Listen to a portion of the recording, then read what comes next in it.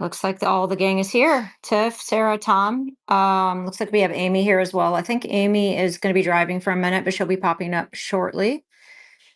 Sarah, thanks so much for jumping in. So this is going to be our first Doom Space Tiff without the Daddy of Doom, without Ulrich. Whether he pops in later or not, I'm not sure. I think he might. I think he had some questions from Tom. So this is our first official Doom Space without Doom or Daddy. What do you think about that, Tiff? No, we still have the Dark Angels, and there's always a worm seat for Doom or Daddy to light the space up, to blow it up. I'm not sure he'll actually be able to resist. I mean, we'll see. We'll see if he can resist the space the whole night. We've been doing this for over a year, Tiff. Can you believe that? It's kind of crazy. Yeah, and it's so funny because it has like these peaks, highs, and lows where it's like we're super relevant or we're not relevant, but we've always stayed consistent because there's always, doom and the prophecy has not yet been fulfilled. I saw I saw your Hopi prophecy. I thought that was super interesting. Is that the one where it actually says that two types of ships might show up and be really careful about what ship you decide to get on? Yeah, I think that was at the bottom of the Hopi prophecy or the one about the flying shields that is also a Hopi prophecy. And then the one that I put out today was a synthesis of a variety of ancient texts like the Popol Vuh, Nag Hammadi, uh, Talmud, Bible, Dead Sea Scrolls. Like I went through all of these and the oral traditions that I could find that were PDF style, and had AI formulate it into where all the patterns revealed what the actual prophecy would be. And then I compared it to astrology and the solar cycles.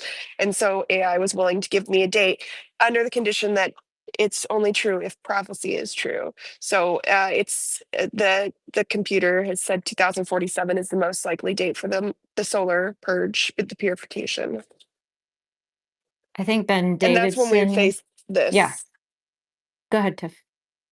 No, I was saying, and that's when we would face this, what you're referring to. But the thing is that there'll potentially be a false flag before the purification, where the negative NHI may try to, or whoever it is, the men, the humans who have the negative agenda, or whatever, they may try to issue on false ships. And it's usually a good way to discern, according to these things, is that it's gain with no, there's no hard work involved. It's not like they're just making a bunch of promises, and it doesn't seem to align with the normal understanding of divinity. You get a lot of gains without giving anything but just getting on the ship and saving yourself. So it's like we should be expecting more trials and more of a spiritual experience, and not just being saved, rescued. Yeah, I love that. I think that will go along. I think, and we'll get to Tom in about 30 seconds. I think Tom had a dream that was kind of similar to one of your posts. So we're going to get to that. Sarah, thank you so much for stepping up and popping in for Ulrich and being an honorary doomer for the day. Thank you both for having me. I am going to do my best to put my Doom hat on and Doom hard. Um, Bring a little bit of apocalyptic questions and thought processes. I appreciate being here. Tom, it's a pleasure to be in the space with you. Tiff and Fringe. I will not ever be able to replace Ulrich. I very much know that. But I'm just glad to be a part of this. Thank you. Thanks, Sarah. Tom, I just sent you, I'm not sure if you saw the latest update. So we were all prepared, and we will. We'll talk about this asteroid that might be coming in 2032. And then there are a number of other asteroids that actually might even be more concerning. Tom, did you see the latest that they dropped the data down to now we're looking at 0.28% of a chance of this asteroid coming in 2032. I'm not sure if you saw that. Yeah, I did see that. And funny enough, they only dropped it after it got wide media attention and everyone's freaking out about it. So I wonder if it's mathematically true or if it's just politically convenient. I don't know. We'll see. Yeah, so what did you think about that whole thing, Tom, with the 2032 asteroid? Did you check into it? What were your thoughts on it? Yeah, so the thing about this asteroid is that because it is a smaller size and because of its particular trajectory, it is more susceptible to different perturbations by other gravitational bodies like the Earth and the Sun and other things that are out there. So therefore, that adds a bigger window of uncertainty about exactly where it will be in 2032, and where actually it'll be beyond that. So the problem is, even if they have the chance of it striking in 2032 be like less than 1% now, right now they cannot see beyond 2032 with any accuracy. So it might come back a few years later and be a way higher chance, or even lower. It's hard to tell right this second. But the important thing to understand, though, is that the tracking of near Earth potentially hazardous objects, like PHOs is what they call them, they're primarily only tracking objects that are 140 meters in diameter or greater. Okay, and those are the ones that are easiest to see. They can track them. They've got them cataloged. Well, actually, in truth, they only have 1/3 of them being tracked. And they're estimating that there are up to about 25,000 of these potentially hazardous objects out there, and they only know 1/3 of them. Okay, so this 25,000 figure, it's a mathematical prediction based on the distribution of the ones that they do know, so they can kind of tell how many there should be if they could, discover them all. So they only know 1/3 of them, and that's only for objects that are greater than 140 meters in diameter or so. Meaning that there's these objects that are somewhere between 50 meters, which is when they start becoming dangerous to, like being the equivalent of a nuke hitting a city, up to about 140 meters, which would be not quite planet killer, but I mean, it would be very devastating. So there's this huge swath of objects out there between about 50 and 140 meters in diameter, which don't qualify as these potentially hazardous objects that they're tracking, but they're out there in even greater numbers. Okay, there could be up to about maybe 800,000 of these unknown objects that are not being tracked, they're not being seen right now, that have like 20 times higher chance of hitting us than anything above the 140-meter range. And that could be equivalent to 5 megaton, 10 megaton, 20 megaton nuke, hitting a city. So yeah, we're definitely not in the clear, even if this particular one asteroid, which is only like 50 to 60 meters in diameter, doesn't turn out to be anything. So keep your eyes open. Yeah, I'm actually a little spooked by that. When I realized that there were things coming at us from outer space that we can't even see yet, it could be upon us, before we can do anything about it or warn anybody or anything. I had no idea about that until very recently, probably the last couple years. I think that's the part that's kind of creepy. Like we have our eyes on certain asteroids, but Tom, what's the time frame? Like what we could wake up what on a Monday and get hit on a Wednesday? What's the time frame for these things coming at us that we might not be able to see? Well, that question kind of applies to any one particular object. Okay, like if we're talking about the one in 2032, which is scheduled to hit right around 22nd of December of 2032. I mean, they have a very small window about that. I don't know if it's like plus or minus 1 day or even smaller than that. It's more of a question about how close it'll be to the planet, right? But see, that's only one object. And okay, so when we're talking about this particular kind of object, which is like 60 meters, as I mentioned just now, there are at least 800,000 other objects like it out there that aren't even known about right now, that could be coming straight at us right now with, let's say, 100% probability of hitting us. There could be 20 of them, there could be 100 of them, and we just don't know because they're too small to see right now. And not to mention, there are other objects that are facing the sun, like they're in a sunward direction, and those can also not be detected from, at least from Earth observatories, or Earth satellites, because the sun glare, it's just too bright, and they can't detect them, and so that's the issue. The issue is that it's every day, it's Russian roulette with one of these 800,000 objects. Now, of course, the ones that are above 140 meters, those are way easier to detect. So we can kind of, I don't want to say discount them, but we can put them a little bit on a shelf because they're easier to detect. But I'm worried more about these other 800,000 objects. Yeah, so it's the smaller ones that could sneak up on us, is what you're saying. Yeah, they could sneak up on us, and they could also come in clusters. So imagine if you have, let's say, a couple hundred 60 to 80 meter objects that are coming at us from a sunward direction. There's no way we'd be able to detect that right now, at least not with conventional public technologies. Now, obviously, black ops stuff, I mean, who knows? If they have ships that can go out there and scan like really far away, maybe they would know about it, not to mention remote viewing and or whatever these NHIs are giving them in terms of intelligence. So they would know about it. But we, the public, and like public universities and their astronomy departments, no, they wouldn't be able to detect that at all.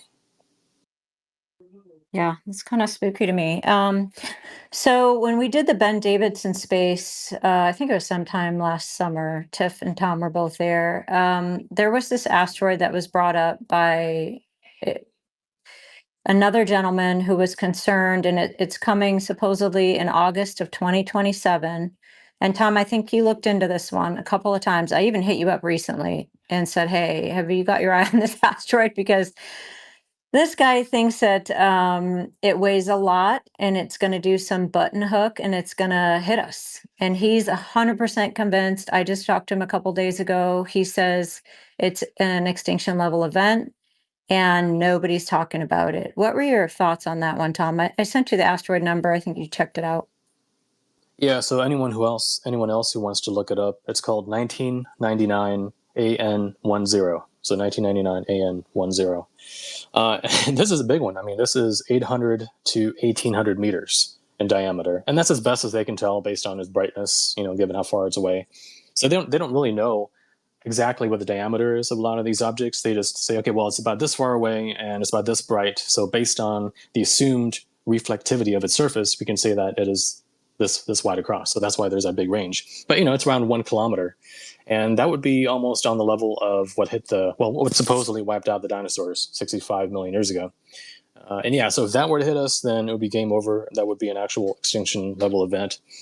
But according to their best calculations, at least currently that are public, it won't come any closer than right around 1 lunar distance in August of 2027. Now, 1 lunar distance, that's I forgot now. Is it like 440,000 per million kilometers away? I have to look it up again. Anyway, it's kind of far. There's a big safety margin there.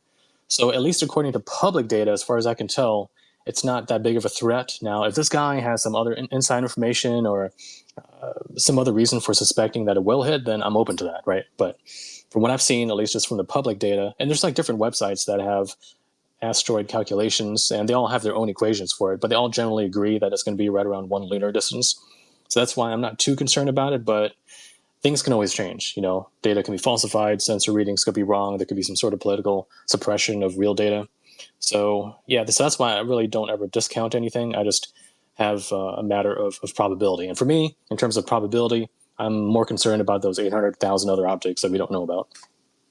Yeah, so I think his thing, I'm not sure he was ever articulating it to our understanding, but his whole thing was something to do with the mass. And that's what's going to cause it to actually get drawn into the planet. I'm not sure if I quite understood what he was saying, but he's convinced. I mean, he's convinced it's being covered up. And, he's trying to get the word out there. And, he posts some stuff along those lines. So I always try to keep that in mind. It also kind of goes along with these dates that people are predicting with the 2027 date is always being floated out there. And then what are your thoughts on Apophis, Tom? That's the big one that seems like it actually could be coming our way, maybe the second time around. What are your thoughts on Apophis overall? From what I've read, it's going to be, what their current predictions are, is that it's going to be right around 0.1 lunar distance away. And that's really close. And that's going to be right around April 14th of 2029.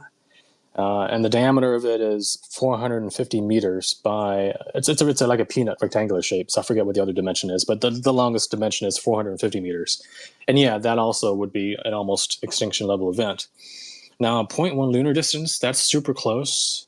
On the plus side, because it is a larger object, it's going to be less perturbed by other gravitational factors. So they have a greater certainty of exactly where it'll be. And they're saying 0.1 lunar distance, and they have a pretty comfy small margin on that. So at least for public sources, they're not too worried about it. But the thing is, things can change, right? So it's something, once again, to keep an eye on. So let's say that we get hit by this thing, Tom. 0.1 doesn't sound very far. It's going to be underneath the distance of our satellites. Is that right? That's a good question. I know geosynchronous satellites are pretty far out, so it should be somewhere in that general range. Yeah. Yeah, that's spooky to me. So, let's just say that we get hit by Apophis in April of 2029. What could we expect from a hit like that from that giant object? It would be about equivalent to, well, it'd probably be worse than nuclear winter, to be honest, because if a 50 or 60 meter wide thing like the 2024 YR4 that's going to be scheduled for a 2032 possible impact, if that thing is somewhere between 7 and 8 megatons of a nuclear warhead, then 450 meters, I mean, just in terms of diameter, that's already like eight times wider, eight to 10 times wider. And then of course you got to multiply it to account for volume and mass and everything like that. So yeah, that would be almost on par with the dinosaur death. So we're it's like every year, like I said, it's like Russian roulette, to be honest. And it's actually kind of a miracle that the last huge meteor event was the one in Russia, Chelyabinsk, the meteor event. I forgot what year that was, but that one, all it did was kind of shatter windows, and there's some minor injuries from that. And then the other huge one was Tunguska in 1908, which some people say was a UFO that exploded. It very well could have been, but other people said it was a meteor, right around 50 to 60 meters in diameter. So, and in Tunguska, it flattened entire forests for tens, if not hundreds of miles in all directions.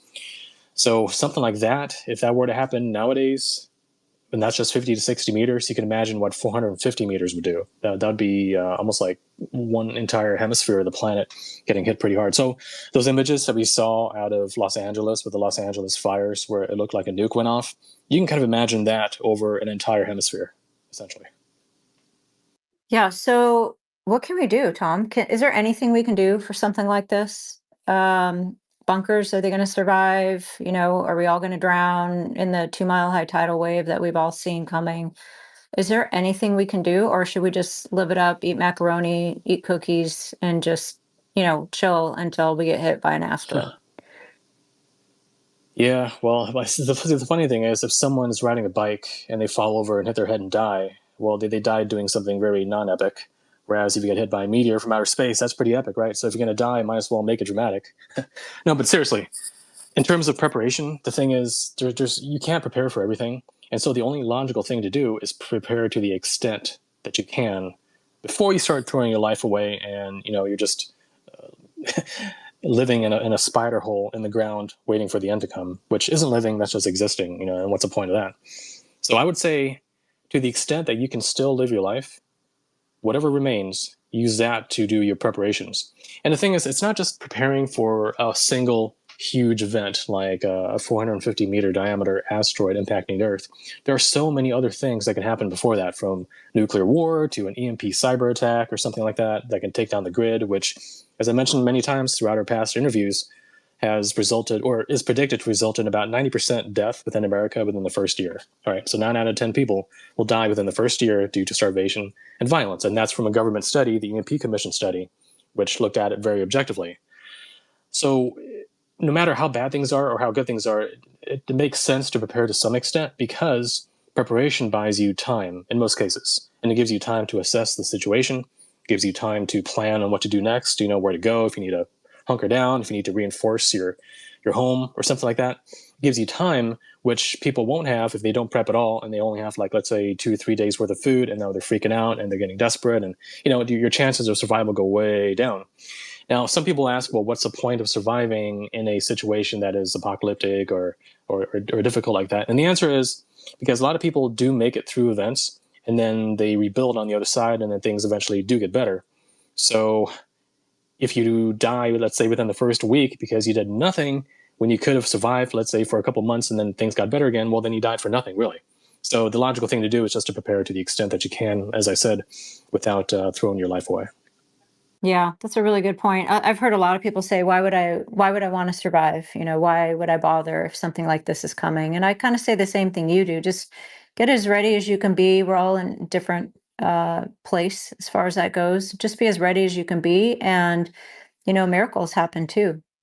We all in this room believe in probably both benevolent and malevolent forces, and you never know when one of them might save you to get onto the other side. Are you more concerned or equally concerned or, whatever it is, about the pole shift or asteroids or the grid down? What's your most likely complete doom scenario that we might be facing in the next, in the shortest amount of time? Yeah, in the shortest amount of time. So right now, honestly, I do think that with Trump being back, we get a little bit of a breather.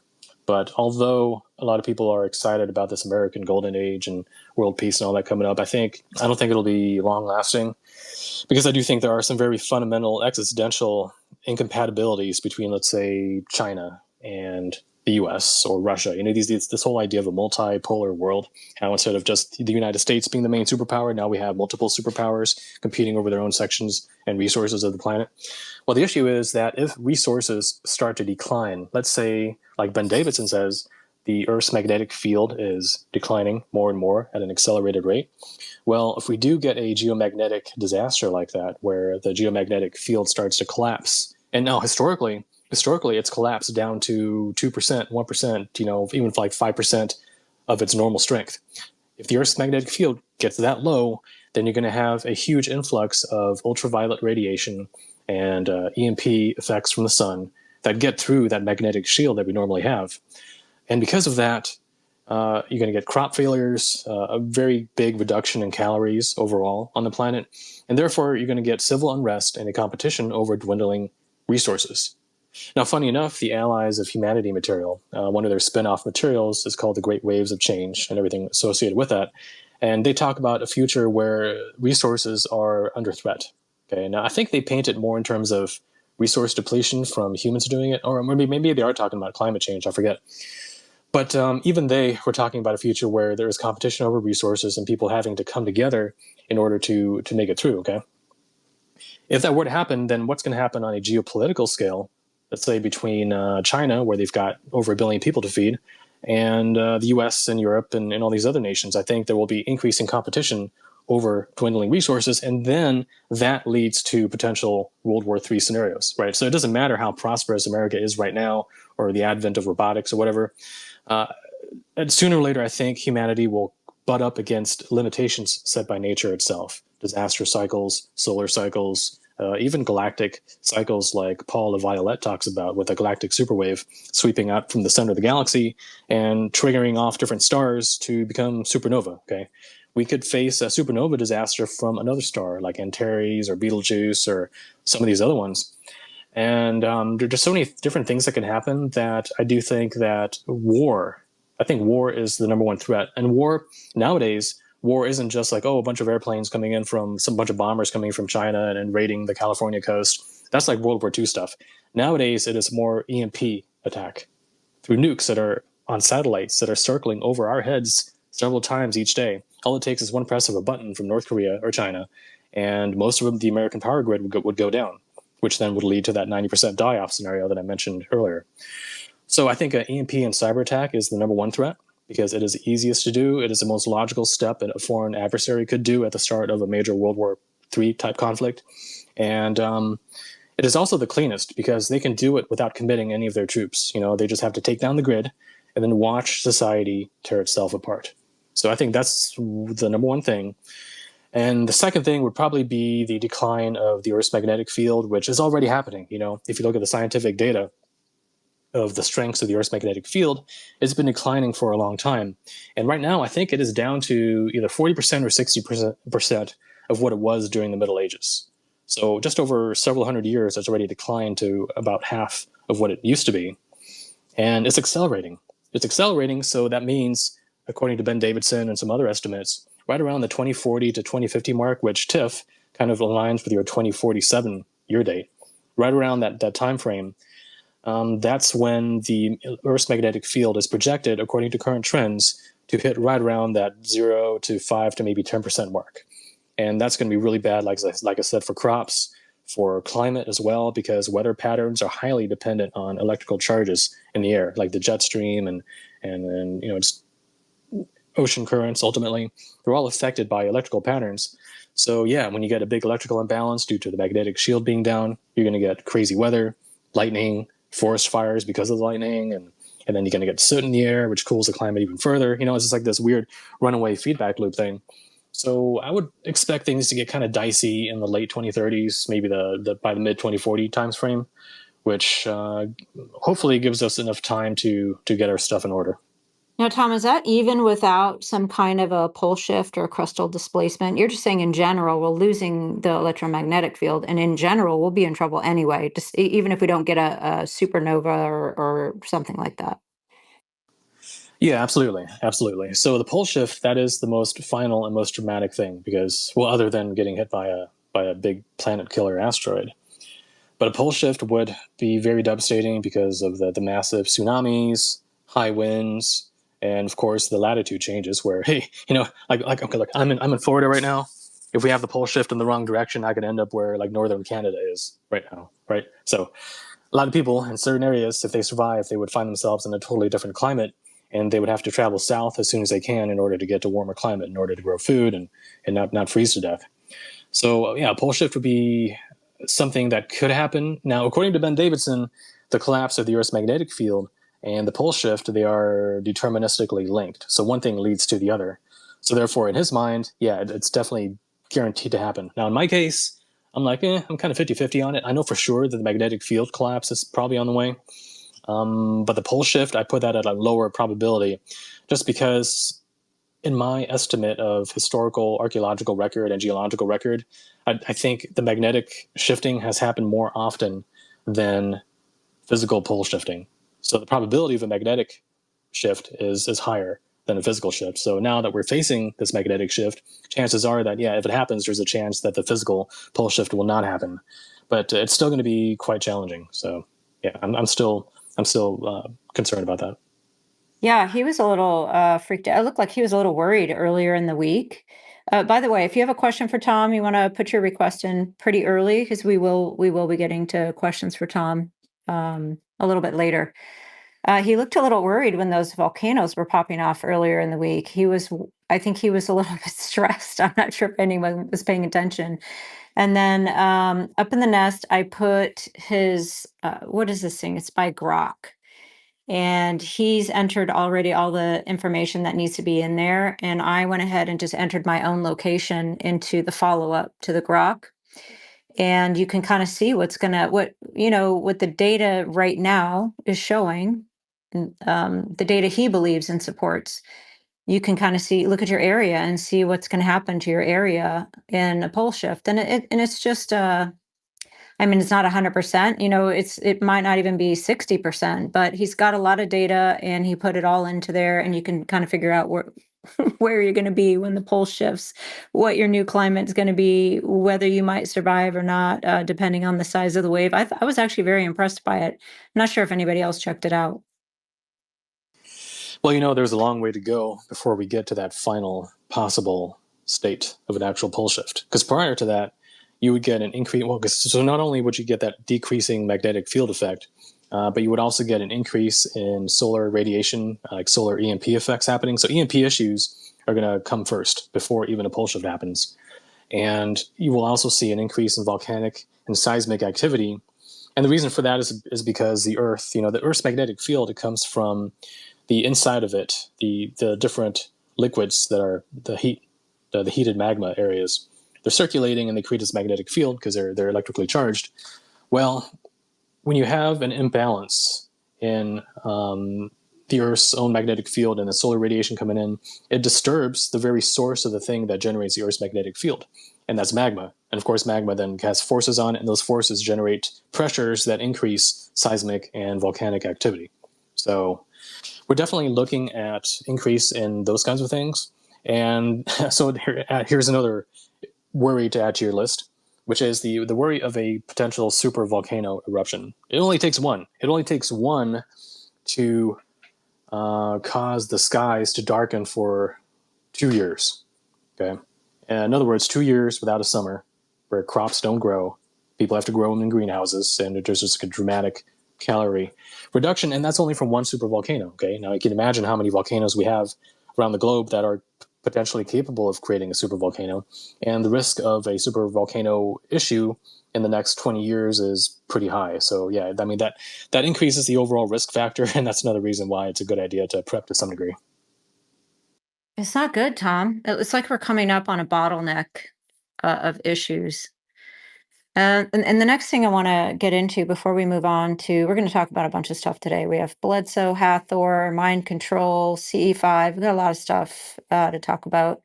I want to get to Tiff or Sarah on the asteroid stuff. And then the next thing I want to put together is how do the aliens factor into this? They appear to be seeding hybrids all over this planet. I spent a long time with Amy. Where's Amy? I don't see her in here. Oh, there she is. I spent, I think it was 17 hours with Amy. We actually met again face to face this week, Monday and Tuesday. And we were just talking about how all of this can fit together. Why would there be hybrids all over this planet? If we're about to face one of these cataclysms. So I want to get there too. I know I've heard an answer from you before, Tom, but I'm not sure if there have been any developments in that area. So let's get to Tiff and Sarah. Do you guys got anything on these asteroids or the pole shift? Tiff, I know you got something. Yeah, well, the asteroids, I feel like we'll be getting some indicators from them. We're gonna see much more probably interaction with them because that's where space defense is gonna start with, I believe, because we do have these dangerous ones coming. I'm sorry, I can't open my mic right now.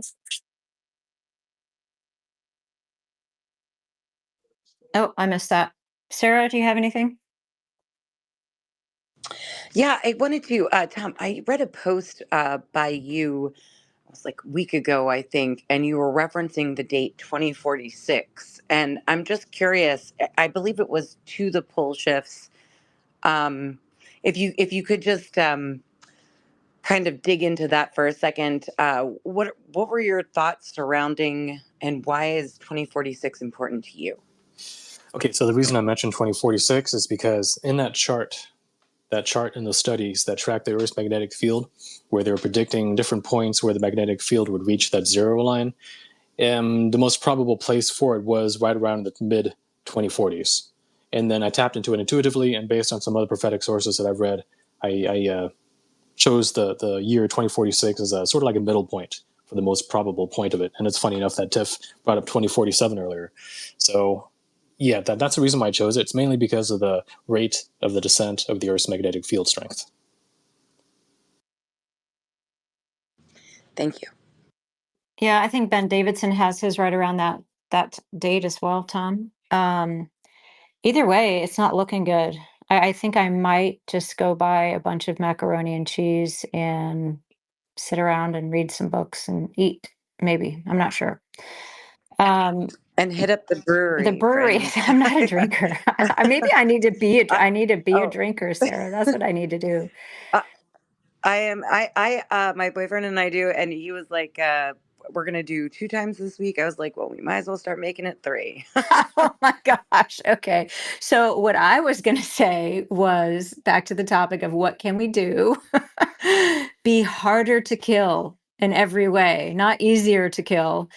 But I think I like your strategy, Sarah. Maybe I need to be a drinker and just drink the next, how many years is that? What years do we have left? So this kind of goes along with that whole crazy thing that was coming about the James Webb Telescope and how there's an object coming our way and we only have, I don't even know, something like 14 years left.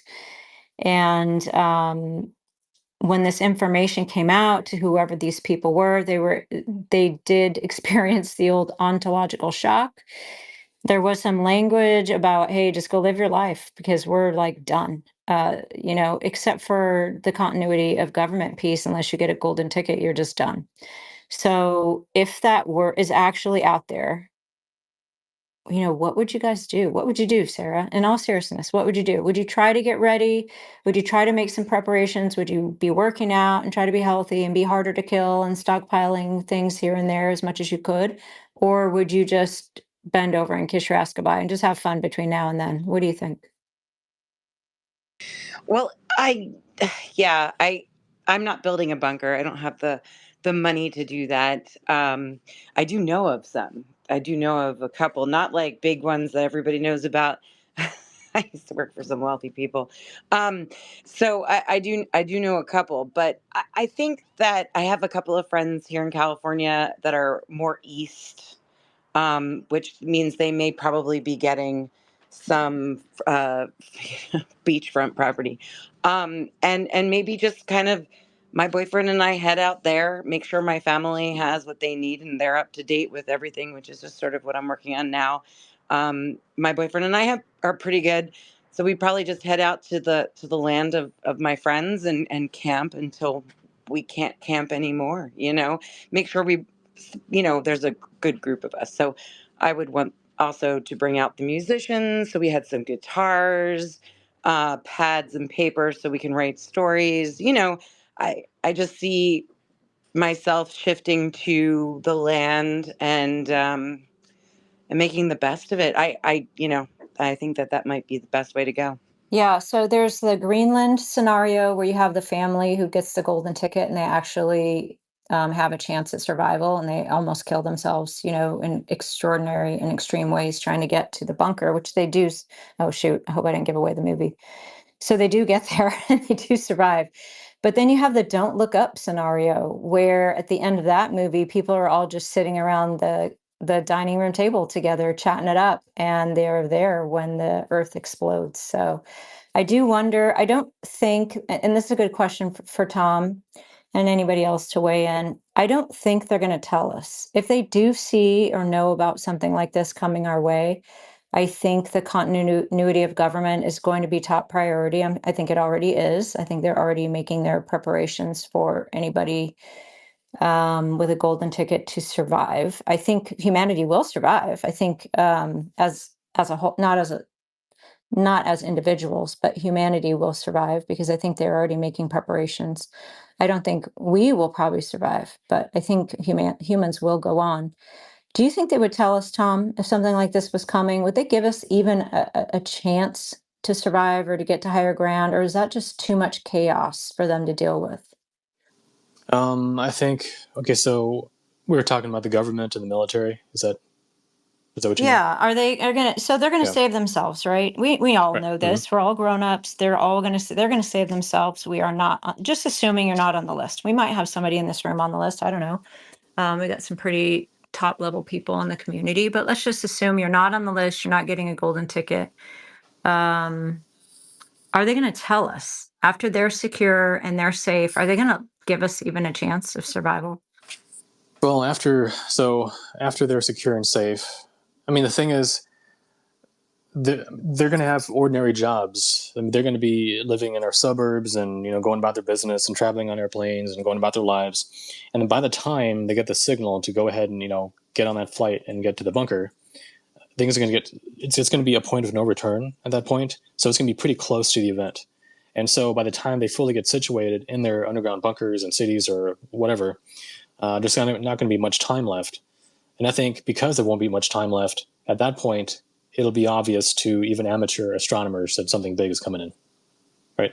So I think they're going to keep suppressing it as long as they possibly can to get all their priority personnel in place, and as long as they can suppress it in order to keep the roads clear and the airplanes and airports clear so that they can get to their bunkers, right? If they start telling everyone, then there's going to be massive gridlock and society will be broken down, and then they can't get their priority personnel down there.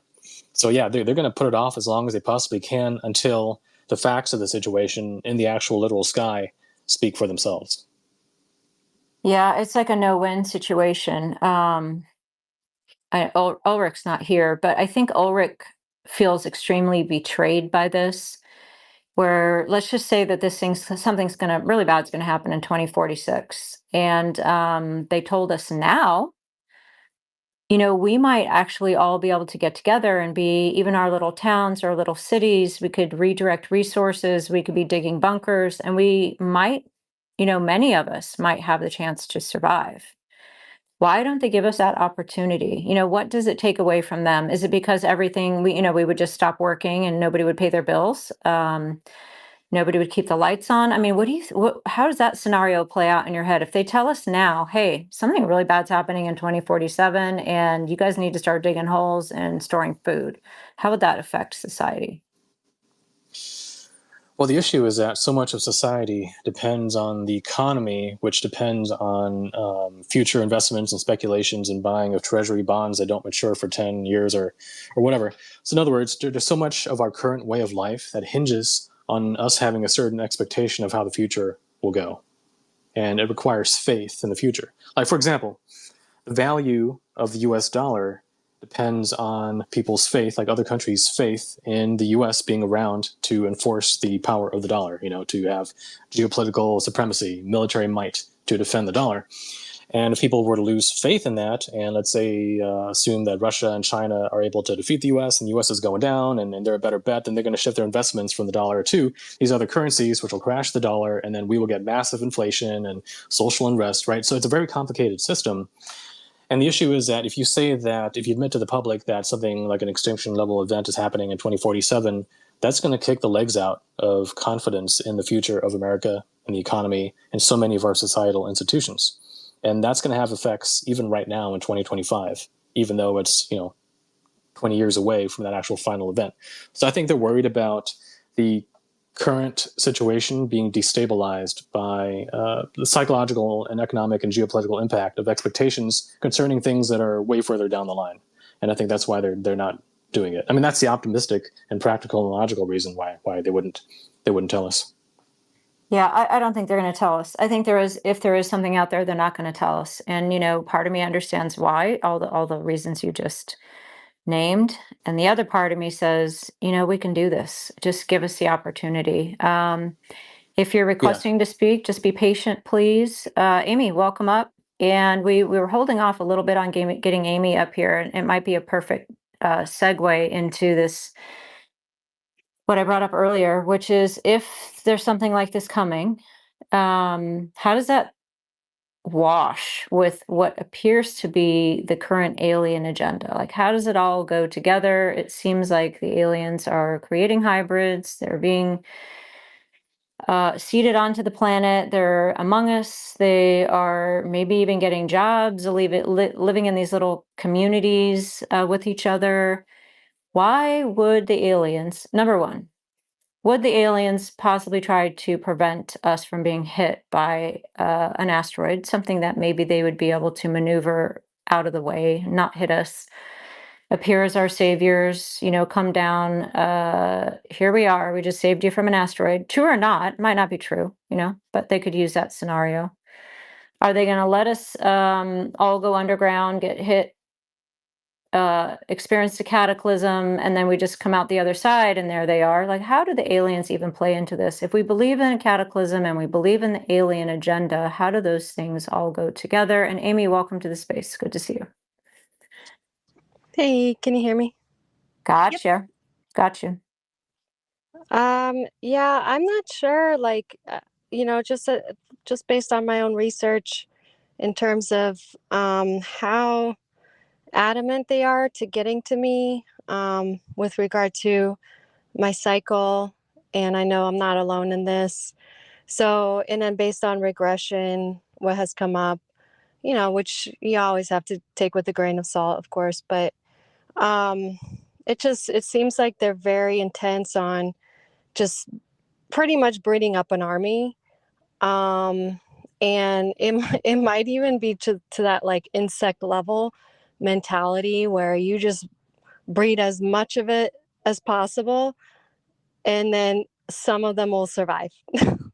Like it could be that they're not aware of the risks or the impending doom that's coming. That's probably unlikely given their technology and just like awareness in terms of surveillance down here.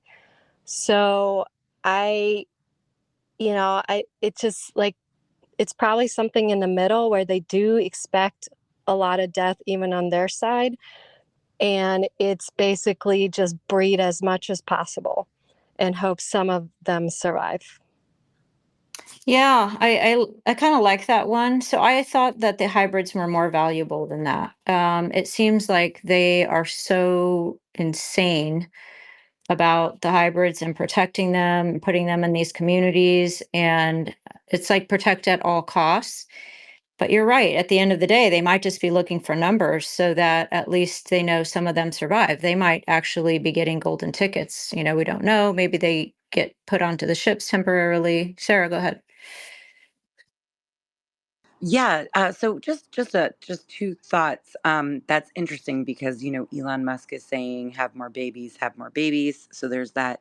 And then the other thought I had was when I was doing my post-apocalyptic whatever book that I made into like a series. I was doing research on the underground bunkers and whatnot, and I had come up with the idea.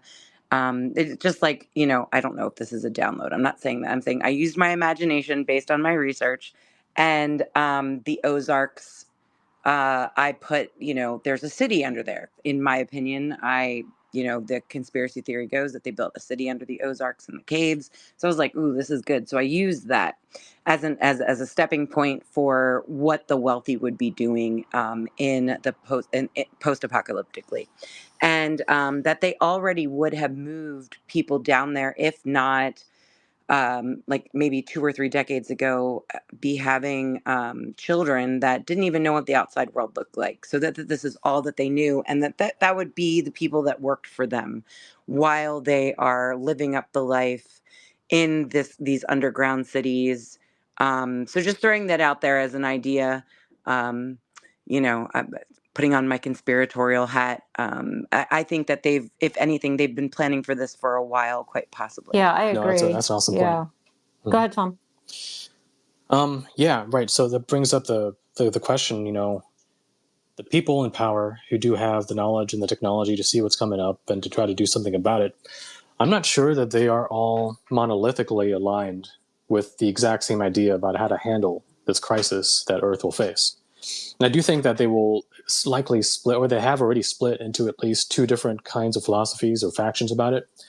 And one of them, it originates from the idea that humanity is mostly just animals. We're just useless eaters, and they're the ones that have the divine right to rule this planet as the wolves that deserve to feed on the sheep. And I think from their perspective, to get through this thing, to ensure that they don't lose all the sheep, what they would have to do is they would have to lock us down into an almost feudalistic concentration camp type global existence where we're chipped, we're brainwashed, we're totally compliant, we're no threat to them, and whatever part of us does survive will act as a kind of feudalistic serf state that serves them, after they emerge from their underground cities or whatever, so that they can be just like back in ancient Sumerian times or ancient Egypt or the ancient Mesoamericans, where you have this elite class that rules over this massive body of civilized primitive natives. All right. I think that's sort of the model that they're going for.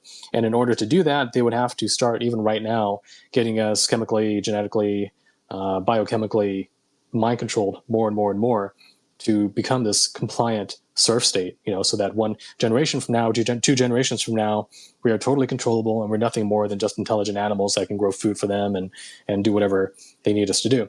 So they have a very low opinion of us, and therefore they want to have this sort of a totalitarian thing going on. So that's one philosophy. I think that the other side of it would have a more optimistic view of humanity, like have more faith in the human potential. And I think that their only real option is to just say, screw it, we're going to go full truth, full disclosure, technological acceleration, space colonization, underground shelters, bring it out into the open and give humanity a chance to make it through this. But the issue is they can't do it all right away. They would have to do it kind of gradually. They would have to roll it out and make it look cool. So it's interesting that, we do have Elon Musk, Mr. Popular, and now right-hand man of President Trump, who has what? He has underground tunneling machines. He's got SpaceX. He wants to colonize Mars. He's telling people to have more babies, right? He's got all of his ex-wives. He's got a giant compound for them and their kids, so he knows that something's coming. And so that whole thing, as much as some people have problems with Trump and Musk and the whole technocratic angle, if you look at it from the viewpoint of humanity's survival through a time of crisis, it actually is one of the more, I guess, practical, like a cold, hard, practical approaches to things. So I think, yeah, we do have two different kinds of elites, if not more, and some of them have the more feudalistic, totalitarian, almost like mantid-like view of humanity. And then the other one's a little bit more pro-human, but due to the constraints of the situation, they have to slow walk this technological acceleration agenda in the hopes that through knowledge and technology, humanity, or at least some part of it, has a better chance of surviving some very extreme conditions on this planet. Yeah, where's your money going on that, Tom? Oh, I think we're heading definitely in that Trumpish direction now. Okay, so on my Twitter profile, I've written some stuff about what I call Agenda A versus Agenda B. And Agenda A is what I just talked about, that sort of mantid, gray, NHI type mentality about treating humans as this animal faction to mind control and put in a cage. And then Agenda B, from what I can tell, it's more aligned with what I guess some people would call the Nordic alien agenda, something like that. Now, here's the problem. The problem is that even if these so-called Nordics, or at least some of them, are quote-unquote positive in our eyes, like they are pro-humanity, maybe pro-truth, even if that were the case, in order to follow the kind of track that they would find logical for humanity, it would involve things that we right now would probably consider authoritarian, fascist, questionable in terms of its technocratic angle. Okay, there are things about it that would ruin our current way of life. A reduction in privacy, a reduction in private property, freedom. Why? Because, well, if you're going through a major crisis, you're going to have way more coordination and more of a team effort kind of a thing in order for everyone to make it through, right? So it's going to result in the loss of a lot of the things that we consider very valuable now. So that's why even if it is positive, there's going to be a lot of negative things about it, and that's why I'm not like all super gung-ho about this Nordic alien agenda, is because, like I said, even if it's positive, it's going to require sacrifices and negative elements that are very, very, very questionable according to our standard current ethos. And something like this could be used to usher that in, I think. Something like a crisis coming up could be used very easily. So there's this scenario that they use the crisis to get us on path B, and that they don't tell us at all. We're on path A. Is that where we're going, Tom? Well, see, that's the thing. I mean, if something is coming up and they cannot tell us, but they still want to give humanity an increased chance of survival, then they would have to do it plausibly. They have to do it slowly, incrementally, and deniably plausibly. So, for example, Elon Musk, he's cool. He wants to build spaceships that go to Mars. And hey, wouldn't it be cool to go to Mars? Well, little do we know, that's actually because that's like a backup option to humanity getting wiped out by some major asteroid in the 2040s or something. Okay. And you're right. And so if we do, let's say, get this asteroid hit potential in 2032, well, right around that time, for all we know, they're going to have Mr. Musk be like some sort of Armageddon scenario, the movie, being like the space cowboy and his team who like saves Earth from this killer asteroid. And it would be immense optics, right? It would be immense optics. And so much of what's going on right now is optics. It's psychological operations on the planet in order to engineer culture and society in this new direction, this Agenda B direction. Like we're the donkey, and there's this carrot being dangled in front of us that's leading us towards a technocratic tech acceleration kind of a thing with increased authoritarianism and also at the same time increased disclosure. So the whole truth movement, disclosure stuff, revealing the JFK files, and eventually maybe even like 9/11 and Epstein and COVID and what was really behind that. I think some of that will be coming out, but in a way that furthers a deeper, some would say even a darker agenda, but we'll just have to see. Yeah. So what do you think about how they appear to be putting a bunch of hybrids on the planet? What do you think the agenda is with that from the alien side? Well, see, that's actually an encouraging sign, isn't it? That they're willing to invest putting their own hybrids on Earth, which means that we're probably, in their eyes, not going to face a major extinction level event that wipes out everything on the surface, right? Because clearly, if they're putting people down here, then they're going to think it's not going to be that bad.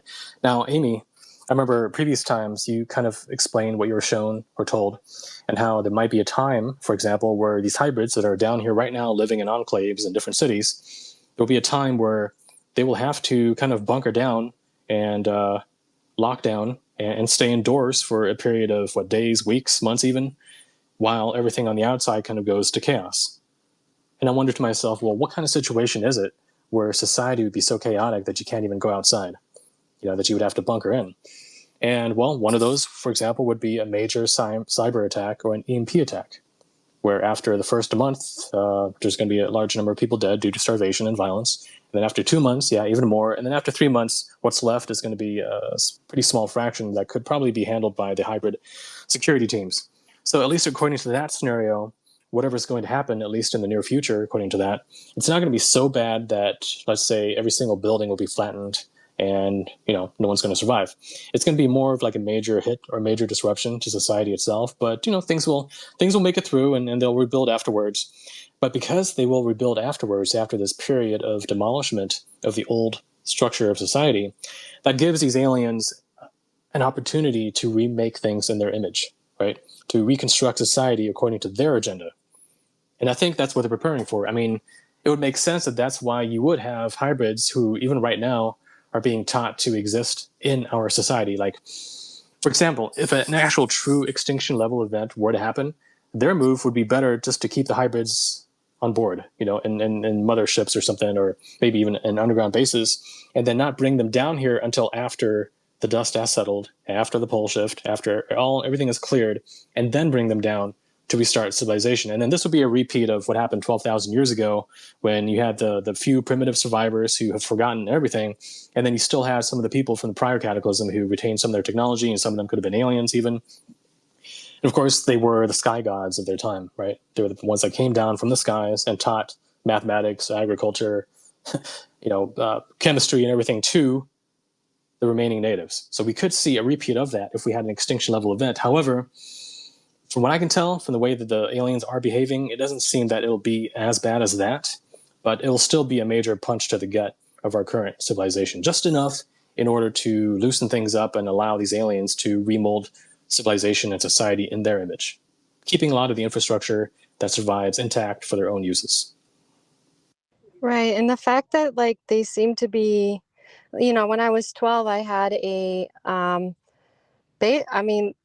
what I could perceive as a conscious memory of a man phasing into my bedroom. And he basically took me to Walmart. This was prior to it being 24/7. A lot of them are like that now.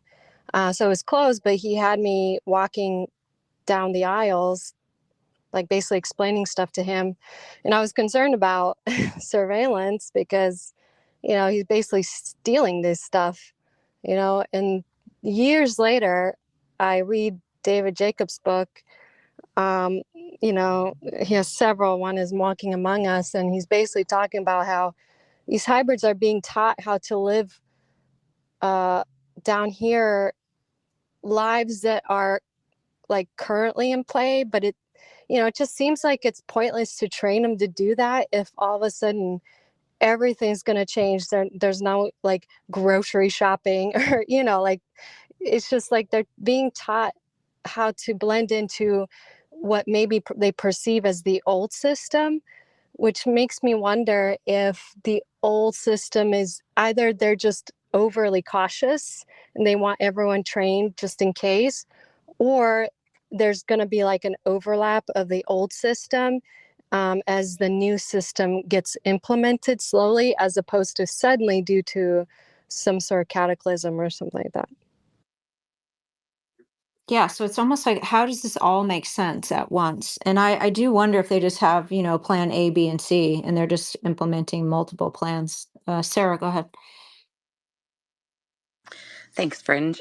So something that has come to my attention recently is the idea, and putting my hat on, for time travel. And I'm curious, Tom and Amy, what your thoughts are regarding time travel, and quite possibly if you believe that this is possible, and we have done this decades ago, et cetera, how that correlates with with what we're talking about.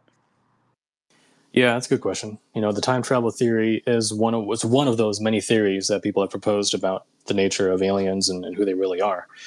Now, the thing is, in all likelihood, it probably is a combination of different possibilities instead of just one. Like, you could have, let's say, survivors from the Atlantean cataclysm who are human, but they just have a continuity of culture and technology since those times and have advanced it some more. And we could have those as what we think are aliens, in addition to things that are actually from another planet, potentially, like maybe an ancient offshoot of humanity that, let's say, 200,000 years ago left Earth, colonized another star system, and then 50,000 years ago came back and maybe even crash landed and then became part of our population, and now we know them as white people or something like that. There's all these different kinds of theories that are out there. Now, regarding time travel itself, you can view it philosophically. You can kind of view it from what can we gather from ufology and abduction data, or you can view it from the physics perspective. Not to get too much into the physics idea, but any of you guys who've seen the old H.G. Wells movie, The Time Machine, where the guy is like that 1800s guy, and he goes back in time, and he goes to the future actually, and humanity has devolved into the Morlocks, who are these underground crazy creatures, and then who are like cannibals, and then these really weak, dumb humans on the surface. Well, anyway, in that movie, they show how he sits in the time machine and he cracks a lever, and then all of a sudden the calendar dial just spins forward, and he sees time move forward or backwards. Well, there's no way, according to physics, that that's possible. Like, you can't reverse time in that sort of way. But what you can do, however, is you could probably punch a portal through the fabric of space-time and go into what you might call hyperspace, or actually it would be called imaginary space-time, to be technical. But it's a realm where time becomes nonlinear, and you're no longer constrained by the direction of linear time itself. So it's like you're kind of free of that, and you can zoom around, and you can emerge back into the linear time stream. But the issue is there are different probable futures, and there's different probable pasts, and there's probably even different timelines right now in the present. And so when you punch into this hyperspace place of there being no linear time, and then you come back, well, which timeline are you going back into? So what I'm trying to say is, if we do have time travelers that are from the future, they wouldn't be coming back to the exact same past that they originally came from. It'd be more of a fuzzy interaction between, let's say, a probable past and them being our probable future. And if they are a probable future, then that means that there could be ones coming in from multiple different probable futures. So we're actually looking at a kind of time war between different probable futures instead of just one faction from the future coming back here. So, I don't know. I mean, if you really map it out and you think it through, yeah, you could construct a pretty plausible scenario about how they would have to operate, what rules they would have to follow. And a lot of it does account for some of the high strangeness that John Keel and Jacques Vallée and others have documented about the NHI phenomenon, which is that a lot of it isn't 100% physical. It's kind of nebulous, and part of it depends on the observer himself or herself. So there's a lot of these weird quantum aspects to it, like the quantum uncertainty principles that are involved in time travel. So it's more complicated than oftentimes depicted in the movies. And this complication, this weirdness, this subtlety, does seem to account for a portion of the paranormal nature of aliens, that they're not just spacemen from another planet coming here, but that they operate by these weird quantum rules. But then again, a lot of that could also be explained by other theories, like perhaps that they are interdimensional. Because when you're interdimensional, that's also not being from space-time. So when they enter space-time, they're projecting here from somewhere else, and they would also have to obey these weird quantum rules, all the same, just as a time traveler would. So it's kind of hard to distinguish which case is which. But the only thing I can say for sure, like for certain, based on the data and from my own experiences, is that these entities, even if they're not time travelers, they still have an extremely good degree of precognition, remote viewing, even remote influencing, being able to see the future, being able to gauge different probable futures. They live by that. It's part. I mean, just as we have vision, and because we have vision, we don't collide into walls. Well, they have future vision, so therefore they don't collide into possibilities that don't make sense to do. So therefore, pretty much everything that they do in terms of who to abduct, what to do during an abduction, the reasons for memory wiping,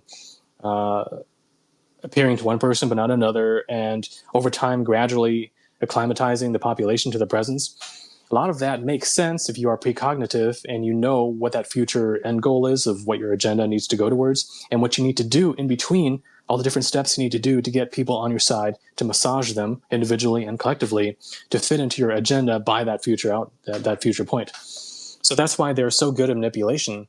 And that's why they act with such sneakiness and using mind programming and decoys and deception methods. I think it's because they can see the future, they know what little points on the timeline to tweak, and they get to work on those points. And those points can be particular places, times, events, and people too. There's certain people that are just like in the Terminator movies, where they're like in Terminator 2, when the robot from the future goes back in time and actually seeks out the future resistance leaders and kills them when they were kids.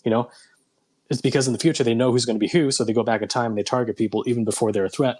Well, a lot of abductees right now a lot of people that are being hit by this spiritual warfare by some of these NHIs, perhaps there are people that might have a certain influence upon the future that these aliens don't like. And so whether they are time travelers from the future or whether they're not, but they just have extremely good precognition, they're going to know who to target, and they're going to know what little subtle things to do to nudge the timeline in their favor. You are blowing my mind.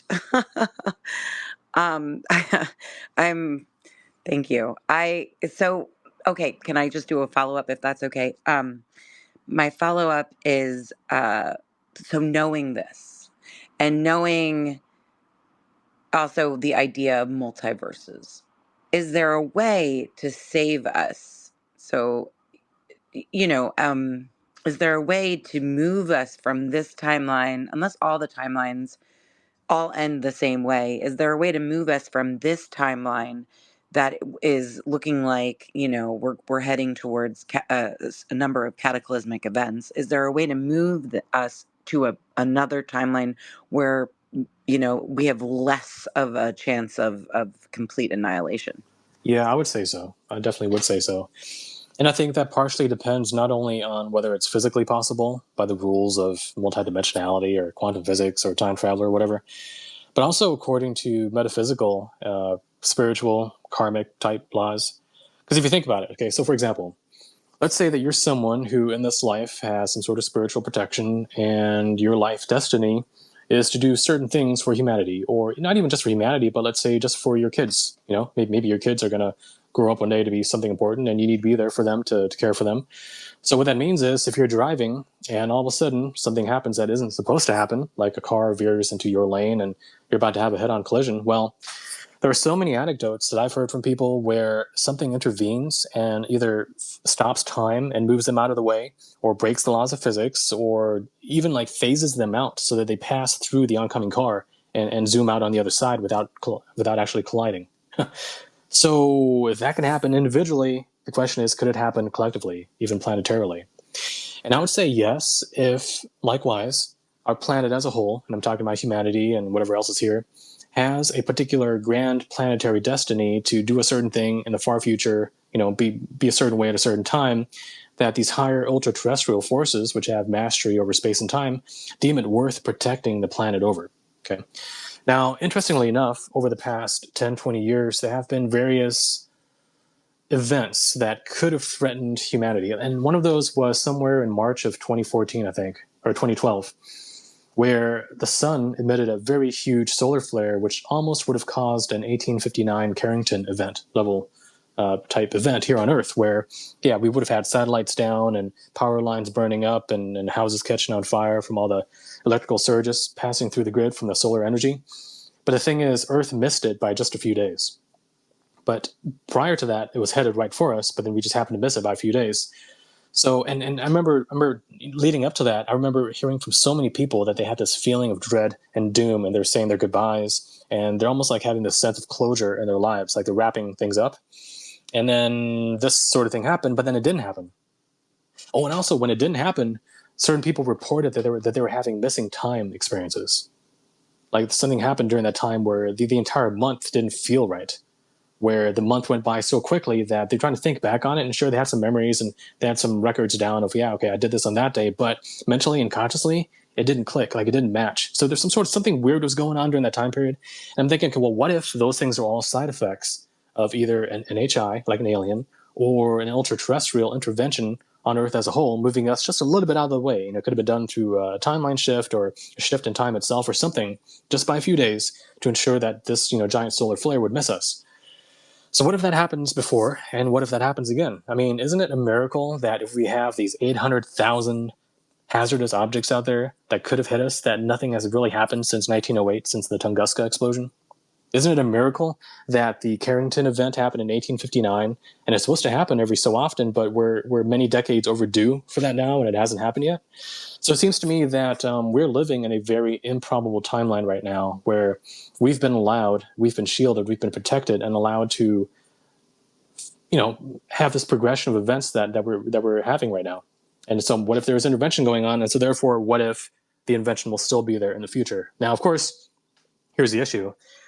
The issue is that if it is the destiny, if it is the, you could call it the karmic soul lesson profile of Earth as a whole, if it is within that to experience major cataclysm in the 2040s, then it's going to happen and there's nothing we can do. And if we try to do something about it, like steer it out of the way, well, for all we know, those very same ultra-terrestrials would ensure that that mission fails and it would hit us, right? See, so they protect us in one sense when it's not meant to be, and they probably wouldn't protect us if it's meant to be. So, are they good guys? Are they not good guys? Who knows? But either way, they seem to be in charge of the scripting of this planetary history. I feel like the Earth being alive is a factor that uh, should be considered because it's not just about us. So the Earth, her cycle changes, so she has to have this feature in order for her to evolve, just like we're fast evolving. But yeah, there seems to be a cycle of flood, fire, flood, fire, flood, fire, and if flood was the last time, these concerns about the sun are, I feel, are reasonable, on an esoteric level.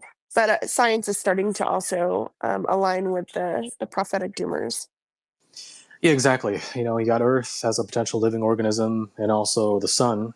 And the sun is just like a transformer substation for the greater galaxy. So I'm sure the galaxy, the galactic core itself, has some degree of intelligence, and all of it would be interlinked, and all of it would be part of a greater, grander framework.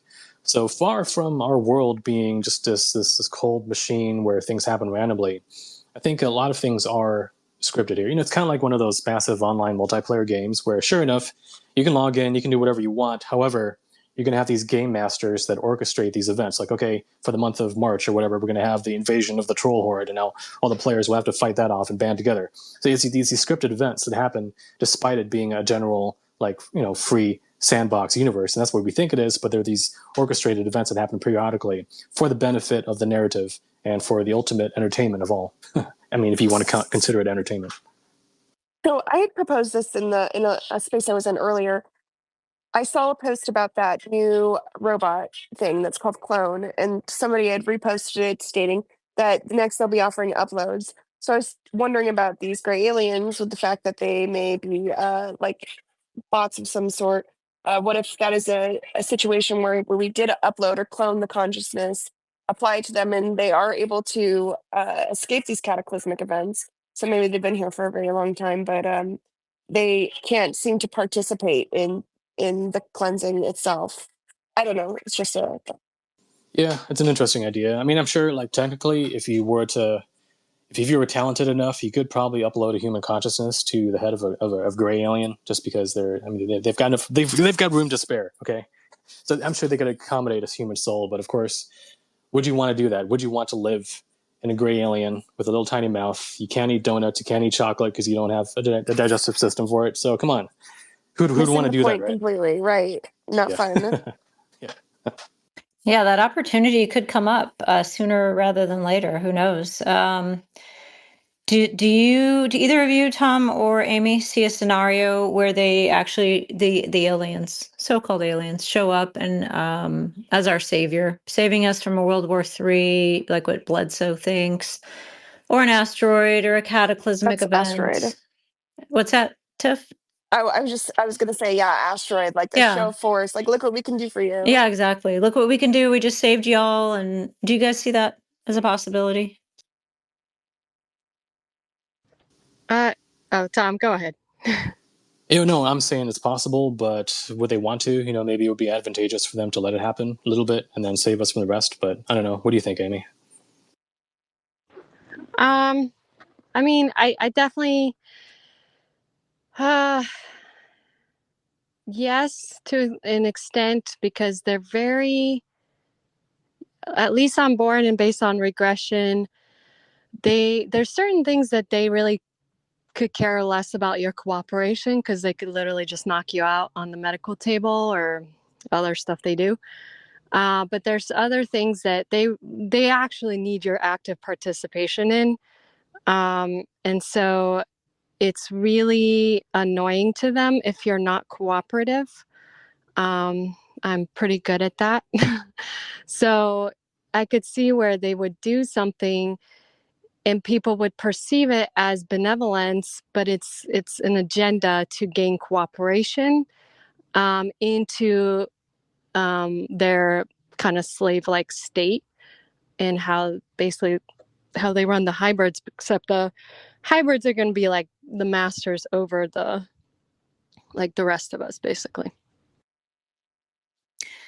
Okay, so there's going to be close to a last question in this category, depending on where we want to go with this. There's some talk in the community about us all getting together. Let's just take this 2032 asteroid coming our way, that we could all get together and meditate and change the trajectory of that asteroid. What are your thoughts on that, Tom? And that asteroid, something similar. What are your thoughts on, would it depend on the size? Would it depend on the number of people? Are there certain events that are just deterministic that we're not going to be able to affect at all? What do you think about that? I think the deterministic aspect of it, meaning the part of it that's already written in stone, are the parts that have been mathematically verified and verified through observation. Okay, so if NASA has reduced the probability of it back down to, let's say, 0.27%, which is where it is right now, I think, then that makes it very easy, actually, because that is a window of plausible deniability where if you get together, you meditate, you visualize, whatever, and you influence it on this weird quantum synchronistic level, maybe even shifting timelines or something, then if it doesn't happen, the NASA will be just like, well, yeah, see, we were right. We only said it was 0.27%, and then nothing happened, and there you go. So little do you know, you actually did have an effect, but you can never verify it, and that's why it's allowed to happen. Whereas if it's barreling at us right now, and it's going to hit within a week, and everyone can see it through their telescopes, and they're like, well, there's a 100% chance that'll happen, then I think at that point you can meditate all you want, and it's not going to have as much of an effect, because whoever does do the meditation, it's not going to be enough. It's not like all of humanity does it, so it's not going to be this mass collective consciousness effect that can override physics. So at that point, it probably wouldn't be possible. But if something is far out enough in advance, and if it is low probability enough, then I do think there is a quantum uncertainty window that can be nudged just through conscious effort. Sarah, did you want to say something? I did, if that's okay. So I was rewatching an old Jack Sarfati interview earlier today, and at some point back in like the late 50s, early 60s, I believe that was when he was around in college, he said that he was being that he was asked to join these whatever secret societies or whatever, and one of the things was they were testing them for psi abilities. So I checked that box. And so my question to you is regarding what's going on with and this connects with what we're talking about right now. What is going on with Barber and them looking for the psionics right now, and the psi people with psi stuff? Because interestingly enough, and I only bring up the Sarfati stuff because that was way back in the late 50s, 60s that they were looking into that. You would think at this point that it's interesting that decades, we're talking like 60, 70 years later, they're still doing this. What is quite possibly the reason? I mean, and they have been doing this for decades. So what is quite possibly the reason? Are they trying to quote unquote save the world or save humanity, or what is, you know what I mean? Like, was there a correlation that you're seeing that I'm not seeing? Yeah, it's a great question. So, and you're totally right that even back in the 50s and 60s, they were already doing experiments with psi and looking for kids and people who had psi abilities. Now, here's the thing. I mean, a lot of these forces who were doing it back then, I'm talking about military, my lab type stuff, black ops programs. If you're someone who, through the GATE program, for example, gets identified as someone who's promising for that sort of thing, well, you're not going to be necessarily recruited in an open and conscious way. You're probably going to get MyLabbed. You're going to get abducted. Maybe a trip to a summer camp, or visiting a military base with your dad, and you disappear for a couple hours, or it's going to be more surreptitious. Also, you'd probably be nudged and guided to go into the military or the military intelligence or aerospace or something, and so to where they have full access to you. Okay, and it's going to be a lot more covert. It's going to be more dark. It's going to be quite negative, actually, because you're going to be in these programs in an abducted state, probably in a programmed alter state, and you're going to get mind controlled, perhaps even through trauma-based mind control programming, which used to be more the norm, more so in the past than it is now. And that's how you're going to be an asset to them, where you're just this organic piece of meat that's being used for your psionic abilities to remote view the future, to influence targets, to I don't know, interact with alien technologies or whatever. And so what's happening nowadays, or what Barbara talked about, or I mean, even Sarfati to an extent, some of it seems a little too obvious to me, and I'm wondering perhaps if it isn't what it appears to be. Right? So these people, they get recruited into these modern day psionic networks, like, oh, hey, I've seen you on Twitter and you have a pretty good track record with your remote viewing, so how would you like to join this group, and we'll give you this amount of money and you'll be part of it, or whatever. And then the person's like, oh, gee golly, I'm so special, I get to be part of this thing. And then so you become part of it. Okay, but number one, now you're a controlled asset, because now you think you're on the inside and you get given this insider information about what's really going on, and you kind of see yourself as this new Moses figure, this opinion leader of the community, where now through your posts you're kind of guiding the narrative very subtly towards different narratives that you yourself have bought into, because you're now part of a thing where you've been given false info about a false narrative that you've bought into just because of your ego stroking, right? They stroked your ego and made you feel special. They gave you this supposed inside information, and you think that that's what the picture is, so now you're the perfect disinformation vehicle. So on the surface, it looks like a psionic recruiting program, but in truth, it could be a disinformation mouthpiece gathering program. And it could actually be even worse than that, because if you think about, let's say, the Barber contacts or Greer's CE5 groups, on the surface, it looks like people out of their own volition are going out there to do contacts with these aliens in the sky, right? That's the whole idea of it. It looks like they're doing it on their own volition, not knowing that they themselves could be playing into ultimately an alien agenda, which is to legitimize the intrusion of the alien presence into the human sphere under the guise of being an invitation, oh, like, cool, these cool aliens are making contact with humans who are in a higher vibe space, they're raising their consciousness, they're trying to align with Christ consciousness, and these aliens are coming down, so therefore these aliens have to be good. They have to be the good guys if they're willing to play around with lights in the sky and so on, right? So it seems to legitimize potentially a negative alien agenda by making it seem like people are doing it out of their own volition. And okay, so even like the Barber case, right?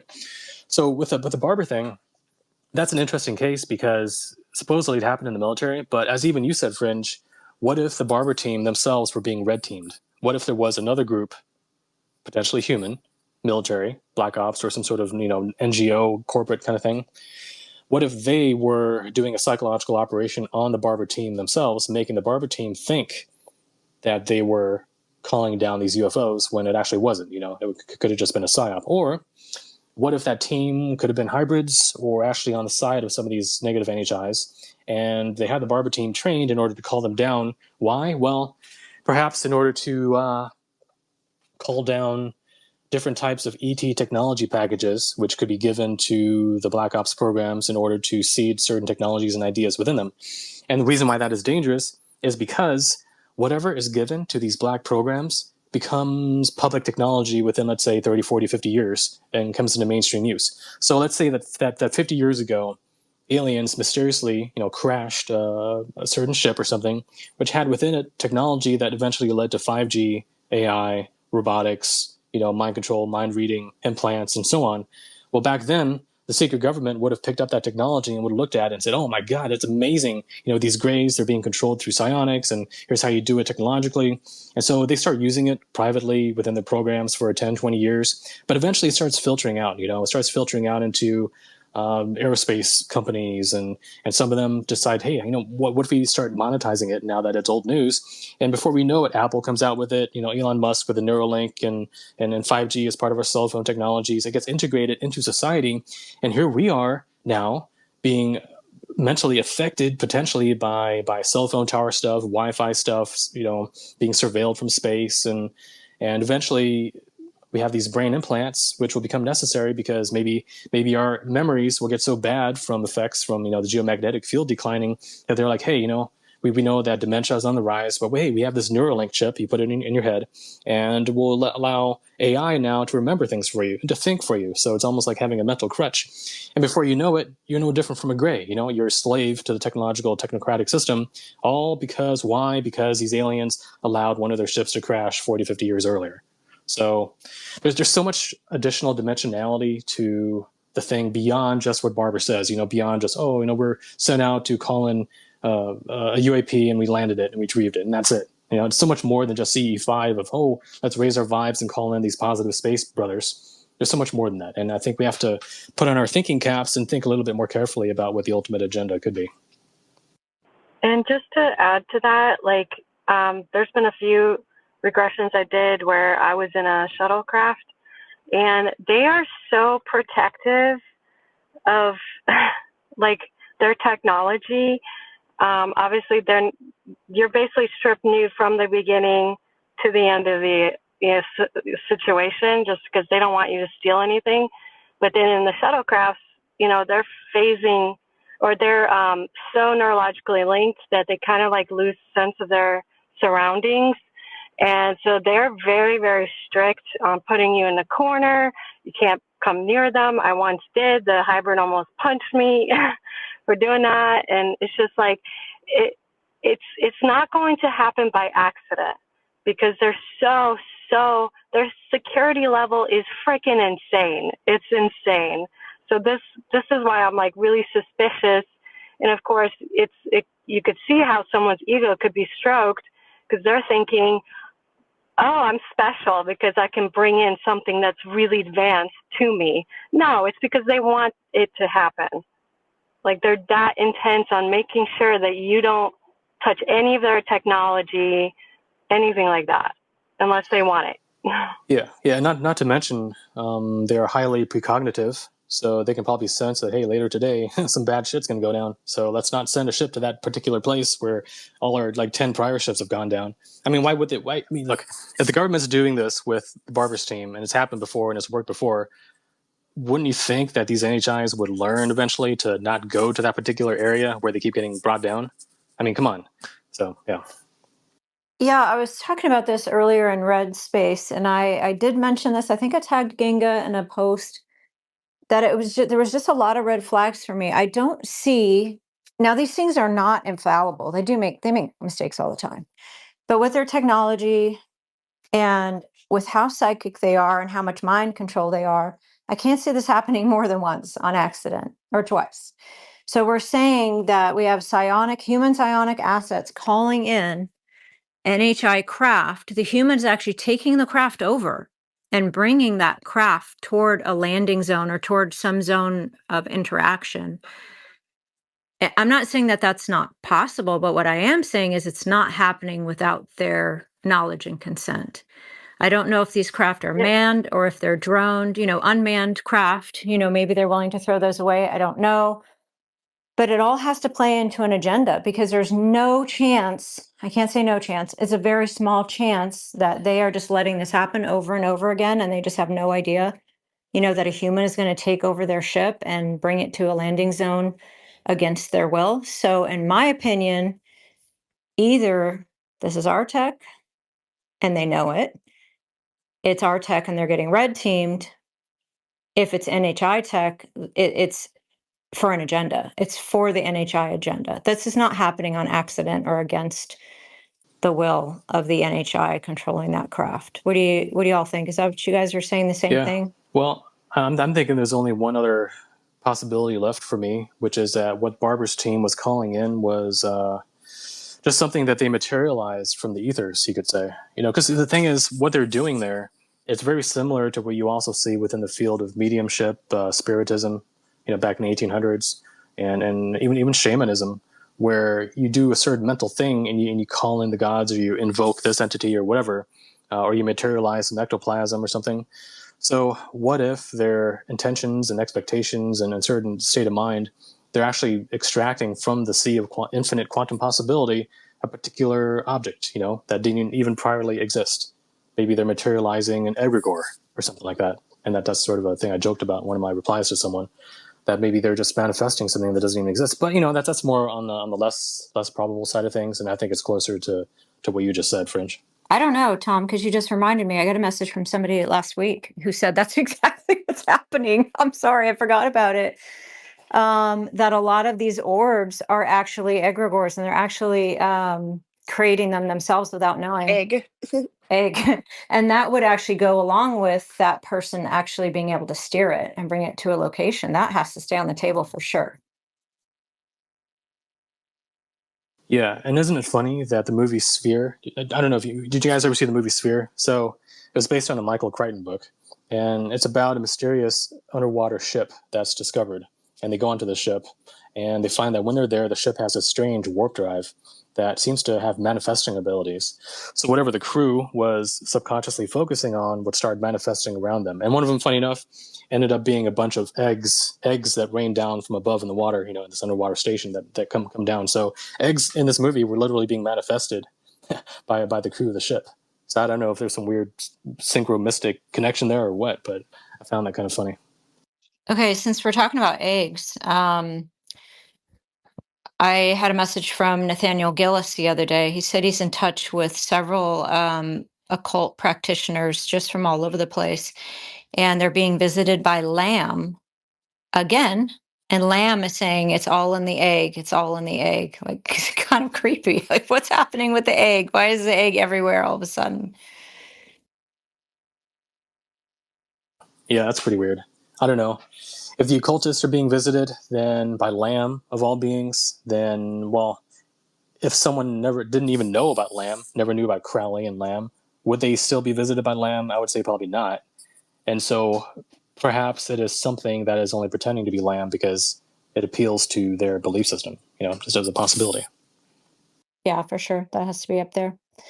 All right, you guys, we beat the asteroid thing to death. JK Philly has been very patient. He has an asteroid question, and then it sounds like we're going to be moving on to this other topic. But I'm going to let Philly fan up.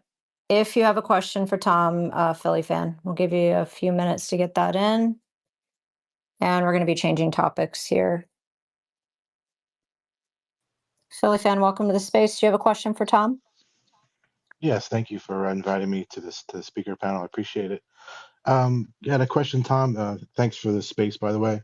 Are you familiar with Salvatore Pais's patent, which is called the electromagnetic field generator, a method to generate electromagnetic field, which actually was granted on 2018 with an adjusted expiration of 2037. The very first paragraph, and I'll try to summarize 3 paragraphs for you guys to keep it short. The first paragraph says this: to date, there are more than 100,000 potential dangerous asteroids which cross the Earth's orbit. Only 11,000 as of 2016 have been cataloged. You had said a number earlier, which is probably very accurate as well. It's only a matter of time and circumstance. So that's the first paragraph. And his solution is this: in the patent, which is an extremely high electromagnetic field intensity, 10 to the 24th watts per meter squared or higher, can be generated in this patent using a conjunction of geometric assets, C-based systems, using the piezoelectric effect with the Mausbier effect, which is a recoilless emission of the gamma rays due to high frequency oscillations, which creates a cyclonic plasma shield, which can greatly amplify a produced electromagnetic field. I'm real quick, I'm almost done. His analogy of this, think of this. He puts this analogy in there for those who are not following all the, the quantum physics, etc. Think of an umbrella that's aluminized canvas, which rapidly rotates, pulsates, opening all the way up, closing slightly in rapid succession. For example, in this apparatus, picture an arrow or a bolt that shoots into the umbrella.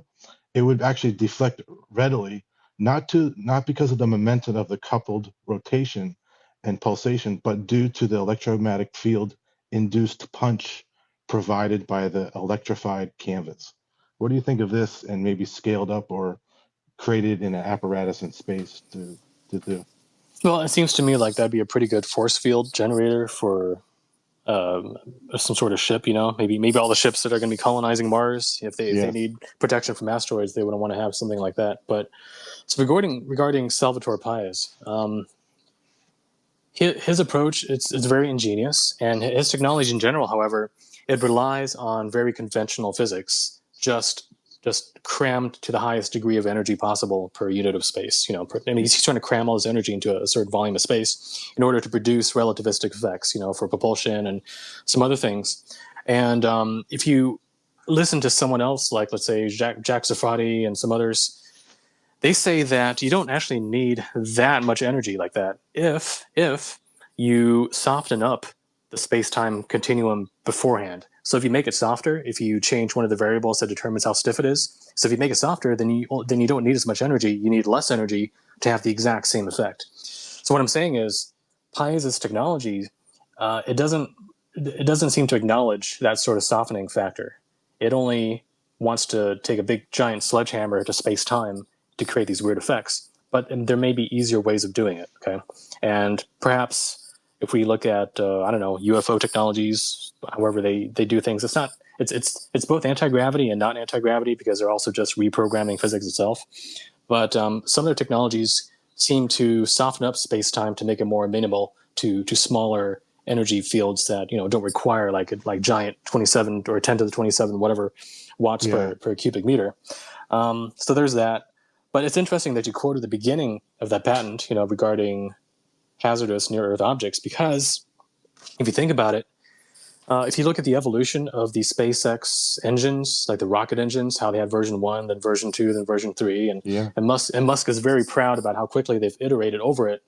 Well, they iterated over it so quickly that I'm starting to call into question how they did it. Is it just human expertise? Did they have some sort of super AI that they consulted, or is this already old technology that they're just trotting out nowadays under the guise of development in order to make it plausible? So in other words, what I think is happening is I think Black Ops technology and to some degree NHI technology is going to be seeded within the human public sphere, but they have to do it slowly and plausibly enough that we don't catch on to it. Okay, I think that's what's happening, and so therefore, on the current track that we're on, I think rocket engines may be outdated, let's say within 5 or 10 years. And by that point, even within the public sphere, we will have already gravity manipulation technologies. And actually, one of the easiest ways to do that plausibly and deniably is to say, oh, AI came up with it. Like Grok 10 is so smart that it told us how to make an anti-gravity engine, and we built it, and it actually works. Well, little do we know, that technology actually comes from Black Ops program 40 years ago. It's just now being trotted out under the guise of AI having invented it. So with the advent of AI, there's just so much secret technology that could come out in a way that no one ever questions. And the reason why that's important is because if they do admit that they had this technology even 40 years ago, then it gets into the whole like legal liability stuff about like why did one aerospace company get it and not another aerospace company, and so it becomes this huge legal mess, right? But AI kind of gives them a blank check to put this technology out without getting in trouble for it, and so I think that's why we would get this technology within the next 10, 20 years, just in time for a lot of these space threats and singularities and other things to start coalescing. So it's strange how you have different singularities coming up at the same time, but some of them seem to cancel each other out, right? So for example, if you did have the decline of the magnetic field and normally a very precipitous drop in the production of calories for humanity during that time period, well, if at the same time you also have a technological acceleration that increases the amount of calories that you can produce through vertical farming and robotics and free energy power generators to grow things, through some sort of aquaponics or something. Sure. Well, maybe they'll compensate and maybe we'll be okay. And we'll just have to see. That's a good answer. As a follow-up, so you're suggesting that maybe Elon Musk or someone in the aerospace is somehow they're phasing in this they're basically using old technology and phasing in and melding the new, let's say, field technology, so that way it's almost we can't even see it with our own eyes, but it's actually right in front of our face. Yeah, they're phasing in new field technology. That's a no pun intended, right? So, I think they're phasing it in. And so Elon Musk was a week or two ago. He said in one of his tweets, he says I have not only classified access to things, but I have classifications that themselves are classified. So what does that mean? That means he's in. I mean, and of course, SpaceX is the number one contractor for the DoD, for DARPA, I think. Yeah. And so therefore they would be working on some of the most secret black ops stuff. And so therefore, if we see the rocket technology, if we see things on the news about that technology, you know, like that, the loop tunnel in Las Vegas that you can drive through, if that is public, then that's nothing compared to what they really know and what they really have. And what they really know and what they really have is something that they will be trotting out potentially in the future, in times yet to come. But of course, they're going to do it plausibly and iteratively there, so that we think that they're just geniuses who know how to iterate, you know, on a monthly time frame. Great, thank you. Fingers crossed that they do inertial mass coupled with this electromagnetic shield type thing. Thanks for your time. Thanks, Philly fan. Appreciate it. So we had kind of touched on the barber stuff, so we could probably go there next. People have probably already heard me say this about 40 times in the last 2 weeks, but we'll go ahead and beat that dead horse since we have Tom in the space. It does seem to me, and I'm going to speak in general terms. I'm not naming any names. I'm speaking in general terms. There have been multiple experiencers being recruited into these programs. And it seems like Jake Barber has a program going, but then there's also a couple other programs going on behind the scenes. People in the community are being approached and they're being recruited into these programs, as they're calling them psionic assets, as everyone knows. The concerning part for me is it seems that the majority of these assets who are being recruited are old program kids. So they're old MK Ultra kids. They have that entire background going for them. And now they're adults and they are being recalled back into the program as adults. And there's just some stuff going on behind the scenes that's getting super creepy. There's also, and I'm just going to say it's a rumor for now, but there's a rumor out there that they are recruiting kids. It's my understanding that they might be using more technology than anything else. So whereas they used to use trauma, or I have memories of just being spun on some kind of table, to get me out of my body. And they used to use drugs and all these other things with MK Ultra. So it sounds like they're moving more technology based, but they might be recruiting kids. They're definitely recruiting adults. And there seems to be, it seems to me that they're only recruiting people who are potentially talented in that area, but they're also program kids, and they have to be willing to go along with the accepted narrative that's being put out. So I'm incredibly concerned about it. My main opinion is, if you're an adult and you have informed consent and you're aware of any risks that might, come upon your body, mind, and soul, go for it, go do it. But if you're a program kid and you're just an asset being recalled and you're still under mind control, or you're a kid, it's really concerning for me. And then I just don't understand. Well, I do understand. If you're not willing to support their narrative, then you get axed. So throw that out there, Tom, Amy, actually anyone who's up, feel free. Yeah, go ahead, guys. I'm looking at my notes here. Yeah, it is. It has been concerning. I kind of heard from someone that dissociation is involved during these exercises. So that's concerning to me, mainly because when you take a backseat and you're basically asked to kill your ego, that means you're not in the front, you're not aware of what's going on to analyze and judge. And so different reasons why this is concerning, at least in regression. So the mantids have the most powerful psychic abilities. It's insane. It's scary how powerful they are. And so what they basically do is they force that dissociation. They shove you aside, and it's really, really difficult to judge when they're implanting any kind of programming. And that's basically what they do. They don't, unlike the hybrids and even the grays sometimes, they don't discuss things with you. They shove you aside and they implant programming that you're not even completely conscious of what they're doing. And so that's a problem. And that's with someone who's like kicking and screaming and really resistant. I can't even imagine the kind of damage that could happen to someone who's willingly doing that.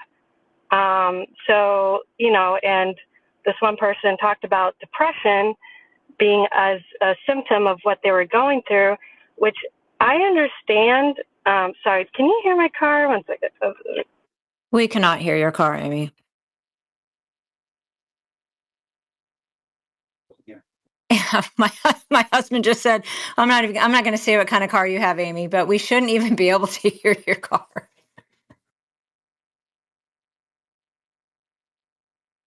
And we might have lost her.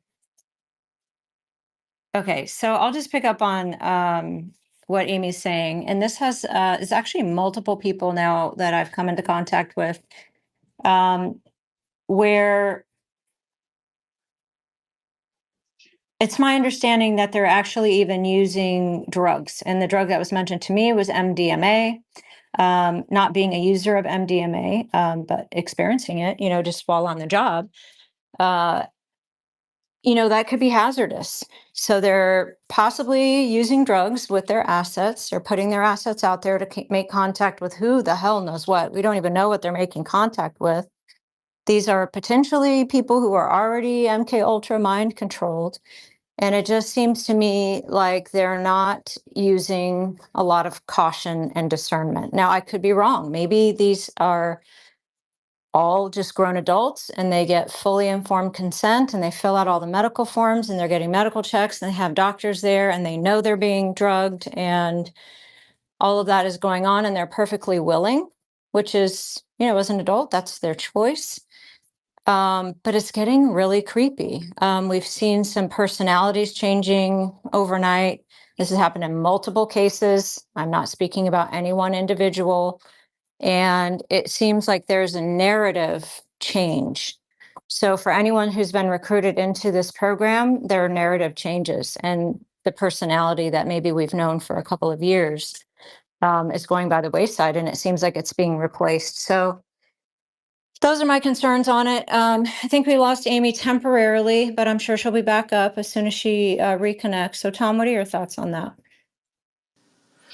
Well, one of the interesting things about it is the type of procedures that are used to do CE5 and barbers, for example, contact modality. Well, some of it involves meditation, okay? And meditation is fine, but the problem is there are different kinds of meditation, and some of those types of meditations are conducive for an NHI to gain control over your consciousness or to implant certain things in your consciousness. And this is something that it's a theme that I've picked up on over the years that is consistently associated with the pro-gray alien disinformers. You know, they're big on recommending certain types of meditation that makes people more susceptible to it. I mean, for example, you can go even way back to that 87, 89 show UFO Cover Up Live, where I think it was Bill Moore pretending to be this guy named Condor, talking about gray aliens and how they're cute and how they love strawberry ice cream and how they love Tibetan music. Okay, so already back then it started this idea of grays being somehow associated with they love Tibetan music, the whole like Zen thing. And then many years later, I read the book by Courtney Brown, the guy behind the Farsight Remote Viewing Institute. And in his book, I think it was Cosmic Explorers, or it might have been Cosmic Voyages, one of the two. He talks about the Greys and how it's very important that people in the future, when the Greys make contact with humanity and we welcome them in, how we have to train ourselves in Zen meditation or transcendental meditation, and how this modality of meditation helps us connect with the Greys and allows us to experience the same kind of consciousness that they do because they are so spiritual and so enlightened. So there's this idea that meditation is this higher spiritual thing that we can do that will put us and bring us closer to the alien, the NHI sphere of things, okay? And then we find the same thing within CE5, for example, where you go out into the desert, you form a little circle with your team, and you just meditate as much as you can. And the meditation, including visualization and upping your vibes and so on, that's supposed to call in some of these positive aliens. So you have that. And then, of course, the barber thing, very similar, but a little more scientific, where you're wearing an EEG headband and you've got your psionic assets that are shifting into a different brainwave state, probably like theta or something like that, which is also what the Zen monks shift into when they've been scientifically tested. And that allows these assets to contact the different NHI type beings in order to call them in. So, I mean, obviously, yes, the human everyday level of consciousness isn't that close to what, I mean, it's not even close at all to what aliens have. But meditation does bring us a little bit closer, but the issue is that certain forms of meditation, like I said, they actually lower your consciousness and they make you more vulnerable and susceptible to, they make you more suggestible, as I'm trying to say. And that's the reason why in so many New Age cults, and actual just straight up cults, they do this typical thing where they have you meditate a lot throughout the day and do a lot of chanting, and they feed you a low protein diet so that your brain turns to mush, and you're doing these meditations on top of it. And what that does is it starts wearing away more and more at your volition, your free will, your discernment, your capacity for independent thought. Okay, so certain forms of meditation lead to that. They make you more suggestible, and they make you more, they make you less of who you actually are. So is it any surprise then that people that enter into these NHI contact programs and they do a lot of meditation like that, they end up losing a lot of their independence of thought, and they become changed overnight, or they become a little more mush-brained and a little more repeating of disinfo narratives. It doesn't surprise me in the least if they're being given disinfo, and if also their discernment and their capacity for independent thought is being worn away by certain practices that they're being made to do, and not to mention the drugs as well. Yeah, and it's not brain surgery. If MK Ultra wants you to be dissociated, I mean, that's the entire program. They want dissociation. That's what they're aiming for. It can't possibly be good, at least in some cases. I always say, if you're not in your body, something else will be. If you're not in your body, if you're not grounded, if you're not embodied, if you're not in control of your body, something else will be in control of your mind, body, and soul. Amy, you got you back up. What are your thoughts?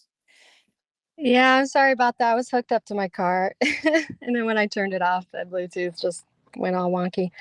I'm not even sure where I was. I know I was talking about the mantids forcefully shoving your consciousness aside, and how that's just by force, and that's just by their sheer will. So if you're like a willing participant, it is it's definitely concerning, and something that people don't realize is that we're not in an isolated system. So there are influences, there's predators, like psychic predators out there who will just take advantage of the situation. And then, a lot of the regressions I've had, there's one incident where the guy, because I was remote viewing or attempting to, I'm not sure if I was good at it or not, but attempting to, that was enough to set him off. So, I was getting a lot of abuse for that. But then there was a point where and by the way, you don't need to be dissociated to be telepathically communicating to them. That's another thing. Like, if they want you to hear what they want you to hear, they will force it.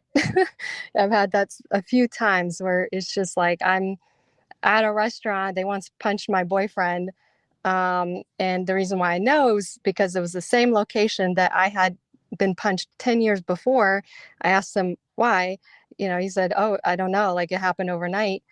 And as I'm sitting there fully awake at the restaurant chit-chatting with them, they're communicating and they're threatening to hurt him more. So you don't need to be dissociated to get communication. Let's just throw that out there. So then the If they question want then to would talk to be, you. why are they asking their assets to dissociate in order to get communication?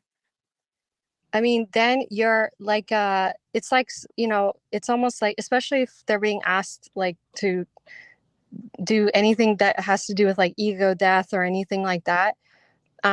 It's almost like they want them to basically give up on their established programming. It's like software, like where you're wiping a program and then you're trying to put new programming in. And it's really concerning. It's one thing when it's like over time, someone starts to change their opinion.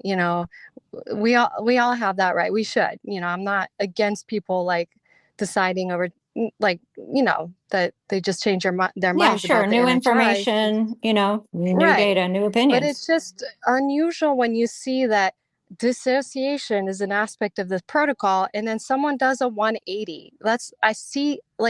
All I see is you're being just new programming is being reinserted. And so then I kind of question, are you now property of the state? Like, are you like someone's property? Then, like just with the hybrids, it's like, seriously, it's like banging my head against the wall trying to talk to them because A, they're brainwashed, and B, even if they do have an alternate opinion, someone is going to hear that in their community and they're going to be put in their place. So, at that point, I'm like, it's pointless and unproductive to talk to a hybrid about a lot of things. I've tried. And so, when I see someone who's kind of switched like that, same thing. Like, I'm just like, I don't know if you have agency or not, especially if you admit that you don't, and I've heard people say like that the aliens are all powerful and, you know, um, they own us. And, so at this point, you've basically given up and you've given up any hope of having any agency. And so it's hard to talk to those people as is. Yeah, so I think that all these psionic assets, they have their different ways of getting in touch with these orbs or aliens or whatever they're actually doing. We don't really know. I think they all have their different way to go about it. I think some of them are listening to Gateway or Hemisync or something. Some of them, I think, are just sending a high vibe love, out to the universe. So this isn't just a blanket statement. It's more of a concern about the entire process and the program and what the ever loving F is happening behind the scenes. I mean, I'm aware of someone who would like to get out and who can't get out. So I'm going to leave that there, but that should be incredibly concerning for the community at large. This isn't. So my point is if you are approached to be recruited, it seems like a ton of people have already been scooped up, but I'm sure it's going to be ongoing because they're going to lose assets left and right. Nobody wants to talk about the psychosis that can come from this type of contact modality. So they're going to lose assets. They're going to be recruiting. Maybe other programs will be popping up. So if you're approached, please just be aware. Make sure you know what you're getting into before you sign on the dotted line. They love to play on the ego. They love to talk about how special we are. And I said earlier today, they might even be throwing in a national security component to it. Something like that. So just beware if you're being recruited, please be aware of what you might be getting into. And again, if you're an adult and you're not a pre-programmed kid, then just, go for it if you want to. But I think there's some ethical concerns here to recruit program kids right back into the program. So that's where I'm at with it. Tom, I wanted to get to what types of meditation are safe. So there was a day I asked just our little group. In my mind, or my experience is there's this mass campaign to get everyone to raise their vibration and, send your vibes out into the universe to do CE5. So what is it that about raising the vibration and sending your vibration out into the universe that benefits the aliens? Because it's certainly not for us. Everyone, any abductee in this room knows you don't have to want contact with aliens. If they want contact with you, they're going to find you. You're already on the list. It's probably generational. It's probably been happening since you were born. So what is it about other people who they want to raise their vibration? There's got to be a benefit for them. I would love to know what it is. And then I would like to know, Tom, in your opinion, and Amy as well, and anybody else, what are the most safe meditation techniques we can engage in, if any? Yeah, so generally speaking,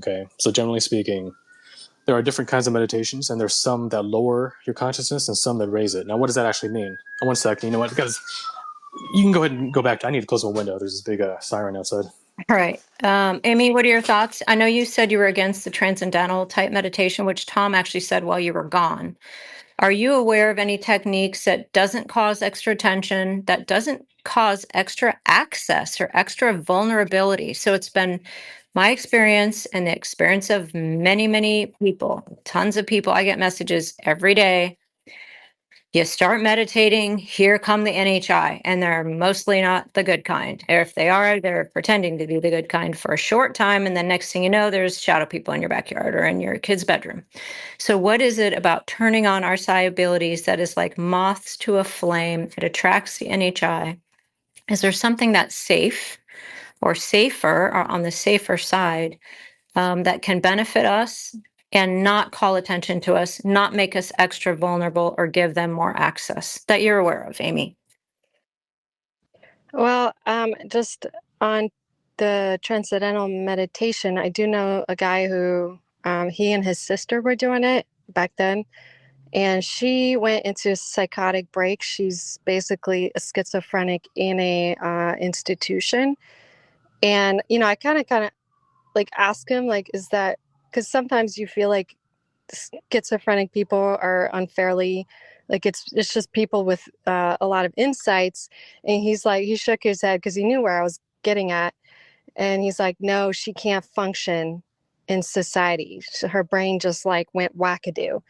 And he said that he was starting to go down the path that she was, and then he saw what was happening to her.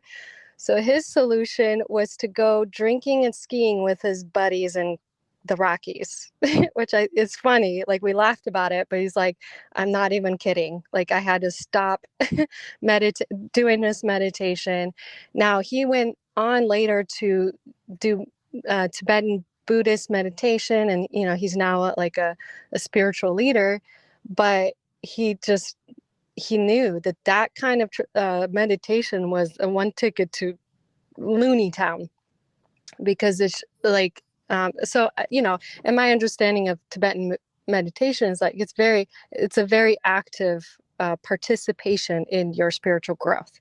In fact, like their highest, in terms of different practices they do, conscious sleep is like very important, and it's all about figuring out how to stay conscious through sleep, because they believe that in death, if you stay conscious, you can reach like you can avoid being recycled into a new life, kind of. And that's just the basics. Don't like I'm not like a Tibetan Buddhist, but so he's written books on it and stuff like that. So I think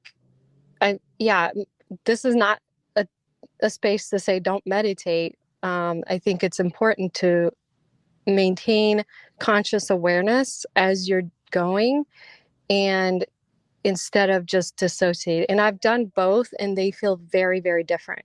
I did the dissociative stuff when I was young and stupid. And I did have some crazy, crazy stuff happening during that time. And I felt like I was basically starting to be not in my body. And I know I was approaching this kind of space that it's like, it's like if you're out in nature and you come across a bear, and you shouldn't slap it.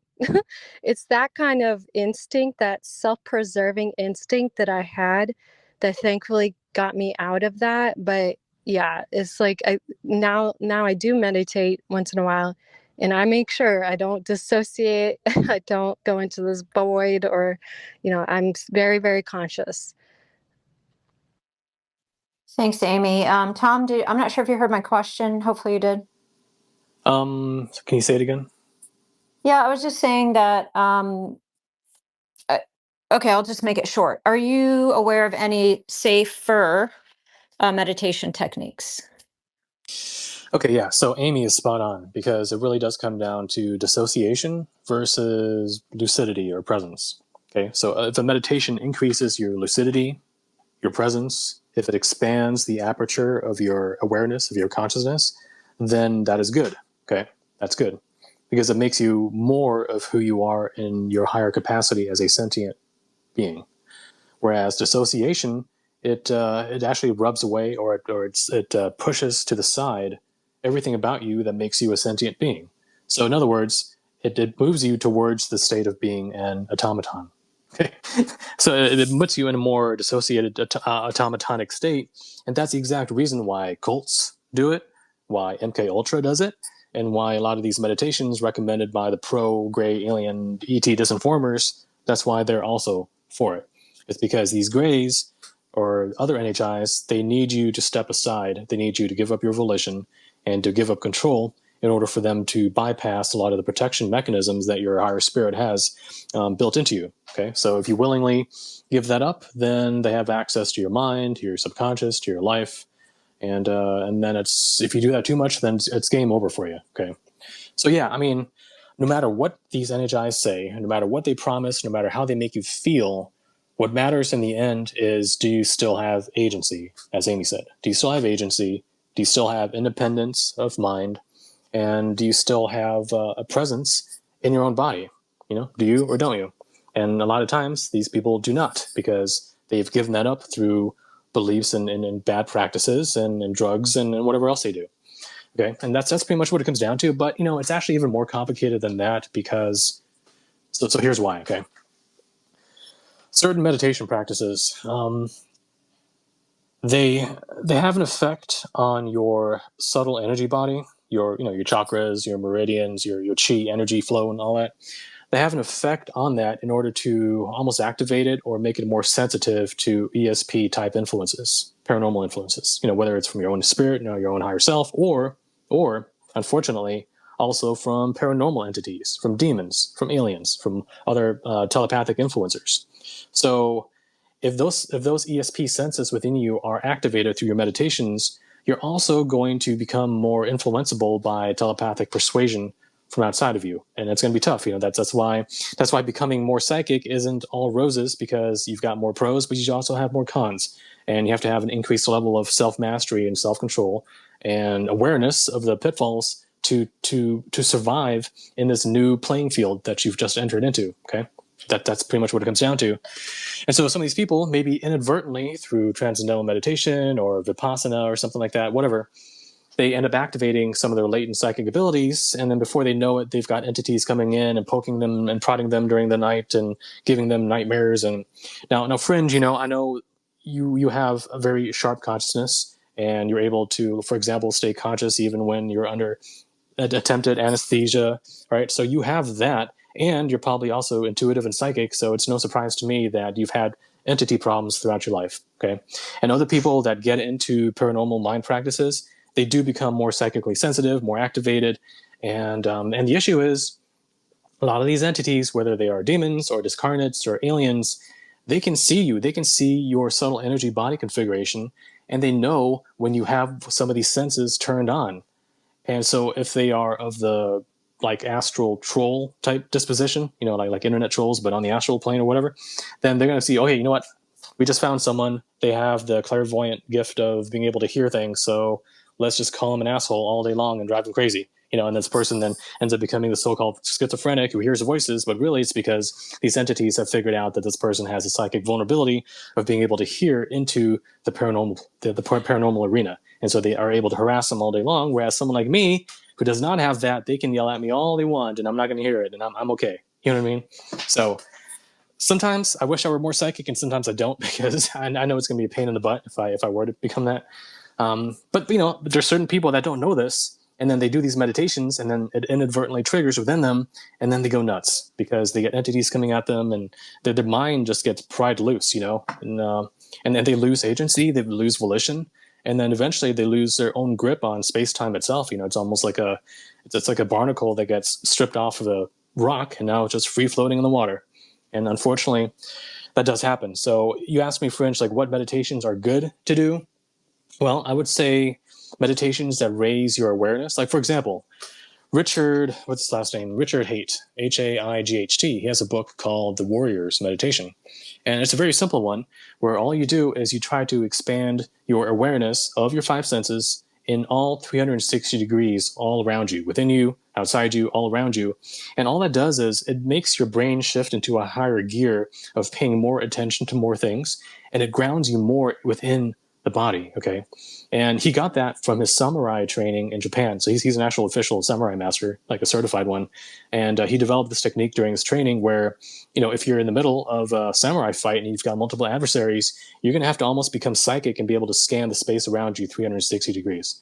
So his meditation technique involves just being more aware of more around you. And that's the complete opposite of, let's say, doing a transcendental meditation technique where you're chanting this thing over and over, and by like 10 minutes into it, your mind's already turned to mush and you're dissociating and you're self-hypnotizing and you're entering this suggestible state and you don't even know what day you're in. You know what I mean? So that sort of dissociation is really bad because that state carries over even into your everyday life after you're done meditating. So if you're meditating in a way that's very ill-lucid, like non-lucid, then after the meditation, you're also going to carry that with you, and that's going to make you more suggestible. It's going to make your mind blank out at the weirdest times. It's going to make it more uncomfortable to start thinking sharply. And yeah, that's an all-around bad thing. Amy, did you want to say something? Yeah, just a quick one. Something to keep in mind, because a lot of these people are falling for it through ego strokes.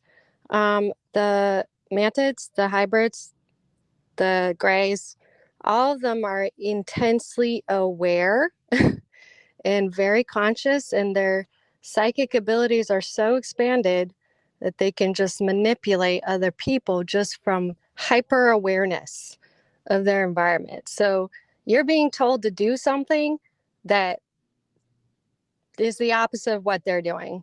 So don't fall for it. Yeah, isn't it interesting that when they have an abductee on board, they want to keep them suppressed in a trance, lacking agency, lacking volition, when they themselves are supposedly this hyper-aware? I mean, would they want you to be like them, to be more hyper-aware if they were positive? Well, no. I mean, it's not happening. So, yeah, I mean, they're an abductee on board who is in a trance state is in the same ballpark as someone here on the ground being told to meditate in a certain way to open themselves to gray or to NHI influences. And I think that's a major red flag. Yeah, I agree 100%. And look, some people can get away with it, right? But when someone contacts me and says, hey, I am multi-plagued by NHI, one of the first things I do is say, stop meditating. Like, just stop. Stop putting your energy out there. It's like moths to a flame. So if you don't want them doing what they're doing, one of the best things you can do is to stop meditating. And nobody wants to hear that. For some reason, we've been convinced that if we're raising our vibration and we're just putting out good intentions into the universe, we can only attract good entities. And it's just, the naivete there is mind blowing to me, but it is very common for us to think that way. This entire community believes that way. Most of the community believes if you just have a good intention, you're just going to attract a good entity. So maybe we could address that as well, Tom. Yeah. I mean, that's a major misconception because in actuality, if you look at your own experiences or other people who've fallen into the pit, into the trap, well, a positive mindset is no guarantee of positive contact. And for me, that's an absolute fact, okay? Now, a positive mindset might be helpful. It might even be a requirement for having a positive contact. However, it does not repel negative contact, and it does not repel negatives pretending to be positive. So the imposters are out there that are pretending to be positive, that are masquerading themselves as the Ashtar Command or a loving gray or whatever. You having a positive mindset is not going to repel that. The only thing that repels that is your awareness of the possibility and what to do about it. And the reason why that is because these entities, they're smart, they're cunning, and they are precognitive.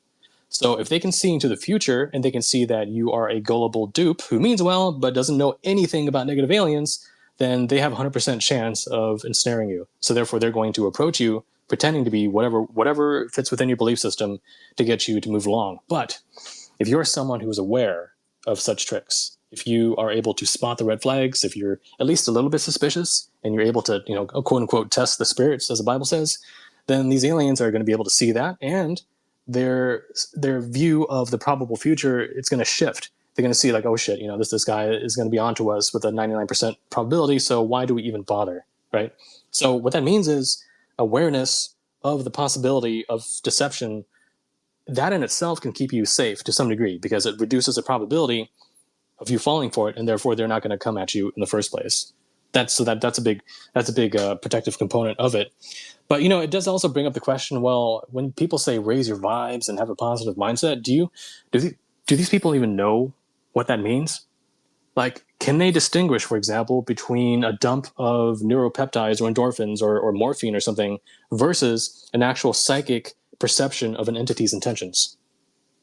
If you feel good, okay, if you feel good in the presence of something, is it because only you're feeling good, or is it because you're picking up on the entity being good?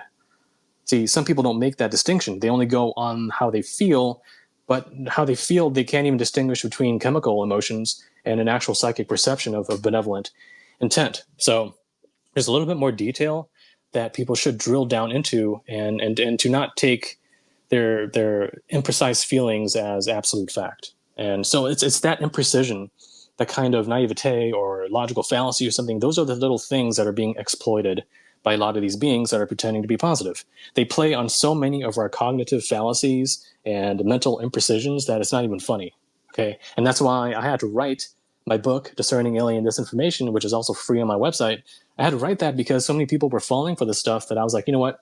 I'm just going to lay it out there. I'm going to do a ton of research, figure out all the different patterns of disinformation that are being used by NHIs, and I'm going to put it into an organized list so that people can go through it, compare it to their own, favorite sources or their own experiences, and start to question it. Okay, that's why I did that, to make people think. And yeah, so there's that. And then there's also the question, well, if you're going to do a CE5, okay, if you're going to raise your vibes or whatever to try to contact positive beings, have you ever stopped to think about why would a positive alien even contact you when you're doing that? Like why what would their motivation be for doing that? And if you start thinking through it, you start realizing that, oh, you know what, maybe I shouldn't be doing that. And the reason why I say that is this, okay? Let's say that you're someone who doesn't know anything about negative aliens, okay? So you're like a big Stephen Greer fan, you believe that all aliens are positive, that if they crossed the depths of space and they were advanced enough to get here, they have to be morally advanced, so therefore all aliens are good, okay? That sort of reasoning. So you go out into the desert with your team, you raise your vibes, and you try to call down aliens, you try to get a sign. Now, if you were a positive alien flying around up there in your ship, whatever you're doing up there, scouting or something, and you pick up on the signal, the question is, do you flash your lights at this person or not? If you do flash your lights at this person, here's what's going to happen. That person, for example, could become hooked on the idea of aliens up there, and they're going to want to contact anything and everything up there from now on.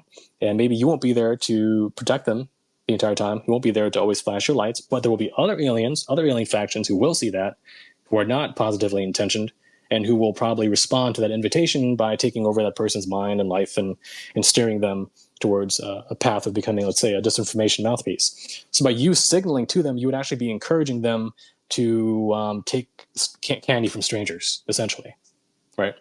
So maybe it'd be better if you, as a positive alien, do not give that sign in order to not lead this person on and kind of lead them into a potential trap.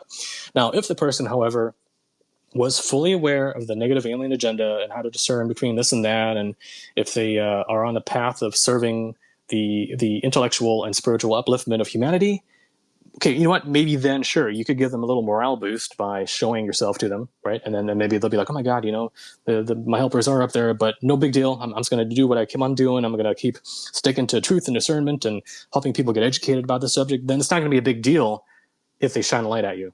But if you're just some naive person who just is in it for the entertainment or the thrill seeking or whatever, the curiosity, then really there's no practical or logical reason why an actual positive alien group would respond to that. And that's why I think the majority of cases are either just egregores that are being called into existence, or perhaps negative groups that are dangling a little bit of bait.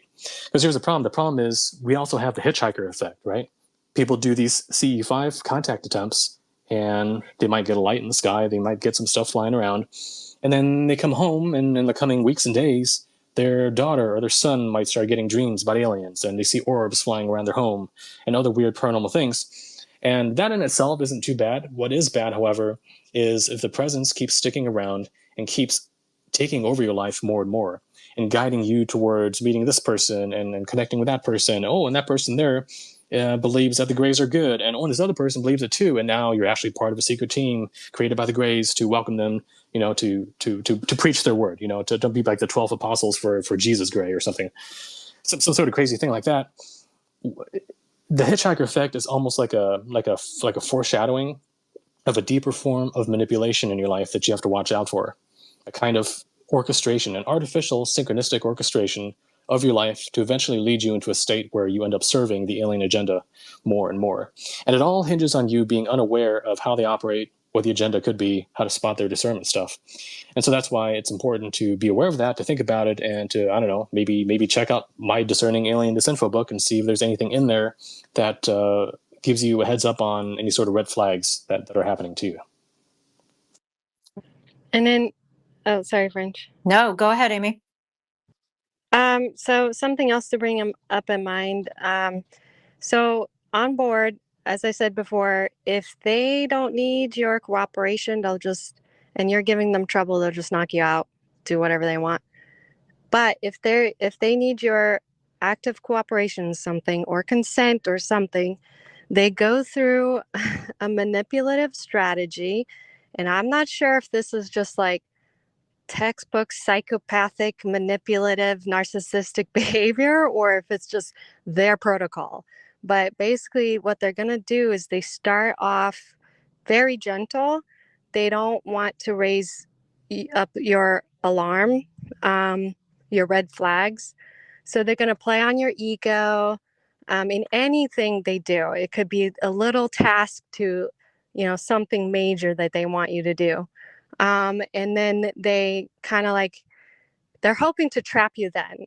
Like that's their objective. And they'll even basically manipulate your emotional response, and you'll think it's yours. It's not, especially if it's like a lot of like almost like a sledgehammer of emotions.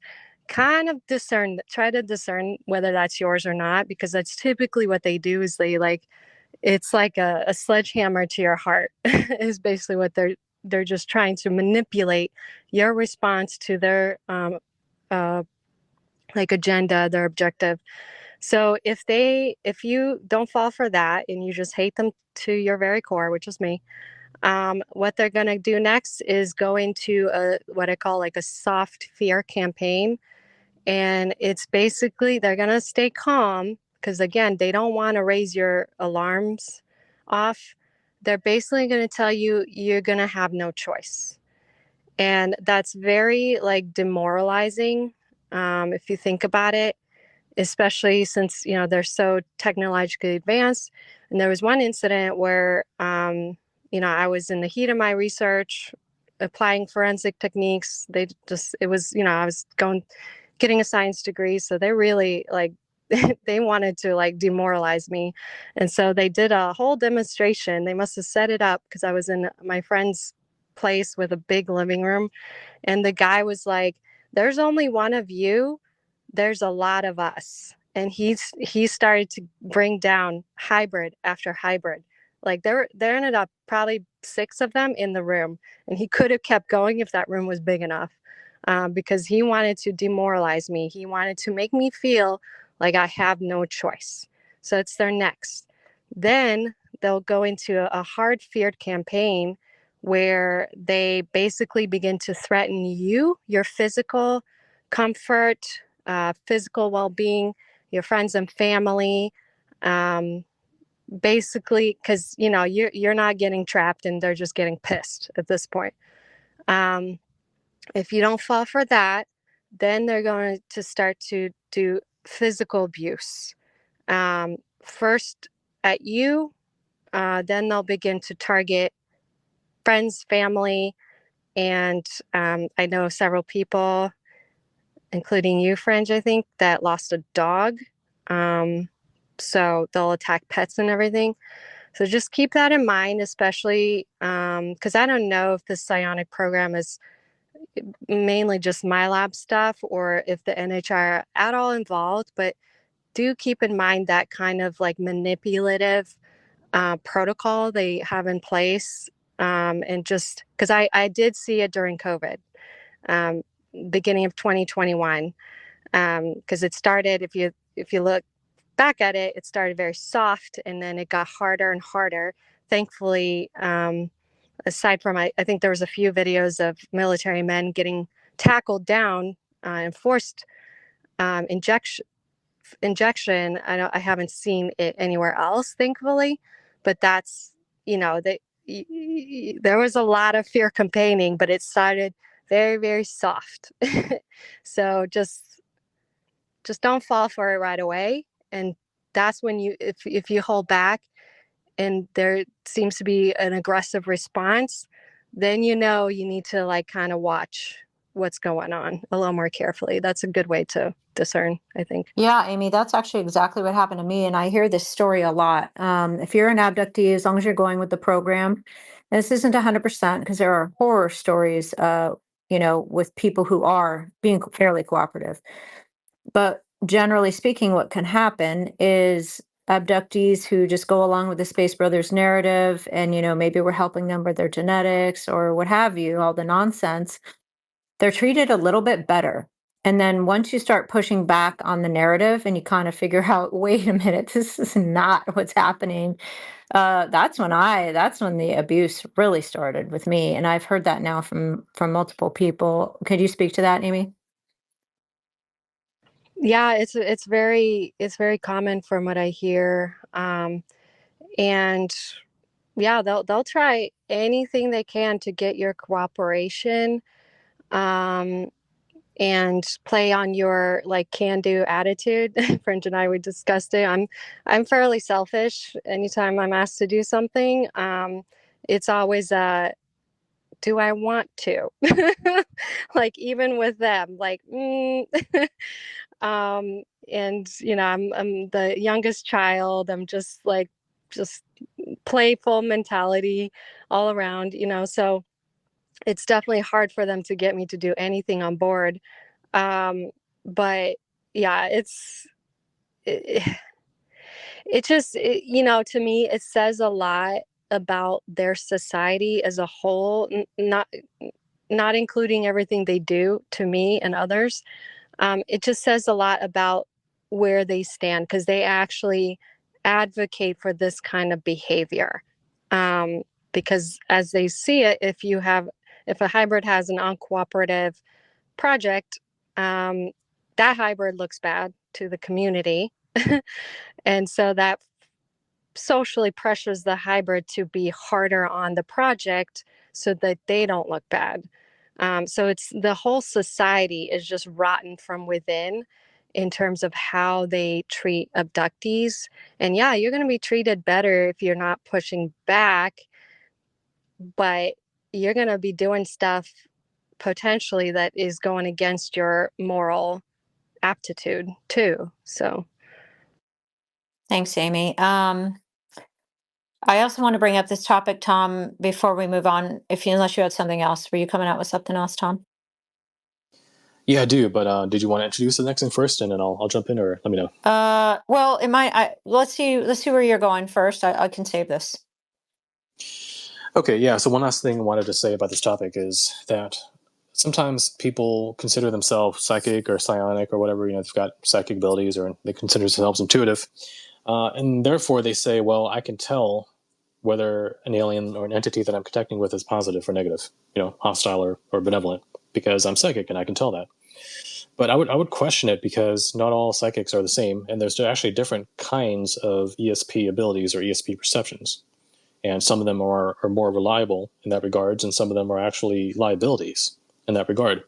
So to give you an example, all right, let's say that you're someone who has a slight schizophrenic disposition. Maybe it runs in the family or something. But anyway, something about you is a little bit more psychic than the average person.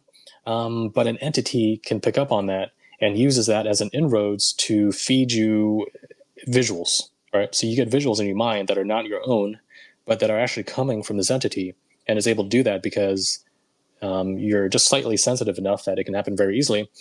So some people, they start relying on this ability, and they might even become psychics or mediums or something where they translate the images that they see in their mind. They don't know where those images are coming from. They just consider it their intuition or their higher self or their spirit or something. But little do they know it's actually a discarnate entity in this particular case that's feeding them these sense impressions. Okay, so for all intents and purposes, as far as we know, hey, this person is a medium. He's or she's a psychic. They have abilities that we don't have. Well, but does that guarantee that this person is discerning? Does it mean that they can tell who's positive or negative? And the answer is no. And that's because their psychic abilities are not full featured.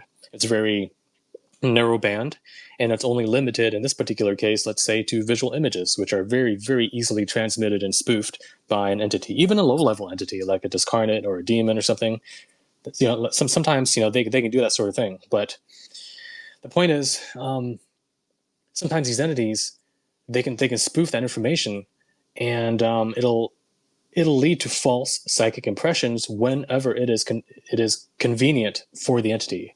So if it depends, if it is regarding some alien thing, like if this person becomes, let's say, a psionic acid, right, and they connect with something, well, little do they know that they actually have had an alien the entire time feeding them images. And so if the entity gives the thumbs up towards this particular craft or whatever out there being positive, well, the person thinks, hey, my intuition says this thing is positive, but it's actually not, because it's a false kind of psychic impression. Okay, so that's one example.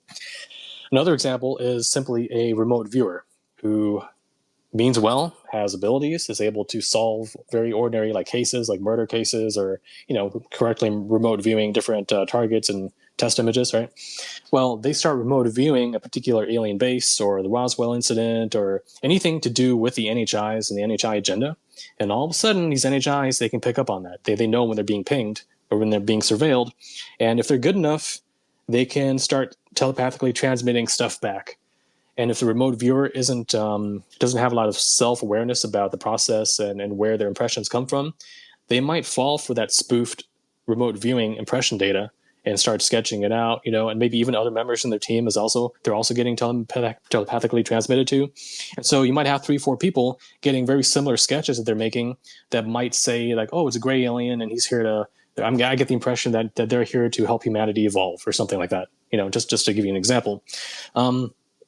And so what's happening there is that there is not enough of a firewall or protection mechanism or discernment mechanism around the remote viewing data being drawn in. Okay. And also, even if it's a blind target, where you're just given a set of coordinates or numbers and you don't even know what the target is, the aliens, they still have precognition, so they can still look into the future and see what the target ends up being, and then use that to defeat false data. So those are two examples of people who might consider themselves intuitive or psychic, where their impressions can be counterfeited by the entity in question. And so that's why being psychic isn't always a guarantee of knowing who's positive or negative, and that's why you have to be a little bit more positive or more careful about it. Now, there are cases where you have access to an even higher level of ESP perception, which, hell, the Christians would probably call it the eyes of spirit, or the power of the Holy Spirit or something. It's sort of a divinely sanctioned higher divine spiritual intelligence that objectively tells you if something is benevolent or not, is true or is false. It's almost like a higher supernatural divine kind of intuition. And that level, that sort of thing, I think is way more reliable than just visual images in the mind of a standard psychic or medium or something, or even a remote viewer. So the only reason why I'm saying this is because you could have psychic A, psychic B, psychic C, and only psychic C would be able to see through deception, while psychic A and B will not, because they haven't developed their abilities far enough yet with enough discernment in order to get through that sort of spoofing mechanism. And Tom, I think a lot of times there's a lot of ego there. I won't pick out any one person, but the starseed community seems to think that they're here to save the earth. They're going to ascend to 5D, and if they just raise their vibration. And by the way, that also means pretending that there's no evil in the world, or looking the other way. If they just raise their vibration, number one, they think they're only going to come into contact with negative entities. But number two, they think that they are psychic and intuitive enough to be able to tell the difference. And to me, if you have the confidence that you can tell the difference 100% of the time, you're deluding yourself. I think the people who can say, yeah, you know what, I can get tricked, that's how good they are, those are probably the people who are more grounded in their actual discernment than someone who thinks they cannot be fooled because they themselves are I guess equivalent to the NHI, because we know how powerful the NHI are. So in order to be a human who has 100% discernment at all times, you'd have to be at that level. or like you said, Tom, they call, gifts of the Holy Spirit, I suppose is what it's called. That's a possibility as well. But it seems like we have now, as a community, equated psychic ability with spirituality. So before we exit this topic, I'd like to get to that. Just because you're psychic does not mean you are spiritual. They're two different things. So just because you're getting visions or you get messages, audio messages or visual messages or anything like that has nothing to do with the core of your being and how spiritual you are. And maybe you could touch on that, Tom, before we leave this topic, and then we'll get to Tiff and Sarah and make sure there aren't any questions pending. Yeah, there are two different things. I mean, at some level, they are more intertangled or intermingled. But for the most part, you can be a very spiritual person who's not psychic at all. And conversely, you can be very psychic but not spiritual at all. And the reason why that is because your psychic ability, it depends a lot on your etheric anatomy. To put a term on it, okay, it depends on your etheric anatomy. I mean, just as your physical anatomy is responsible for you being able to see, your etheric anatomy, your subtle energy structure, is responsible for you being able to pick up on extrasensory perceptions. And just as having eyes does not make you a good person, same as having these etheric eyes does not make you necessarily a spiritual or positive person.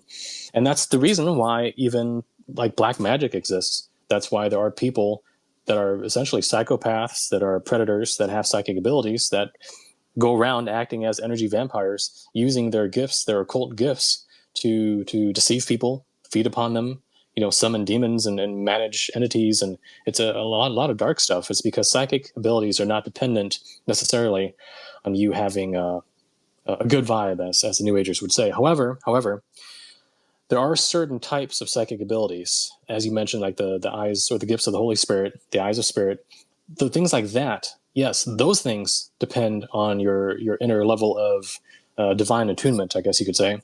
But then there's other things that are just straight up like having your third eye open or being able to get visual images or precognition that are not dependent on that at all. Amy, did you want to go? Yeah. So I have like a personal experience in my 20s. I was very, very knee deep, or honestly head deep into the new age everything. I was just doing meditation, crystals, the whole shebang. And I was like definitely at my highest in terms of, the positivity and only thinking about like my intentions, my positive intentions, and just like, shoving everything else under the rug, pretending it didn't exist.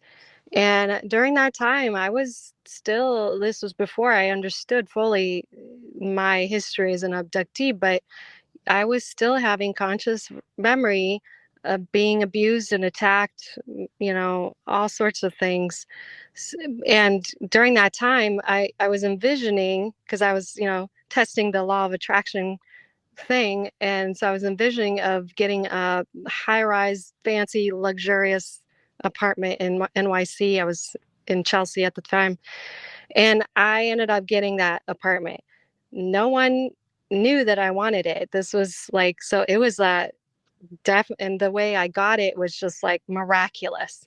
And so people would think that I was, oh, so positive and, just getting what I wanted and, psychically amped. And my energy was like just definitely vibing. And I did it without drugs or anything. So it was definitely like me, not drugs, doing this. And still they're still, so it's almost like opium, for the masses, that idea that you have to just have these strong vibes and you only attract goodness. No, that's not it. That's not spiritual development. It's just basically opium, like spiritual opium. But it's not true spiritual development, which takes time, and sometimes years of just looking within you. And it's not a fun process, I'll tell you that. I'm sure a lot of people here know. Thanks, Amy. Tiff, Sarah, you guys got anything on this topic before we move on? Not on Anything this from you, particular Sarah? topic, no. Is there anywhere you want to go from here, Tiff? I'm waiting till we get into more of the, the Hathor and the mind control and stuff like that. We can do Hathor next. Sarah. Oh no, I'm excited for Hathor. I'm excited. I'm learning a lot. So I really appreciate Tom, Amy, Fringe, Tiff. Like I'm learning a lot and I appreciate everything. Thank you. Thanks, Sarah. We've covered all these topics before, but I think it's important just to touch on them all again. Oh, I think it's important to touch on them again over and over and over. We should just have a space every single month on these same topics because these are the ones that affect us the most. These are the ones that seem to affect the community the most. So yeah, we have Especially right Hathor. now, right? Yeah, Talking right about the now. psionics Right now, specifically. it's It's like huge. a little bit of an MK Ultra, but it's open source now, as it feels Yeah, like. open source MK Ultra, and come be my psionic asset where I'm going to ask you to dissociate like they do in MK Ultra. And oh, by the way, you might have also been a program kid, but we're not going to talk about that part. Call in the aliens for us, which may or may not be aliens. They might be egregores. They might be our own tech from Raytheon. And if they are aliens, they're probably not the good guys. So what are we doing? Like, what is this? What is the motive? What is the agenda? What is the narrative they're pushing? I can tell you the narrative they're pushing. The narrative they're pushing is that these, let's see if I can put it a little bit more simple. They want to hear about the aliens being the good guys and how we are the bad guys. So the humans are bad, the aliens are good. That seems to be the agenda. If you're not willing to toe that line, you're not going to last too long in this psionic asset program. So, yeah, what's the bigger agenda? Does anybody want to give us some ideas on that? What do you think, Tiff? What are they doing?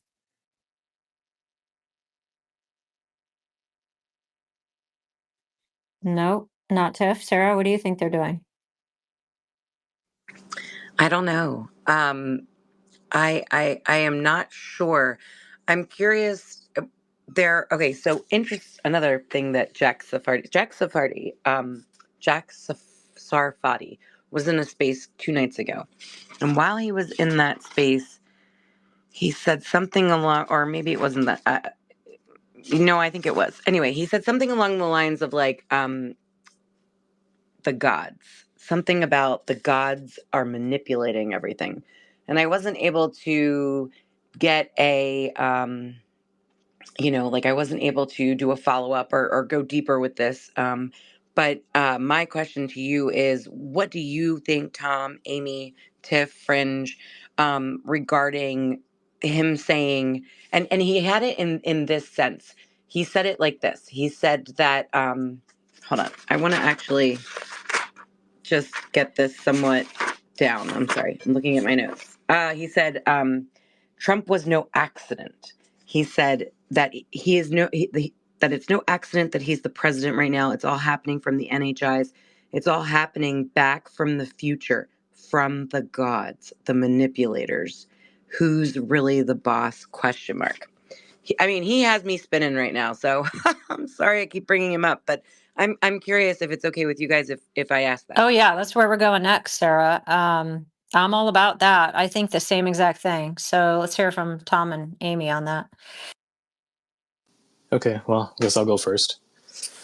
So the question is about, were we asking Sarah about Trump specifically and what Sarfati had said about it and these gods in the future? Is that what you're wanting input on?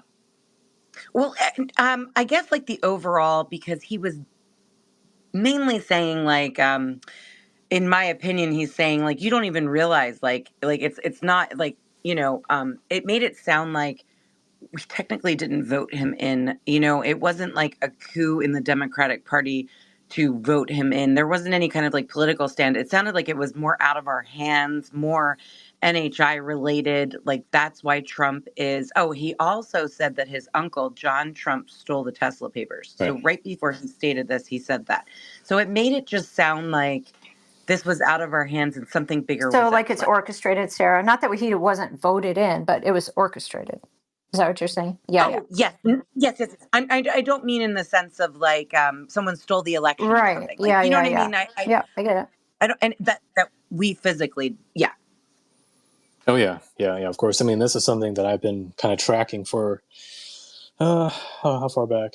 Since 2017, at least, when it started dawning on me exactly a scenario sort of like this. Not necessarily that things are being controlled by beings from the future, but that the NHI agendas, and I say agendas with an S because I think there's more than one, that they are the ultimate. Well, okay, so other than the infinite creator and all that divine stuff, the NHI level is that the main puppet master of things that are happening in terms of geopolitics and current events and politics and so on. Not down to every single little tiny micro detail, but the general thrust of it.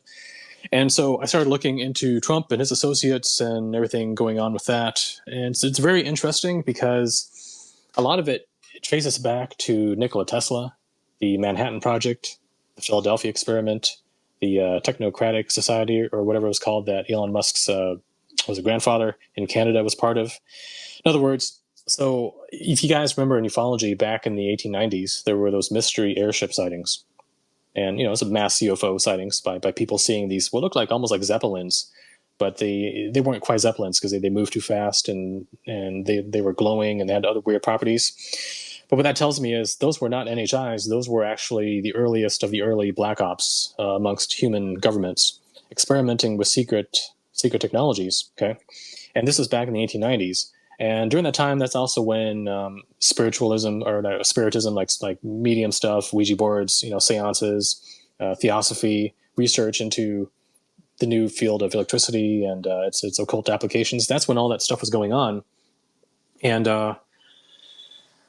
only a couple decades later, that didn't go away. It only got worse. Like it compounded, and you had all these different corporations, secret societies, compartments of governments that were starting to delve into very shady, secret, arcane technologies that the public didn't know about.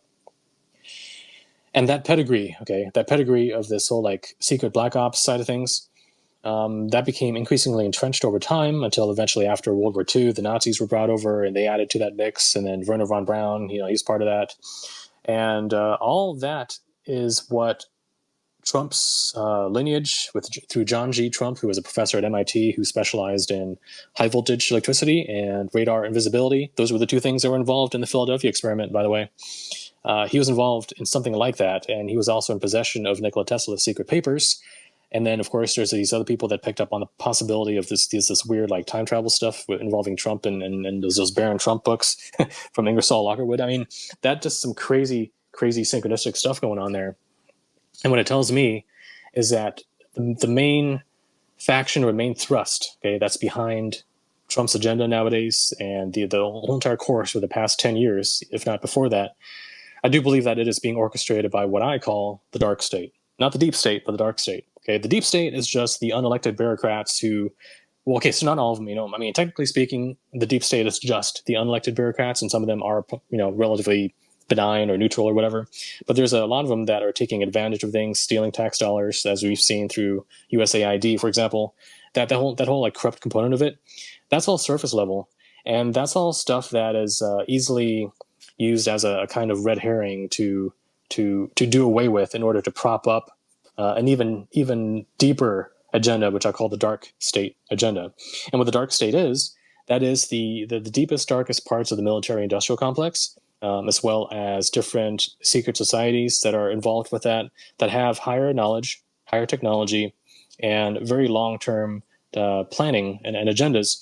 And what that agenda is, it's ultimately an NHI agenda. So I do think that the different NHI agendas that are out there, and I don't know if you want to divide them up into, let's say, the mantid, gray, reptilian type stuff versus the other ones which are more humanoid looking. Who knows? Maybe that's a naive way of dividing it up.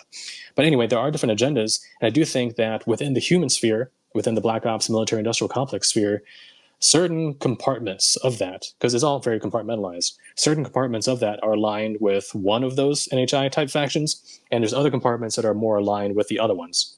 And I think there's been a power struggle between them ever since probably the 1950s, back when supposedly our shadow military made different kinds of deals with different alien factions. And that's when supposedly the more human-looking ones were kicked out of having access to North American geographic space to operate in, and they had to go more covert.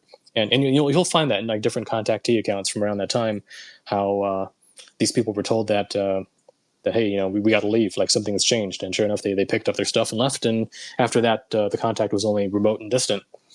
But the point is, I think there's been a power struggle between these factions. However, the power struggle has shifted, and now we are definitely on the track of one particular NHI agenda, which is what I mentioned at the beginning of the space, which is the more of the human-looking alien type agenda, which, as I said, even if some people consider them positive, that particular track is going to lead to a lot of things that we would consider negative in the sense of authoritarianism, possibly even like fascism, eugenics, AI use, technocracy, a more controlled society. Those are all things that we would consider bad, even if, from a higher perspective, it's a good thing in the sense that it assists human survival through a very challenging time. So that's sort of my bird's eye view on it. But feel free to disagree because I'm just sort of giving my speculations on it. And then from that point, you have what Sarfati was saying was basically going on to say that so it isn't whatever he got here, whatever, but also like, and then there are the gods, which I think then could link us into Hathor, and so that's where I think I wanted to shift it to, if that's okay. So and then he asked the question, who really is in control? Yeah, well, the gods. What does the gods even mean? Do we call them the gods only because we are like primitive monkeys, like a cargo cult, and little do we know they're just aliens, just entities? They're not even gods, but we call them gods because we're that primitive? Or are they actually gods with a little g, in the sense that they are these supreme beings that have mastery over space, time, and they might as well be gods? And the answer to that, I think, is it's a little bit of both. In that they could be beings that have a lot of power, but all in all, they probably are not gods. Okay, I think they're just a little bit further up the chain of evolution. Not spiritual evolution, like in sense of being better beings, but just technical, like psychic evolution, I guess you could say, where they have more power, maybe more technology, and they're able to do more things than us, and so therefore they would come off as these all-powerful beings, when actually they do have a lot of limits, and they don't know everything, and they probably squabble amongst themselves, and so therefore they're not really all that godlike. But regarding Hathor, okay, if you go back in time to the earliest mythology about Hathor and where she came from, you would have to go to Egyptian and a little bit before that.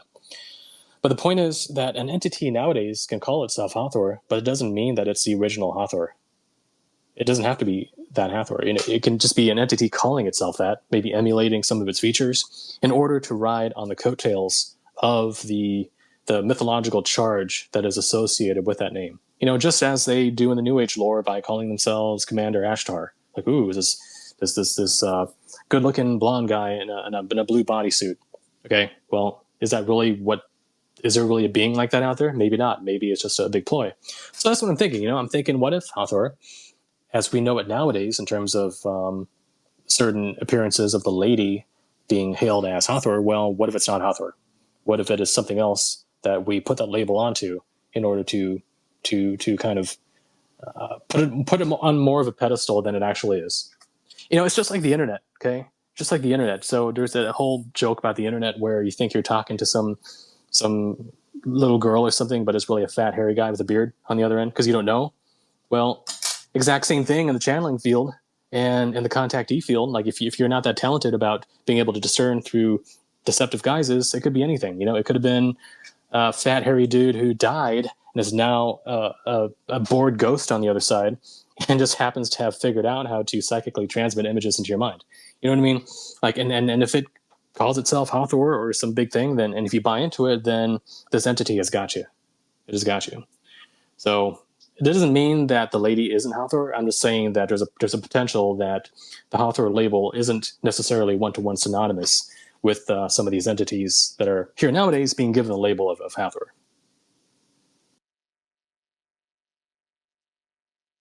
And just to add, whether it is or not, I think people need to just be careful with, labels and assuming things, because what you really want to do is just pay attention to what that figure tells you, what they communicate. It has nothing to do with what that entity calls itself. You should never go by that label. Pay attention to how they act and how they speak over time. And also, you know how like when you're on a date with someone, don't be too easy. Like, don't give it up on the first date. Make them work for it. You know, take some time, ask some questions. Like, just do that at the very least if you're gonna, you know, communicate with these entities.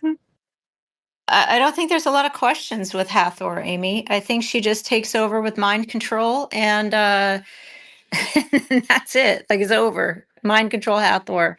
And it's an excellent point that Tom and Amy are bringing up. And a lot of times when I'm talking about Hathor, I say things like, well, if you listen to Bledsoe, and look, we can't say that Bledsoe is getting the greatest information, right? But if you listen to Bledsoe, all of these sightings of the lady, it's all the same being. It's all Hathor and the many other names that she goes by. I said this morning in Red Space, I said, I understand that we feel like we're missing the divine feminine out of this entire equation. But if I'm going to embrace the divine feminine, it's not going to be Hathor. Yeah, she's not for me. But you know, everybody has to make their own decisions. Tiff, what did you want to weigh in about Hathor? Well, I think that I might be wrong, but when they're talking about Hathor in these regards, I just don't feel like it's the same Hathor. I even made a post kind of like trying to say gently that it seems like these apparitions, these lady apparitions, come with meeting small luminous beings, usually before or like in the Fatima even. There was an angel that talked to the children, prepared them for the vision. And Bledsoe, he saw the little light beings with the red eyes. And there seems to be like a common synchronicity of small luminous beings along with this lady apparition. And yeah, I mean, I've never met Hathor personally, but I do a lot of spirit work with her, and her path is not similar to what is being projected out from the experiencers. She's more of like a primordial, like more chaos, I guess. And this lady, I don't know if it's maybe a way for these beings to interact with like that maternal presence. Like maybe that's what the safest route for them to communicate. Possibly, I don't know. Yeah, they could just be hijacking the archetype and, you know, letting it roll. I think Diana Pasolka in her last interview was mentioning that some of the appearances in the Vatican archives were also coming along with these small beings, the kind I think that Bledsoe has seen. What do you guys think about? Go ahead, Tiff. Oh no, I've never met the lady, but I have met some luminous beings, and they showed me an apocalypse movie. So it's like I don't know. I think it may depend on the person they're interacting with. Maybe if they need a divine feminine in between. Yeah, I don't know. She downloaded herself into my body and she had to be exercised.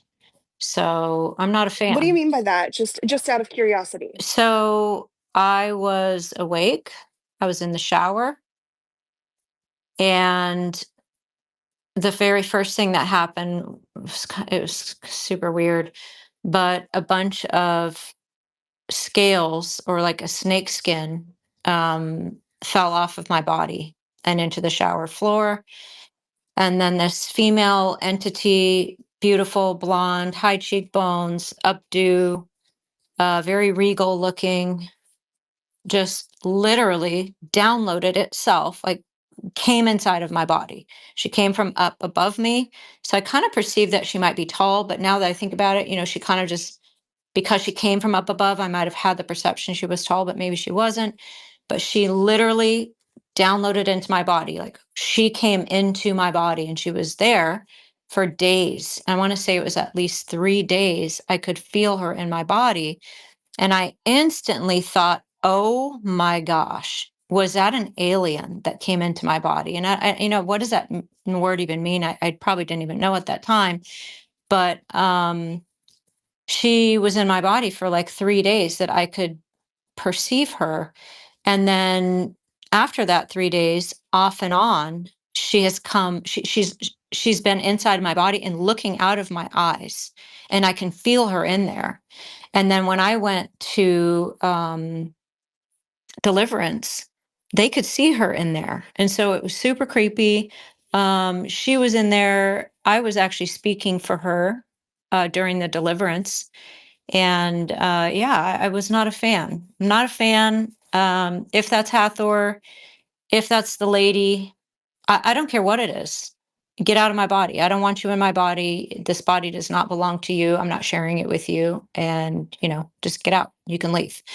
So that was my experience with the supposedly the lady. I mean, she definitely looks like the pictures and stuff out there. Who knows what it was? I don't know what it was. I do know that the lady runs in my family. My father, my biological father, was involved with her. Again, the archetype of that entity, he was involved with her. He was also involved with another entity called Danino, which is just fake baby Jesus, fake baby Jesus.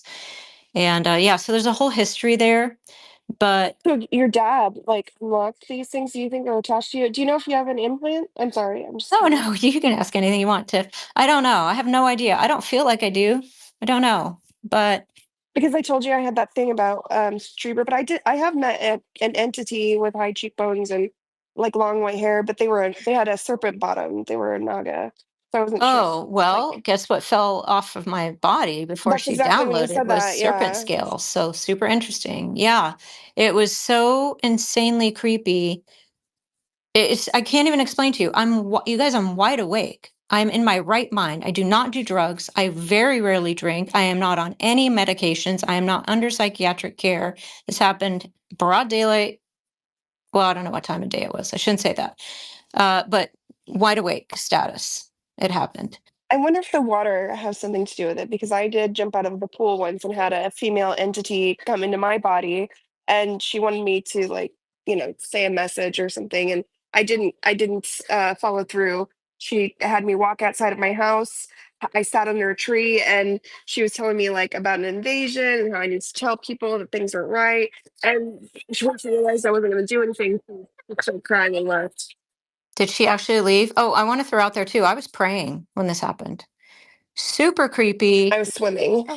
Bledsoe was also praying when he did not meet the Holy Spirit, as far as I'm concerned. Maybe I end up being wrong about that. I don't think so. Instead, he meets Hathor. Um, yeah, I'm just not about it. But you know what? I'm not about any of these entities. I'm not about their interference, them downloading themselves into my body with whatever they perceived as consent somehow. I don't know, maybe not. I'm just not about contacting entities, inviting them into our realm.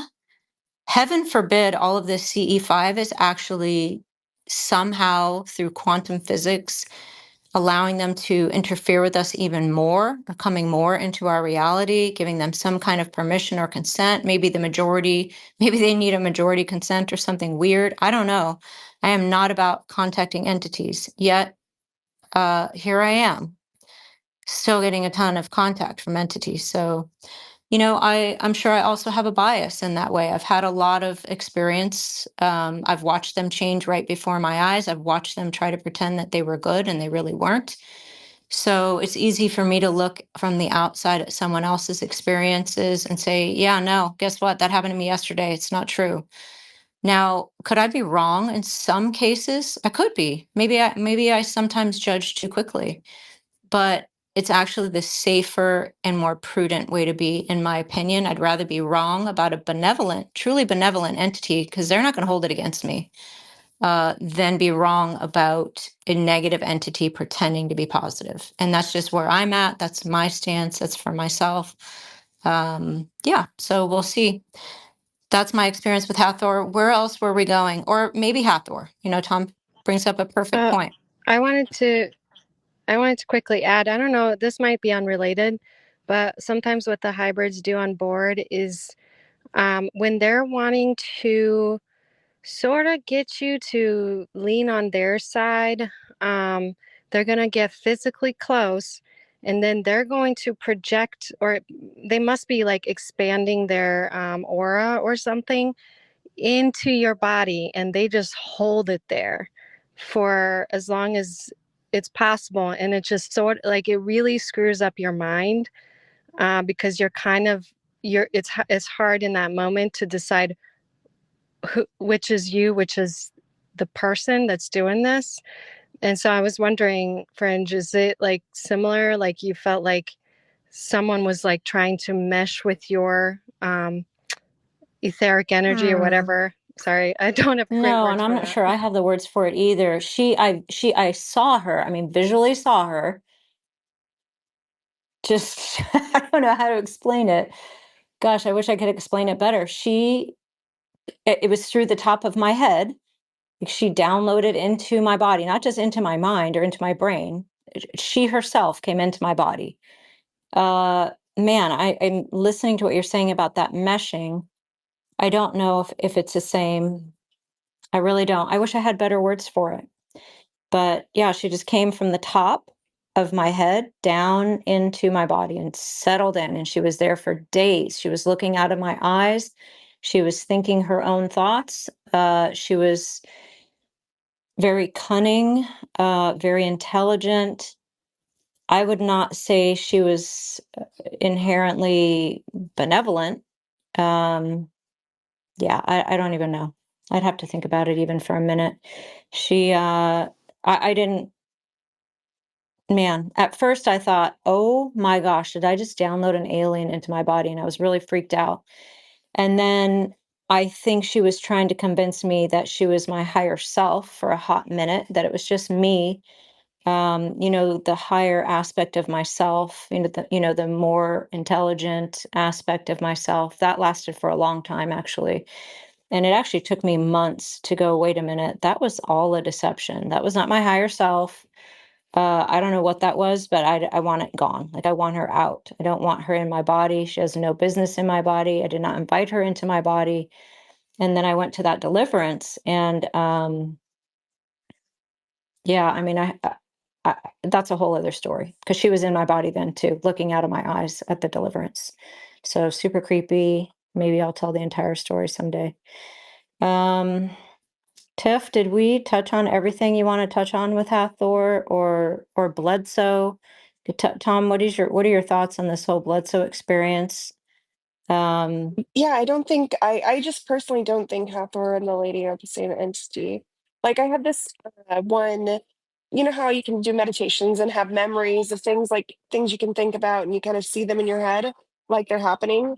I know it's a Yeah. weird thing to say, Mm-hmm. but so I remember seeing when Ra made his children, like he had cut his forearm, and when his blood had spilled out of his arm, it landed into the sand, and as it landed in the sand, it kind of rolled, and his children like grew from that, but they were like fully formed, and they immediately started like battling each other, like it was very primordial and chaotic. And I think that energy is kind of like when you're dealing with the older gods, it's chaos. The dog is living there.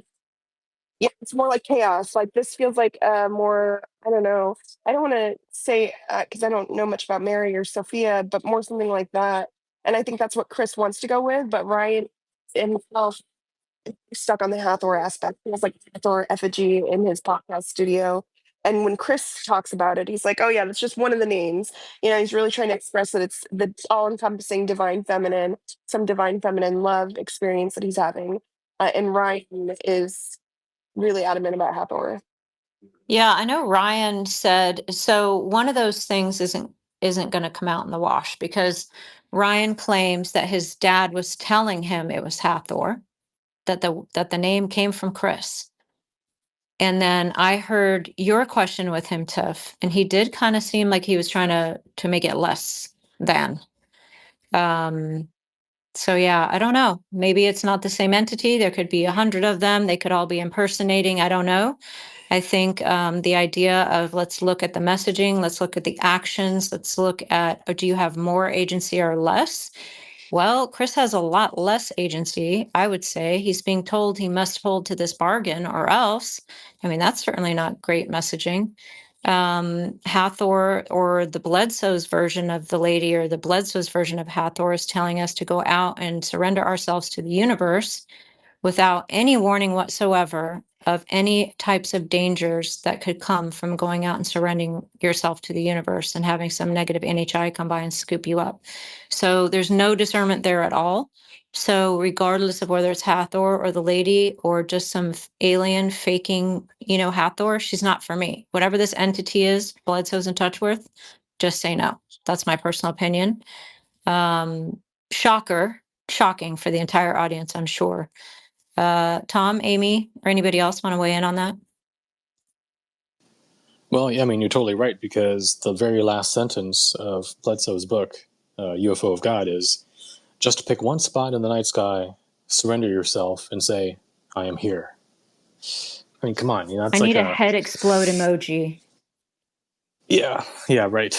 That's a very dangerous thing to do. That's the last thing. Yeah, that's actually one of the last things you want to do, is that, because it's okay. Look, it's one thing to get on your knees and pray to God, to the Holy Spirit, or whatever. It's one thing to do that and to have a direct connection to the higher spirit. Okay, it's one you can do, because you're reaching inwardly within you towards a higher divine plane, and you're making that connection there.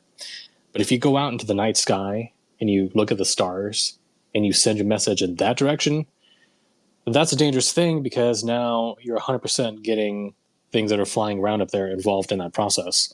And you're asking for deception. I mean, you're broadcasting your naive status by doing that. And if that's the main call to action of that book, then that kind of gets me to call into question the entire Bledsoe thing. And also, I read Bledsoe's transcript of his hypnosis session, and Hathor, as far as I remember, Hathor did not come up in that. So that's something that got tacked on later by people suggesting that, hey, it was probably Hathor, and they kind of picked that up and ran with it, and that's fine. But I do find it interesting that Hathor is coming up at all, because that's an Egyptian goddess, and bringing up something from that long ago nowadays and trying to make it relevant, like what's the play behind that, right? Well, Hathor is linked to the later Phoenician goddess of Astarte, or also known as Ashtaroth or Asherah, which is actually probably the cognate where Ashtar comes from. So when you talk about Commander Ashtar, it's not too far off from Asherah and Astarte, which links back to Hathor. So I think there's a big circle there, that there could be a kind of alien deception going on.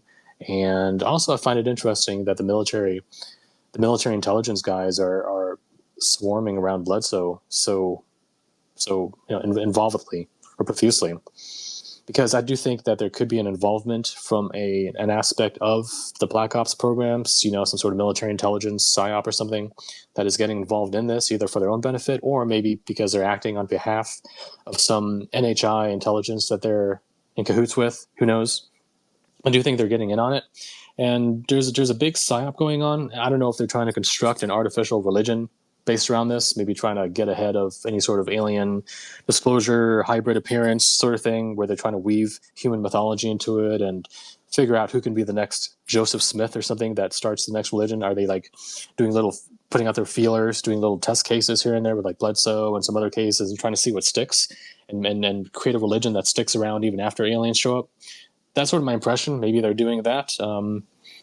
But whatever it is, I do think that the human element that's involved in it probably is involved in occult stuff. And the occult guys, they are big on like ancient Egyptian mythology and Babylonian stuff, Phoenician bloodlines and so on. I think they're involved in that sort of thing.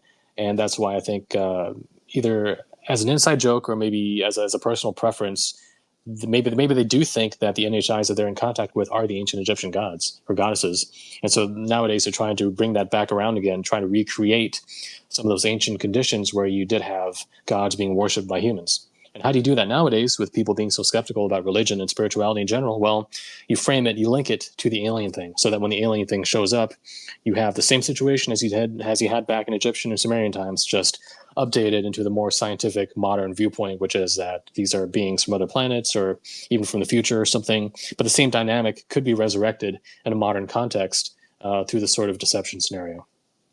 Yeah, they're using this whole idea of the divine feminine. The divine feminine is missing. It's been kicked out of all the other religions, and here she is. She's back. I think it's alluring for a lot of people.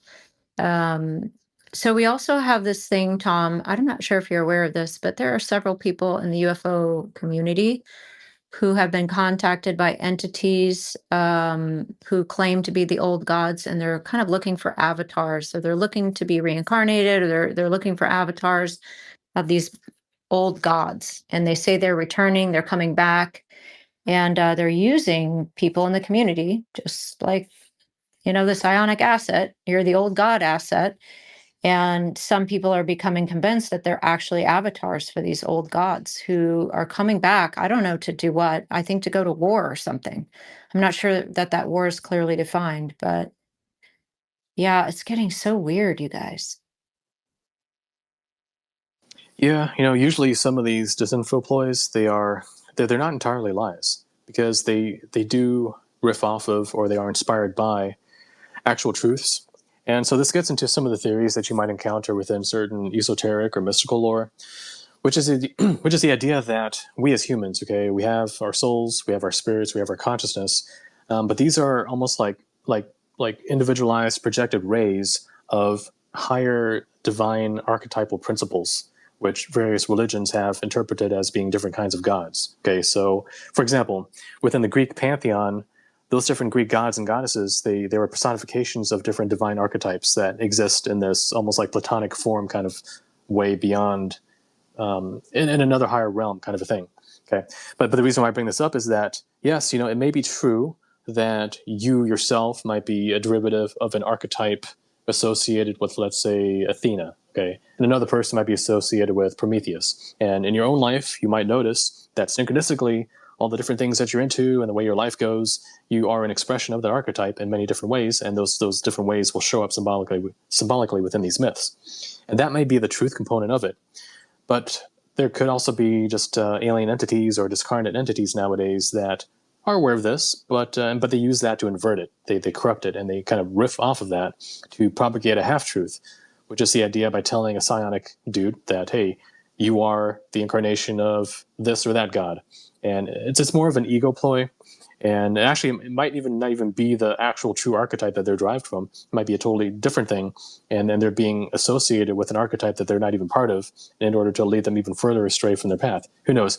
There's so many. I'm just saying that there's so much stuff that's going on an occult level that we don't normally think about that is also involved in what's going on within the UFO community, the contactee stuff, the paranormal sphere.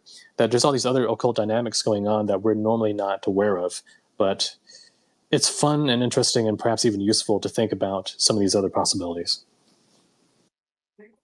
Yeah, for sure. All right, you guys, where are we at? Tom, how's your time? I think that we have some people who'd like to ask some questions. And how are you feeling about your time? I'm good on time tonight, so as long as you guys want to go. All right, awesome. If you have a question for Tom, please put your request in and just be patient, and we will get to you. Ladies, Tiff, Sarah, Amy, do you guys have anything else you want to throw out there? Is there anything we didn't cover? Anything anyone wanted to say before we get to questions? I'm just glad that we addressed the apocalypse stuff right off the bat, and we ended with the Hathor, so it was good. And everything in between, I didn't know much about, so I enjoyed listening because I cannot seem to. Not only can I not meditate properly, like I can meditate, obviously, I talk about it a lot because I do it every day, but I don't get into this zone. It's very rare without psychedelics I can get into a trance. And so I just generally spend that time thinking, contriving ideas in the sunshine, though, because that's when it seems to work the most functional. But CE5, I have tried with an earnest effort, and you would think with how weird I am that those things would work for me, and they don't. And I hope that what is something that either protects me from some of these more negative experiences that others have, or it could possibly mean that I just don't remember them. I sleep like the dead. I think that's the spookiest thing about hanging out with you, Fran, just because you and I share similar experiences, but I don't have any recollection of anything, the more negative things you have. I mean, I have experience with humans with those, but I don't have any recollection of ever meeting an alien of any kind. But then we converse, and I'm just like, oh, that's happened though. Yeah, it is interesting. And yeah, human, alien, it doesn't matter. Trauma's trauma, right? So we've definitely been in some of the same places. Where are Yeah. you at? Tom, go ahead. Yeah, I forgot to mention I did do an inadvertent CE5 once. And I realized only in hindsight that that's what I was doing. Okay. So I would never do it intentionally. Well, okay. So one time I did a long time ago, but I wouldn't do it anymore intentionally. All right. Anyway, so this one time, and I might have talked about this in a previous space, but I'll just recap it here because we're talking about CE5 stuff. So I was in Central Florida. It was like at 10:30, 10:50 at night, in a very, very, very rural area, like no cities around. And it was very cold. And I was, okay, what was I doing there? I was on a night vision training exercise with some of my tactical training buddies. So we were doing that, and one guy was setting up a test where we're going to test different kinds of shielding materials to see what would come through on the thermal camera. But anyway, while I was waiting, I was looking over at the Andromeda constellation with my night vision gear on, and I was looking at it. And through night vision, you can pretty easily see the Andromeda galaxy. So I was looking at it, and I entered into a kind of daydream state because I wasn't being too mindful, and I was just pondering on the idea about like what is up there in that direction, and if I were to aim my infrared laser towards it, that those photons would keep on going, and would they one day wind up in the Andromeda galaxy? So I had the mental vision of a signal being sent in that direction, plus the wonder component, plus being in a sort of altered state of consciousness where I was like sort of daydreaming. And what do you know? Within 30 seconds or so, through my night vision, this orb thing shows up in my field of vision about 100 yards above me, chasing around my laser pointer like a cat. It was crazy. I hadn't seen it ever before, and I hadn't seen it since. But it was like a semi-transparent orb that was chasing around the laser pointer with a time lag. So it wasn't just like reflection, because it's like I would move it and then it would move, and I would move it and then it would move, and to be chasing it around. And whenever it would move, it would distort in shape. It became from like a round sphere shape into more of not a teardrop shape, but like those ghosts in Pac-Man. Where it's like a rounded thing with a little jagged end of it. So yeah, I mean, it was like facing some sort of drag or something as I was going through the air. And I was playing around with it for 30 seconds, thinking at the time that it was just an optical artifact. And it wasn't until afterwards, when I pointed out to my buddy to take a look, but then it disappeared, that I was like, well, wait a minute, what if it is something? And then I tried to replicate it by moving my light around and cleaning my lenses or fogging up my lenses, but no, I couldn't replicate it anymore. So to me, it was definitely something that was up there, that was intelligently following around my laser pointer. And it was only after I had sort of sent inadvertently a psychic signal in the direction of the Andromeda galaxy, into the sky itself. So yeah, that was my like inadvertent CE5 experience, and I would never try that again. But so that happened, and then another time. This is interesting. This was in 2007. I was in Charlottesville, Virginia, outside looking at the sky, and all of a sudden I had a telepathic transmission, clear as day, going to the back of my mind. And it was weird because I don't normally get that, but it wasn't like audio, but it was similar to my internal monologue voice, but a different kind of voice. And the voice said in a very excited way, basically saying like, hey, go up to the top of the driveway, pick a constellation, and we'll do a flyby. And this was all happening not fully within my conscious mind, but more in the back of my mind. So I don't know. It's a weird thing to experience that. So anyway, I thought to myself, all right, you know what? Why not? Sounds like a good idea. Couldn't hurt. So I went up to the top of the driveway. I looked around, and I'm like, okay, well, which constellation should I pick? I'll pick that one. So I looked at it. I said, okay, fine, do your thing. And I mainly did it because I didn't think this was real. I thought I was just sort of like either hallucinating or kidding myself. So I wanted to see if anything would happen. So I picked the constellation. I looked at it, and I swear within like 10, 20 seconds, a little blue light appeared right nearby it, went to that exact spot, flared up in brightness, like shining light at me, moved on a little bit, and then totally disappeared. Now, the thing is, it could have been a satellite, but the thing is, to do that at that exact time and that exact position in the sky, after something told me in the back of my mind, like, hey, go up to the top of the hill and pick one out and we'll do a flyby. Well, I guess it's deniable, and maybe that's why it happened, but I do think it might have been something. And it was one of the situations where nothing came out of it that was deceptive for me. Like, nothing changed for me. I was more like, well, that was interesting, but I didn't like suddenly become a preacher for the alien cause. I didn't do anything crazy like that. So I think perhaps if it was something benevolent, then it figured like, hey, why not? It'll be fun. It's your birthday. We'll go ahead and do that. And yeah, so that was my other experience. And then the third time was not long after that, where I did think to myself, like, hey, wonder if they'll do it again in the sky. And I was kind of looking up at it, wondering. And then that night when I went to sleep, I think something visited me, because in my dream, it showed up as a helicopter landing, and a woman got out, like some blonde woman. She came out and she chewed me out. She said, "Don't ever do that again, because you don't know what's up there. You don't know what you're calling out, and it's just like being in the middle of a war zone, and you're getting on a little radio and you're telling, hey guys, I'm at this location. You guys want to come in and hang out? Well, you don't know what side's going to hear it. You don't know if they're going to raid your location." So yeah, so I got in trouble for that one, and yeah, I've never done it since, but I did it one time inadvertently, and another time only because it seems like something asked me, and I was curious enough to do it, but Well, that it sounds wasn't a like the situation. actual good guys, Tom. Like that has a chance of being the actual good guys when they told you to Yeah. knock your shit off. Yeah. They told me to knock it off, and then previous time they only did it on their initiative. Like I wasn't even like trying to do anything.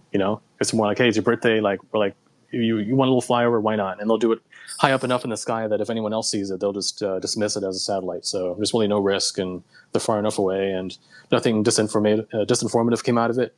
Like I said, I didn't become a zealous preacher for the cause or anything. So yeah, I guess I can't really see a motive for it being deceptive. Yeah. Wow. Go ahead. Can I just quickly add my story? You mentioned helicopter. I mean, when I started research, I started to have a lot of helicopter harassment. So there was one time when a helicopter had come, I was up to no good, of course, and, and the helicopter came right in front of my apartment. It was just really loud hovering there, and I could see other people were starting to look out the doors, their windows and doors, because it was just that loud. And I was like, nah, it's nothing. And then just then the helicopter went kind of semi-circled and planted itself right above my head and just hung out there even lower. So I could just feel that, the vibration of it. So I mean, it's not a UFO or an orb, but I mean, they were reading my thoughts. As they do. All right, you guys think we covered pretty much everything? Did we cover everything you wanted to cover, Tom? I think so. So we'll start getting to some hands if you want to ask Tom a question. So the space is mostly to ask Tom or Amy a question. If you have a story that goes along with your question, that's great, but we do want to stick mostly just to questions for this discussion. So welcome to the Space God Sauce. If you do have your question, just please be patient and we will get to you. Go ahead, God Sauce. How's it going?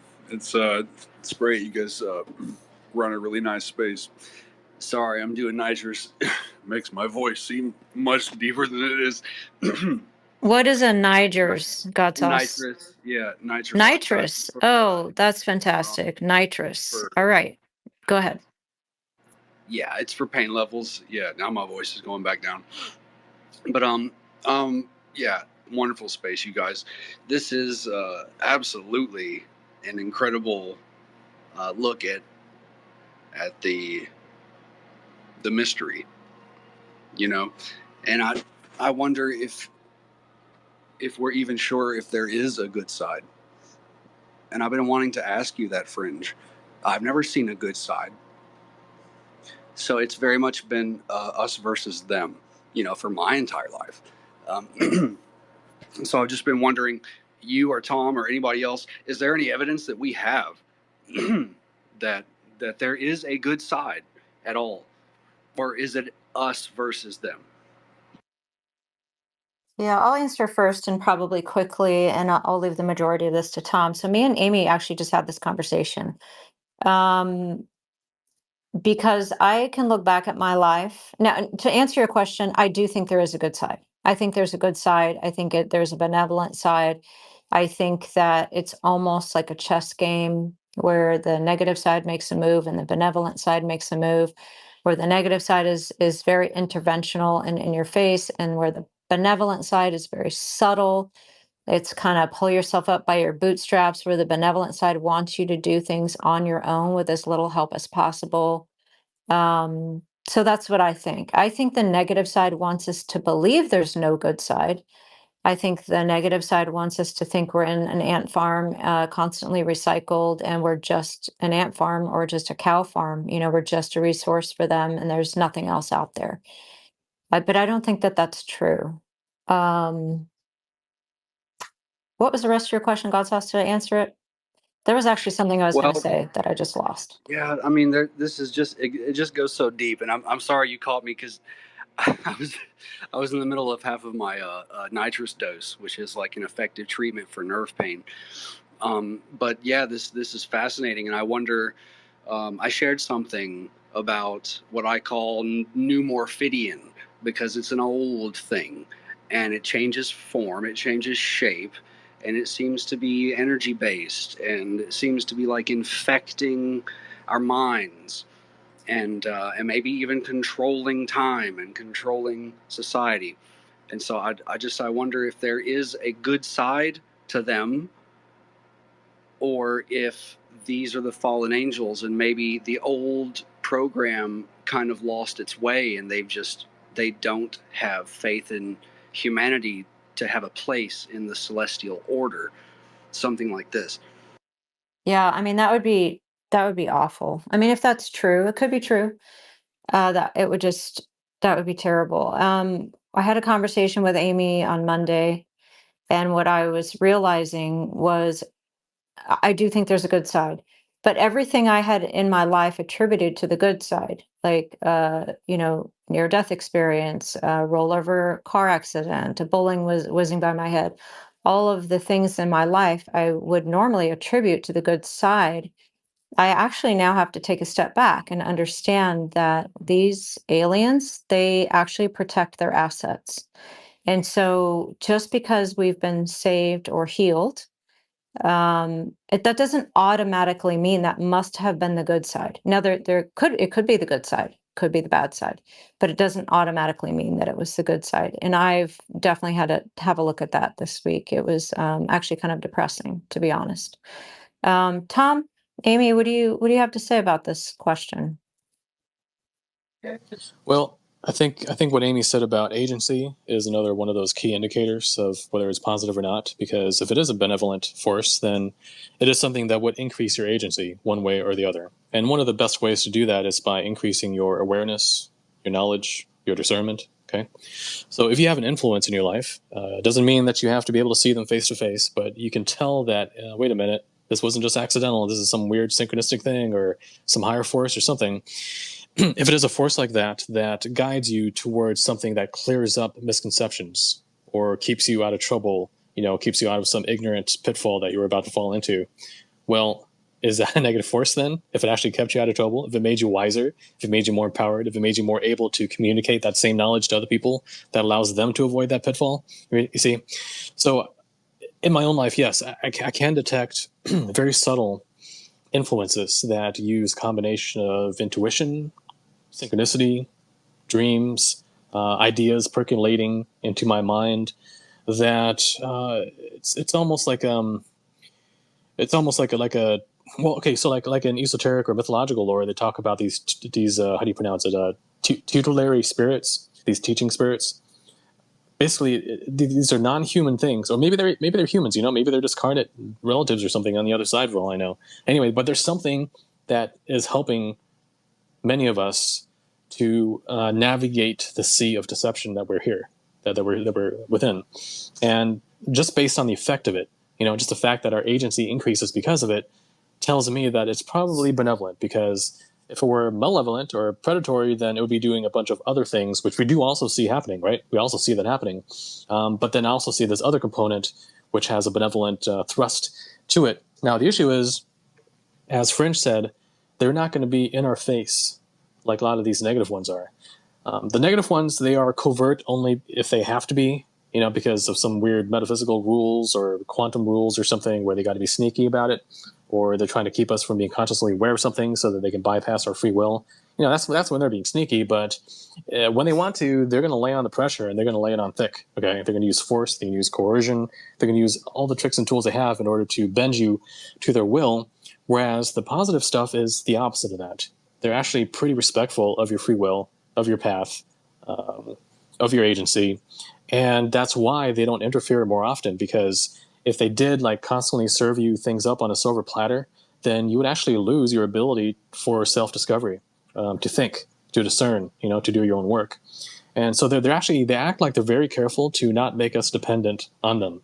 And that's why it is better that they do something that we think we did ourselves, on our own merits, our own intuition, than for us to think that they did it, because if we were constantly thinking that they did it, then, well, first of all, we would never really trust ourselves. Well, what are the ethics, Hmm? though, Tom, of the fallout of choices that they've made and wars that they've been in that now have repercussions on us and our children?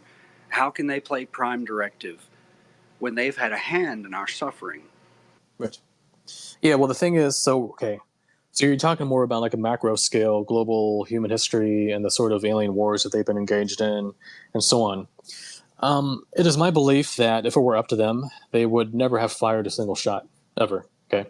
And that's my belief, because by the definition of being a benevolent, positive entity, yes, you would follow the prime directive, unless something were to happen that only they had the power to change, that if it were to happen would totally screw up and be bad for us, both on physical and spiritual level. Like, for example, let's say an asteroid were to come in and were to screw up a civilization that's in the middle of actually going somewhere and evolving somewhere spiritually, then maybe they would intervene with that. Maybe they would be allowed. Chances at 1 in 32 now for this. Yeah, well, yeah, I think that was yesterday, and I think today is like back in 1 in 370. So they keep changing it every day. For all we know, in like 2 years, they're going to make it up to 50%, and they've been lying this entire time, right? So we can't take their numbers seriously. But the point is, maybe there are forces out there that have intervened on our behalf regarding that, but there's really no way to prove it. Okay, there's no way to prove it. However, what we can prove in our own lives is when we do spot these non-physical, spiritual, synchronistic, intuitive influences, we can prove that it has a beneficial effect or not a beneficial effect based on how it affects us. Based on if it increases our knowledge and our discernment and our agency, or if it actually tries to undermine those things. So something earlier that Amy said, which I want to kind of comment on again, is the idea that you can evaluate a source without necessarily knowing or even caring about what the origin of that source is. And you can evaluate it just strictly based on what it says and what the outcome of that is. Like, what is the call to action? Whom does it ultimately serve? What ulterior motive could there be to it? Are there any logical fallacies to it? Is there any hidden agenda that could come, any hidden payoff that could come from this for the negative forces? And if there is, okay, good. Then you've identified a piece of disinformation. But if there isn't, and everything checks out, everything's clean, and it's only ever nothing but helpful to you, then chances are pretty high that it's probably benevolent. And so that's how I go about it. Like, I don't know the source of every single source of information, but you can just tell, just based on what it wants you to do, whether it aligns with this agenda or that agenda. Yeah. One last question for you, Tom. And Sure. this is something that amazingly Robert Sepper brought up to me in a space we were doing. He just popped in because I had a question about occultism, and he popped in to answer it. And then just jokingly before he left, I was like, "What's in the bag, Robert?" And he said pollen, but we don't know why. And this blew open so many doors that had been closed to me. And now I get it, okay? And what's fascinating here is this seems to be something that has affected mankind ubiquitously and has a back door into our experience. And this is the thing that gives us visions. It was meant to be a payment. It's like we go through a process of providing ample fear or awe, whichever is ready to be born, and they give us intuition, prophecy, vision. But especially in America, we've cut our cultural, like, we don't have a cultural heritage like that. We don't have ritual that would pre-program what the other would assume. It's regional face, and we've sort of disengaged from that. And I wonder what you think about this, and is that the hypermatrix? Are we in some kind of relationship with what we're calling the matrix, and it just feeds us our reality? Well, there's definitely that component. Okay, so that's another point I wanted to bring up, which is when we're talking about NHIs and the phenomenon, we're talking about a very, very multifaceted thing, which has different kinds of beings, different factions, different agendas, different classes of beings that are involved in it. Okay, so it's funny enough. I kind of laugh to myself about the idea of the term NHI, like non-human intelligence, because it's such a general term that you could just erase that term and substitute it with the word stuff. Okay, like last night I was abducted by stuff. I tried to contact the stuff last night in the desert. We had a big stuff summoning thing, right? The NHI is just about as specific as that because, I mean, come on, non-human intelligence, what are you talking about? You're talking about Bigfoot, angels, ghosts, demons, aliens, ultra-terrestrials, the Matrix itself, the hyperdimensional time-traveling octopus that Giorgiani talks about. Come on. Who knows? It could be any of those things depending on what the case is. But I definitely would not label it all as being just the phenomenon, right? It's different things. So the question that you're asking, Godsauce, it really depends on which particular entities we're talking about. Now, you did mention the Matrix feeding reality, or it's like a feedback loop, and that is something that John Keel picked up on. Like if you read his book, The Mothman Prophecies, he talked about the reality or the reflective reality phenomenon. And I love this anecdote that he tells where he realized that these things that he was investigating were reflecting back to him his own theories.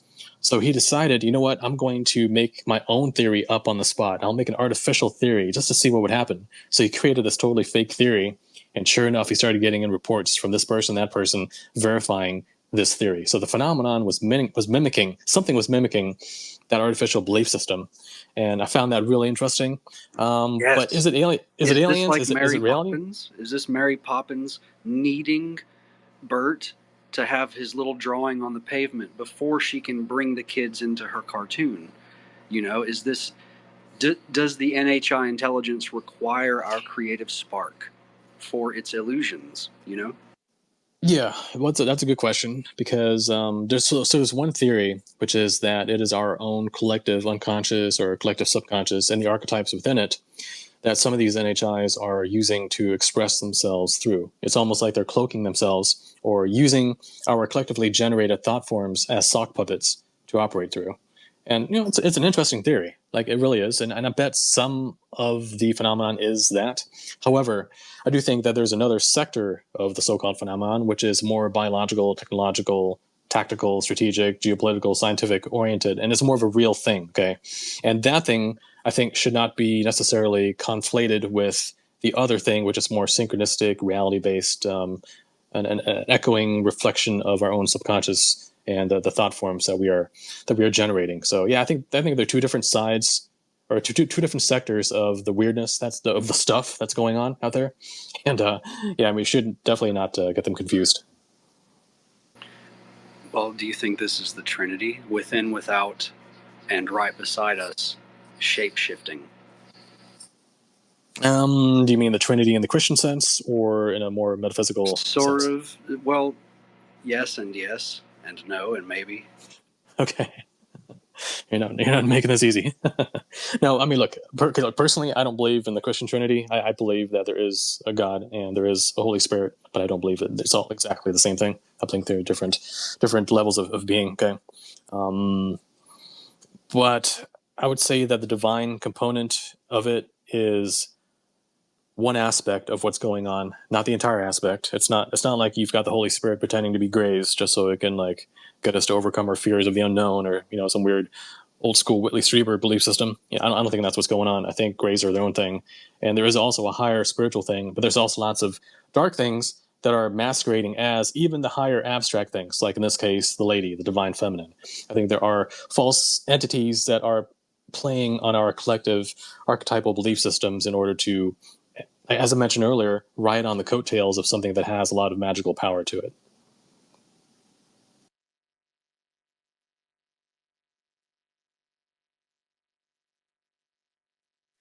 Did we lose God Sauce? Was that it? God Sauce, are you satisfied somebody with else. your answer? we could keep going for a while, but Truth has his hand up, and I'm going to chew on what Tom said. This is great. All right, perfect. Truth, welcome to the space. What you got? Thanks. Yeah, I think I only have one brief question. Tom, have you heard anything about the cartels finding those that can tap into the field and rounding them up, and if so, what for? You mean like the actual Mexican drug cartels?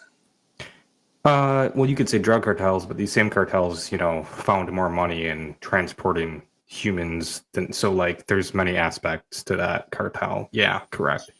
Okay, I see. So, I mean, I would say that, so I don't have any specific inside information on that. However, just logically speaking, I do believe that such cartels that are doing that are probably doing it on behalf of the actual black ops elements within our own military industrial complex. Because, I mean, the CIA, I mean, they're behind so many of these, what we call like ISIS and Al Qaeda and all that crap. I mean, I'm not triggering keywords left and right here, but the point is, I think the Black Ops and NHI element have their fingers deep in a lot of the criminal layer of things. And so if the criminal layer is involved in a lot of human trafficking, then they would definitely want to get their finger in that pie and divert any of those human resources to their own programs to use in a very deniable way. Because, these people, they're being human trafficked, so they're already missing. And why let someone who has psionic abilities go to waste? Why not get your agents in there to scope out these resources for any potential psionic resources and then snatch them up? It's a real dark thing that's happening, but yeah, so that's what I think might be going on. And to a fault of mine, I just I don't have interest or time and energy to look into the larger programs. I try to stay clear of them, but I like speaking to people one-on-one. I know if I had a group or one psionic willingly or forcibly, there's a lot to be gained by it. But I could hear, they could tell me what they have knowledge of, but sorry for my own fault. I haven't looked into the programs, but is there a way of plugging one of these individuals into a machine and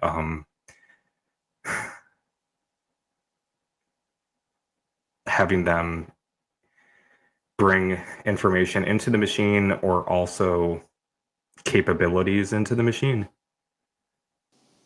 Well, I would say that it would be very difficult to do psychic phenomena abilities and things like that strictly using electron-based technologies like computer chips and silicon and even like electronic sensors and so on. I think at some level, in order to start accessing the ESP or psi level of data of reality, you would have to have something more than just machine, right? You What would have about to have carbon-based machines?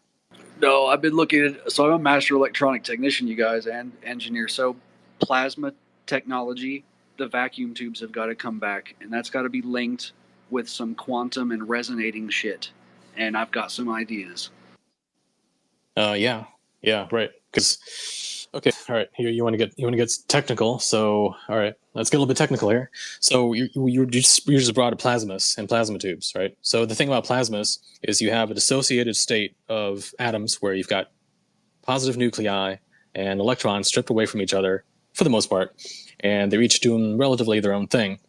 But what that allows you to do is it allows you to not only control charge density, in other words, how much electrical charges are compacted together or dispersed, but it also allows you to have them do that collectively, coherently. And why that's important is because charges, when they move in a collective way all together, their wave functions, their quantum wave functions add together and create a macroscopic wave function which has quantum effects on a macro level. And that's where you get a lot of weirdness. That's where the woo-woo starts kicking in, okay? And that's one way that you start coupling with gravity, time, space-time, and also consciousness and some of the etheric energy fields that consciousness uses. So yeah, plasmas are one of the ways that you would have to do that.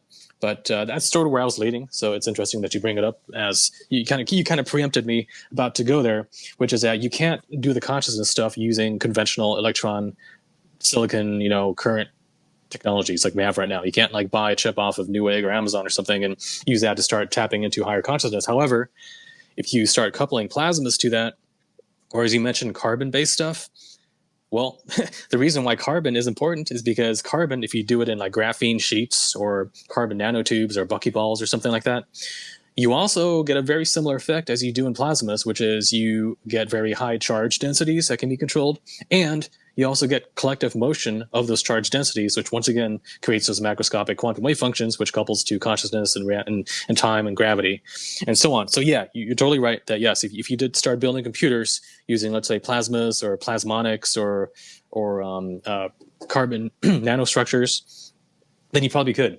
But then, you got the receptor, but what is answering that call? Like, what is it then that would be inhabiting it? I mean, you can't just create a soul out of nothing. So if you did build a machine like that, it would be more of a receptor or an antenna, just like our brain is. You're describing the Dendera lights inside the Temple of Hathor, and I'm amazed. I wasn't going to go there, but wow, good job. Yeah, that's interesting. Wonderful.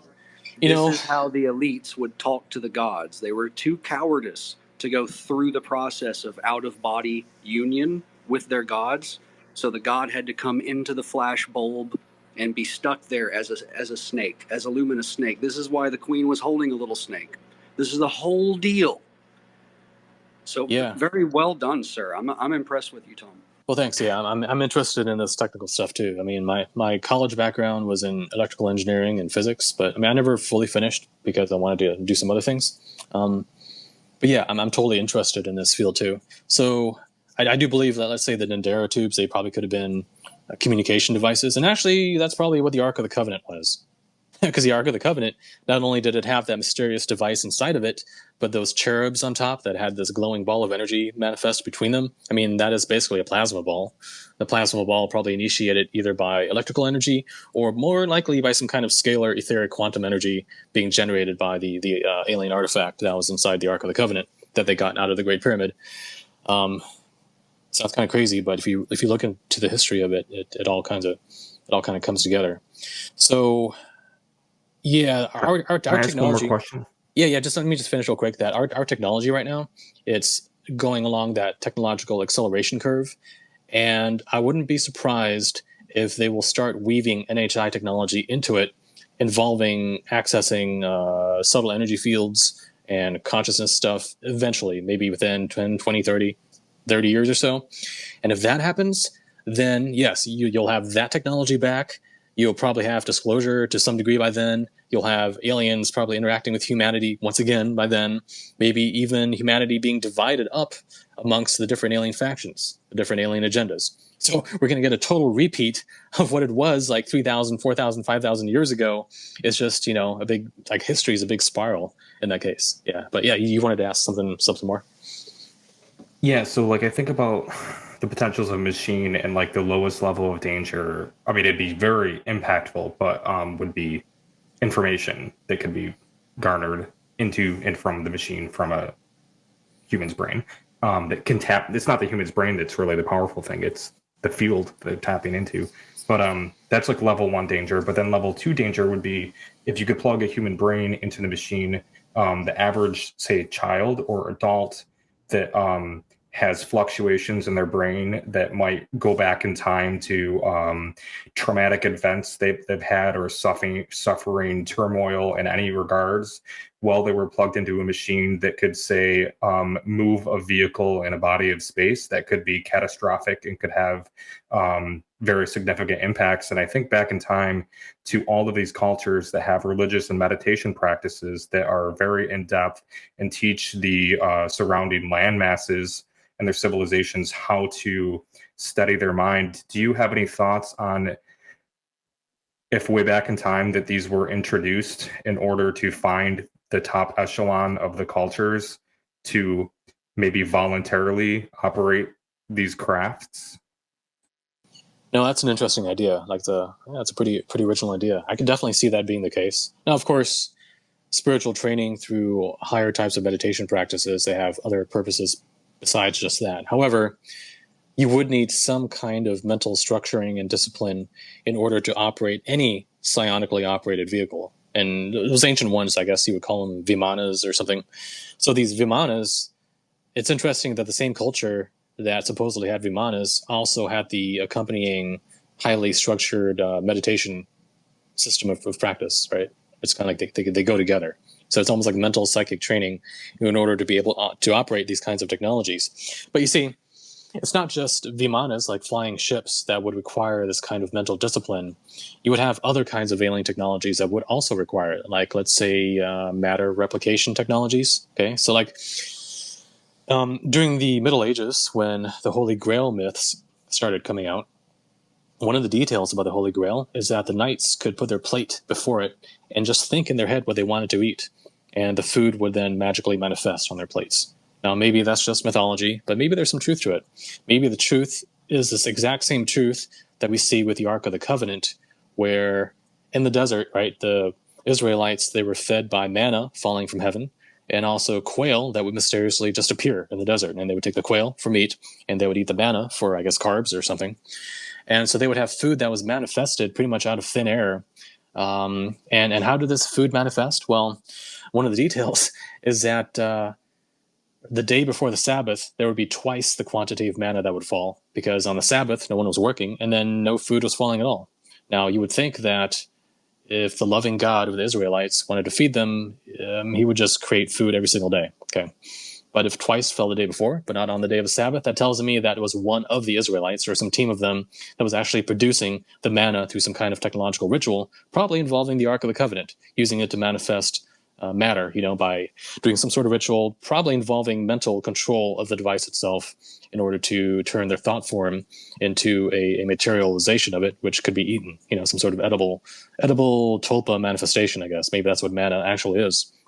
All right, but to do that sort of thing, I really highly doubt that just anyone can do it, because according to the Bible legends, other people came into possession of the Ark of the Covenant, like the Philistines, and they didn't have the knowledge, they didn't have the ritual, and they probably didn't have the discipline or the inner spiritual integrity in order to use it. And so what happened with them was they had an outbreak of boils on their skin and an outbreak of mice, like plague of mice, like pestilence, to the point where they're so tired of this crap happening that they actually gave the Ark back. So the Ark was stolen, and they couldn't use it properly, and then they had to give it back. That's basically what the story was. And that tells me that the Ark definitely was interfacing with the consciousness of the user, and the user therefore had to be disciplined in order to use it correctly. It goes for that, it goes for the Holy Grail, and therefore probably also for Vimanas and alien ships and everything like that, because, the conscious operator is an integral part of the operation of the machinery.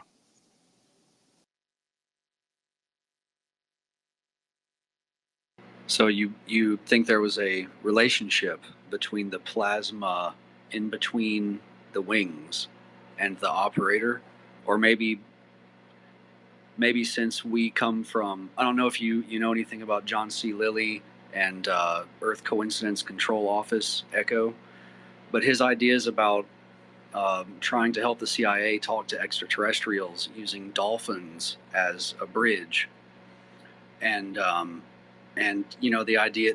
So dolphins have two brains that are active at the same time, so that they can always come up for air even when they're asleep, because they have to, right?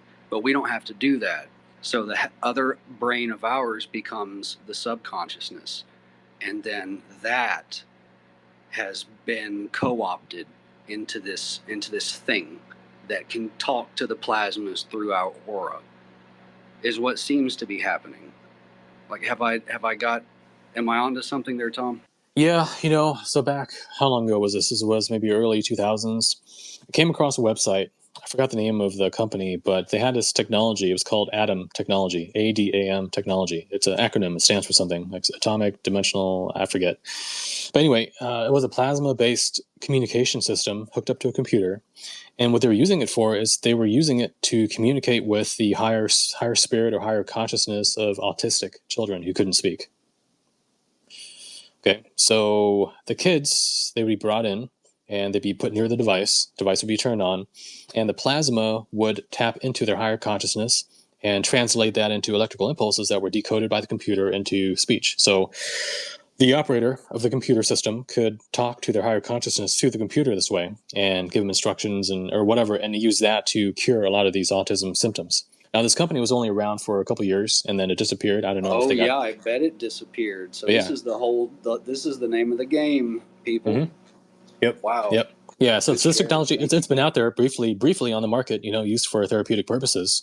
But of course, like a lot of cool things like that, it did end up disappearing. So yeah, the plasma link is definitely right on. Oh, and funny enough, in college, I worked at a plasma physics lab, winding coils, and my professor, who was a plasma physics professor, I guess my boss, funny enough, he was a very devout Christian, and he carried around in his back pocket a little copy of the New Testament. Okay, so he's very spiritual, but he never talked about it. However, his whole project involved a really huge plasma confinement machine with a really strong magnetic field, but he was looking for nonlinear, chaotic instabilities in plasma and studying their behavior. And I suspect, I never talked to him about it, but I suspect that he was looking perhaps for signs of life within plasma. So yeah, even he might have been into that. That's what I'm calling the phenomorphidian. Sorry for my, just took a hit of nitrous. Sorry.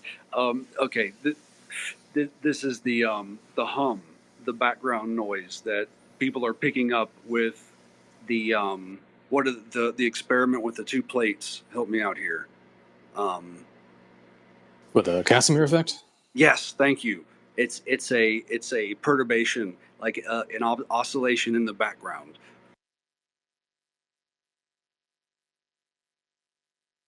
Yeah, I mean the Casimir effect is it's caused by an imbalance in the 0 point energy fluctuation field that it's like noise, like electromagnetic noise that exists all around us due to the very nature of the vacuum. What if it wasn't just noise? And Yeah. what if we mistook it, as a different sort of signal that pervades everything?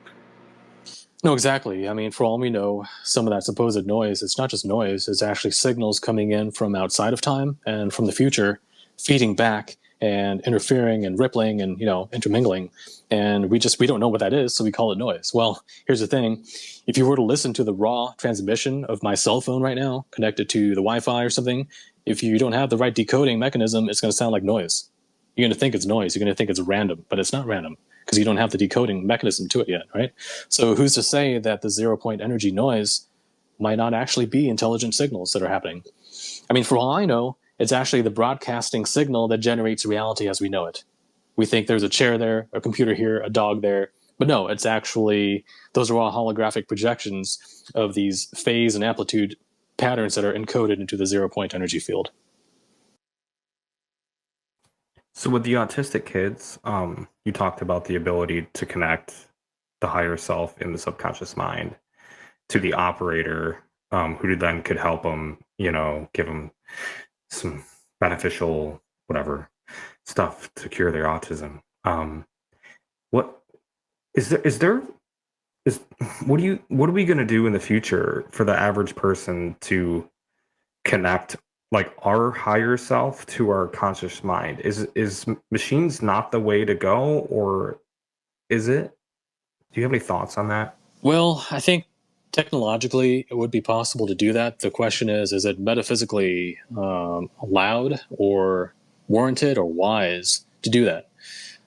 You see, but by the time we get to that point, there's going to have to be a dropping of a lot of the pretense and pretend and veiling that we are under right now that keeps our life the way that it is. So in other words, for that to become possible in the future, there would have to be a kind of approval of a change of gears. Like, okay, that particular phase of life and game on Earth is over.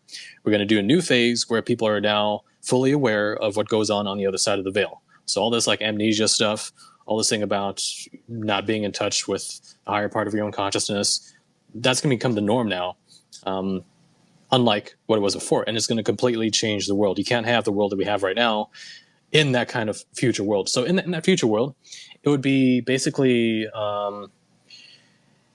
it would be more alien-like, and it would be what even, like, let's say the Law of One material, if you've read that, is what they would call a social memory complex. And a social memory complex, all that is a civilization where people are psychic enough that their minds are no longer individually compartmentalized minds. There's more of a sharing of like a shared subconscious network, sort of, and that changes everything, because then you can't really keep secrets like you could before. You can't fool people like you used to do before. So it's going to become a very high trust, high transparency, high accountability type society, which makes it way more cohesive, more coherent, but also, unfortunately, a lot less privacy and a lot less individuality. Now, I think we are probably being pushed in that direction right now, not through psychic awakening just yet, but perhaps as a bridge using technology. to get around the lack of psychic ability. However, the issue with this technological bridge is that we can become dependent on it and never ever get to the point where we use our own spiritual faculties to become more psychically networked together. See, we can actually become more dependent on this technology and become atrophied in our spiritual abilities. So what it means is that I think civilization is being pushed in that direction, but there's a chance that we get stuck halfway through, and it's almost like our birth into this new reality becomes aborted halfway through, and we end up becoming more like the Borg, addicted to technology, becoming integrated into transhumanism and so on, and that would be very, very bad. So I'm kind of speaking super high level here, going off on a tangent, but hopefully it kind of touches on what you're asking about. I had a question for Tom. It's just a question of framing, and this is something that I came across just recently because I came across this guy Parabson who was talking about the biological angle, and it's the idea that it's interesting when you think of the possible futures when you frame it from a health perspective, because in our or our past knowledge of our modern really health way we think of health, right, and say epidemics, right, is that a lot of these phenomena are they're sort of like spontaneous phenomena that emerge eventually in time, like a sickness, for instance, and that that they're probably distributed, right, but in some statistical way where you'll have these large events like and I kind of wonder when we frame it that way, right, in what sense, like it just makes me want to think about the solutions for because if it's basically some sort of large outbreak, right? Maybe starting from consciousness, manifesting into like these topo-like orb things, right? Some of that possesses people. Then you have, and then the population slowly and slowly sort of becomes under the control of this thing, to where you can't really differentiate between egregores and governments and just possessed individuals, really.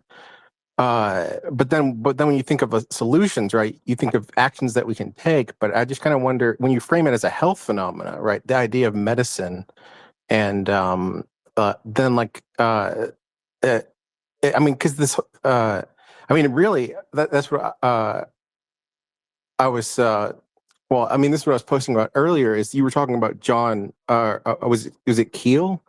And this idea that it actually does become a health phenomena. It's weird because it's like this noise aspect in the background is becoming sort of like interpenetrating into reality, and it's like slowly over time our reality is becoming their reality, or I say there, but it's really just like it's almost like Earth is becoming like the Schumann resonance or something. It's like Earth is becoming the unconscious is becoming the conscious, and then the conscious, I guess, is being possessed by the unconscious. So it's almost like a worldwide possession or something. But the health framing, I kind of wonder, how do you see that as like a way of framing sort of what then is like the cure, I guess? So kind of, I mean, good insights there. So Seth Parabson, he, and that's a pseudonym, by the way. He talks about, for those of you guys who don't know, he talks about how he and his team discovered that humanity, a lot of people actually we've got fungal infections in our body, fungal infections that penetrate even into our nervous system and cause not only health issues but also mental health issues, from tiredness to I don't know if he mentioned schizophrenia, but actually schizophrenia sometimes has been tied back to toxoplasmosis, that parasite. So there are biological agents that have affected us, not just mentally, but therefore also culturally, because these health patterns in general, based on diet, based on what parasites you have, and illnesses and climate and everything, those eventually over time start affecting culture. So I agree with you 100% that the health component is a big part of this, because these NHIs, right, they're a lot of them are control freaks, and they want to manage human culture going forward into the future, our beliefs, our behaviors. They want to make sure that we are culturally terraformed in a way that conforms to their agenda. Now, it's very easy for us to pick up, let's say, on their psychological, spiritual propaganda, the sort of the lies that they put out there. But what about the biological aspect of it? Have they put anything, let's say the COVID jabs or prior pandemic outbreaks? What are some biological agents, perhaps, that they have engineered that are affecting us psychologically so that on a mass statistical level, we are more amenable to their control? That's a good question. And what Seth Beribson has said is that, yes, long time ago, even 3,000, 4,000, 5,000 years ago, there already was this one of several biological agents that humanity has been affected with that basically dumbed us down and made us more subject to an NHI control system. And he actually does admit to the idea of aliens creating those biological things in the way distant past in order to control us. So if you think about it that way, right? May I interject? Yeah, sure, why not? There are many substances that are useful for the removal of mycotoxins. Also, basically, we know many things have dumbed us down, from Lyme disease, from so many different bacteria. One thing I want to refer to you is Cholerax. It is the red leaf Pseudoviteria colorata red leaf extract. It removes Candida albicans, also many different other fungal pathogenic phenomena in the body. Also, there's another substance that you might want to use that is called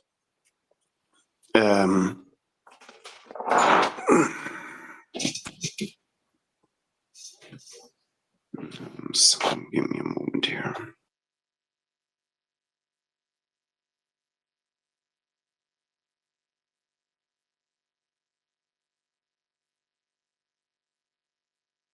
Yeah, while you're looking that up, I just want to say, for example, there are different substances that are antifungal, anti-mycotoxin that are available either as supplements or also as prescriptions. Like prescriptions, for example, I guess would be fluconazole, also known as Fluca, or Sporonox, also known as Itra. Oh man, I totally butchered that. But anyway, it's called Sporonox. That's another brand. And Seth Peribson, the way that he came upon his idea is that he was so sick and he took this medicine for something, and not only did it cure that particular problem that he had, but it cured all these other problems he had ever since childhood. And he realized that those problems therefore stemmed from a fungal infection. And his team and all the thousands of people that or hundreds of people that he's talked with since, they've also tried different protocols, including the NAC protocol, that have helped with a lot of these issues. Now, the reason why this is important is because, yes, the occult is oftentimes mirrored or interlinked with the physical, okay? And to give you an example of that, for example, let's say you have a demonic presence in your home, and coincidentally, you also have, let's say, a cockroach infestation, or a bunch of ants that come out of nowhere, or a black mold problem that arises all of a sudden. It's weird how the two are synchronistically interlinked a lot of the times, okay? And the reason why that is because these dark entities, they have a very toxic etheric energy field that seems to be conducive for the growth or presence of other things that also have a similar energy field. If not directly, then maybe only symbolically or synchronistically, almost like in a dream. And so you can imagine that if humanity has been under the control or infected by an occult parasite, that therefore that would also be paralleled by various biological parasites.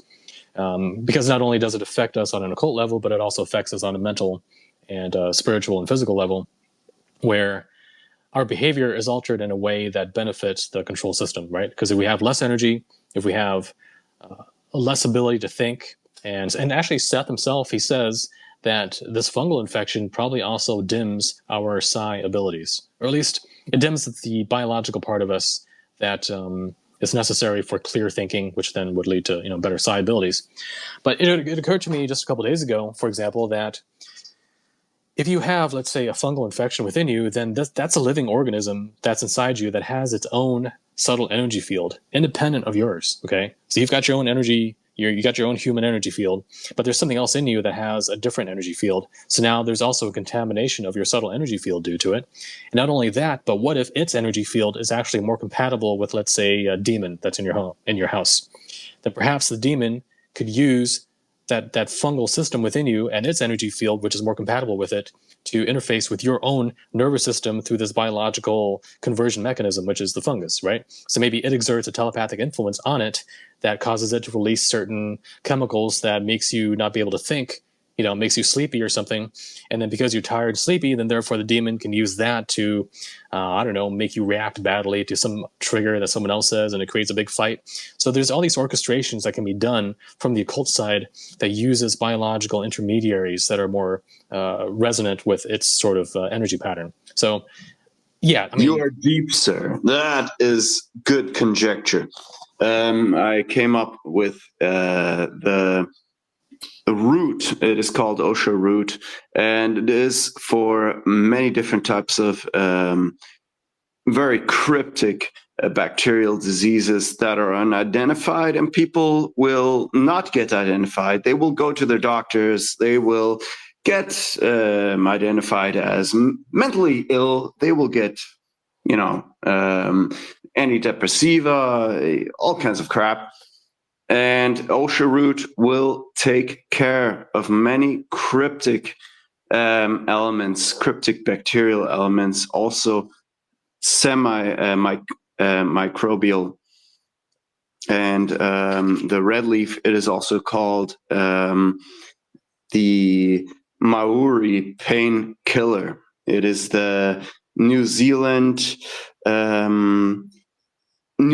pepper, they call it. Those are two very, very important elements. I was infected with Lyme disease. I almost died. And it was up to me to identify my disease. And my doctors, they could not help me. But I went to, through luck, I had the premonition that I might have Lyme disease, but Lyme was not the end of it. I had myself treated with fenbendazole and mebendazole later on, and that really cleared it out. I was healed after fenbendazole and mebendazole. Fenbendazole is used for cancer, but I'm not going to say I had cancer or anything like that. But it definitely changed the energy of absolutely everything. The mebendazole, you got to go. You got to do the trifecta. You got to go for the microbes, you got to go for the fucking parasites, and you got to go for the fungus. And for the fungus, you want to do definitely the first part of it is the Maori painkiller, and that is red leaf Colorex. Is the name of the medication that I was using, Colorex, and yeah, that's all I wanted to share with everyone. Go for the trifecta. And also, you want to go for antibiotics. Rule out everything. Because your doctors, the tests are bullshit. They will have false negatives more than half of the time, all right? So it's a sad state of the situation. But using mebendazole, clearing the parasites. Also, why was ivermectin so successful during COVID? Because we all had shit in us that was killing us in the first place, that made the inflammation far worse in the first place. Anyway, that's the point on that. Thank you. Thanks, Sims. Thanks for popping up. I think we're waiting. Truth, were you waving your hand there, or were you just taking off? I think Jay Lizard is next. Jay Lizard, go ahead, and then if I could hop in. Hi, can you hear me? Yep, we got you. Go ahead. Oh, great. Really enjoying the show. Incredible panel. Just totally freeing up my mind. And interesting thing. Of course, we hear that the big awakening is going to come, and people are going to have to decide, do you want to go on the ship, or are you going to stay behind? And it's a big illusion. Don't go on the ship. But what I got from this meeting, there's a big thing, a lot of like religious philosophical societies, that like at the second of our death is when our whole life flashes in front of us, and we make this quick decision which defines who we are. And it's a very individual kind of thing. But what I was thinking is like, what if this alien agenda is going to, and of course, this is extrapolating a bit down the line, but what if it gets to that point where we're so in touch with ourselves that at that final moment of death, the alien agenda is this is what you do. You come to this crossroad. This is the universal answer. And that's what it's about, not a literal spaceship, but that decision we make at the second of our death. So I don't know if that's interesting to you, but I'm going to be thinking about that this week. I was interested too. Contact versus connection. Contact is just like verifying an observation, whereas connecting is you feel like you have a personal relationship dialogue with the extraterrestrial. So I imagine there's different levels of interaction, but what a contrast between just contact and actually having this connection. So those are a couple of my thoughts. Thank you. Yeah. So contact versus connection. That's an interesting idea. Now, there are a couple things to be careful on when that were to happen. Like, for example, when you are, let's say you think you have a connection with an NHI, an alien. Okay.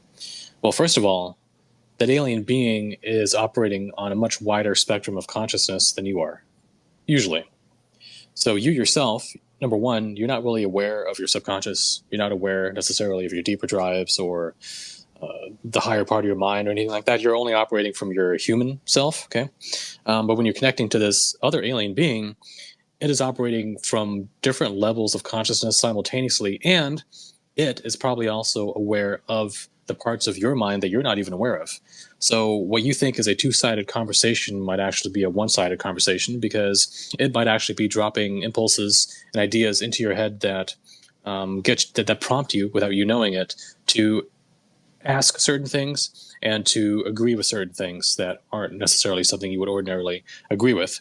So what I'm saying is it a genuine connection, like you and your partner or your best friend, or is it a connection more like you versus something that is almost using you as its own sock puppet to talk at itself with, but you think you're acting on your own volition, right? So yeah, I mean, it gets a little bit more complicated when we're talking about alien interactions versus just you talking to a friend.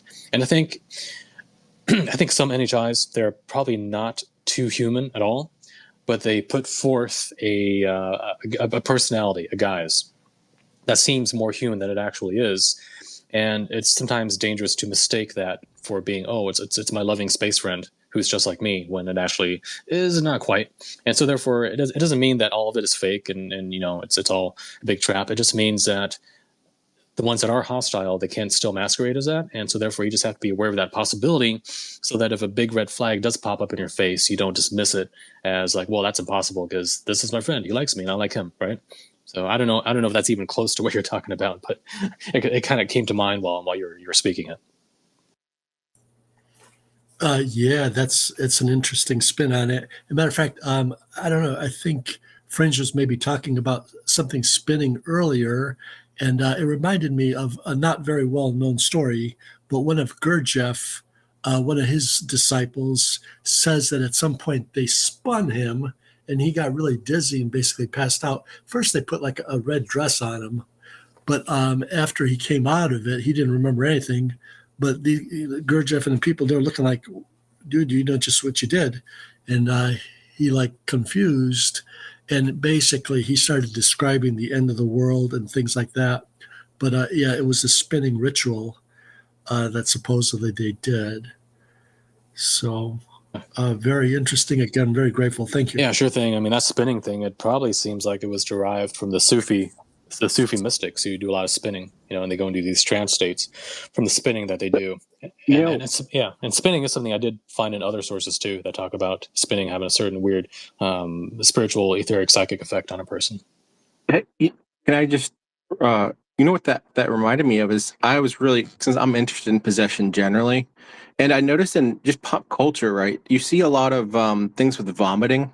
And so it occurred to me that if vertigo, right, like a strong vertigo is the kind of way that an inertial spinning grabs your attention so that you really can't focus, then if you generalize that vertigo concept, then you can see how sort of the short circuit notion, really, but a short circuit of your attention is a way that the attention can sort of be gone in a sort of spiraling way, but where the sort of middle part that's like left out, right, which would be the present moment of action, really, is sort of left open to take hold of by, whatever means. That's sort of my own personal conceptualization of trying to make sense of, assuming, I don't know why it makes sense to take seriously pop culture like that, but actually, just to add one more thing and I'd be curious what your response is, Tom, is related to that, actually.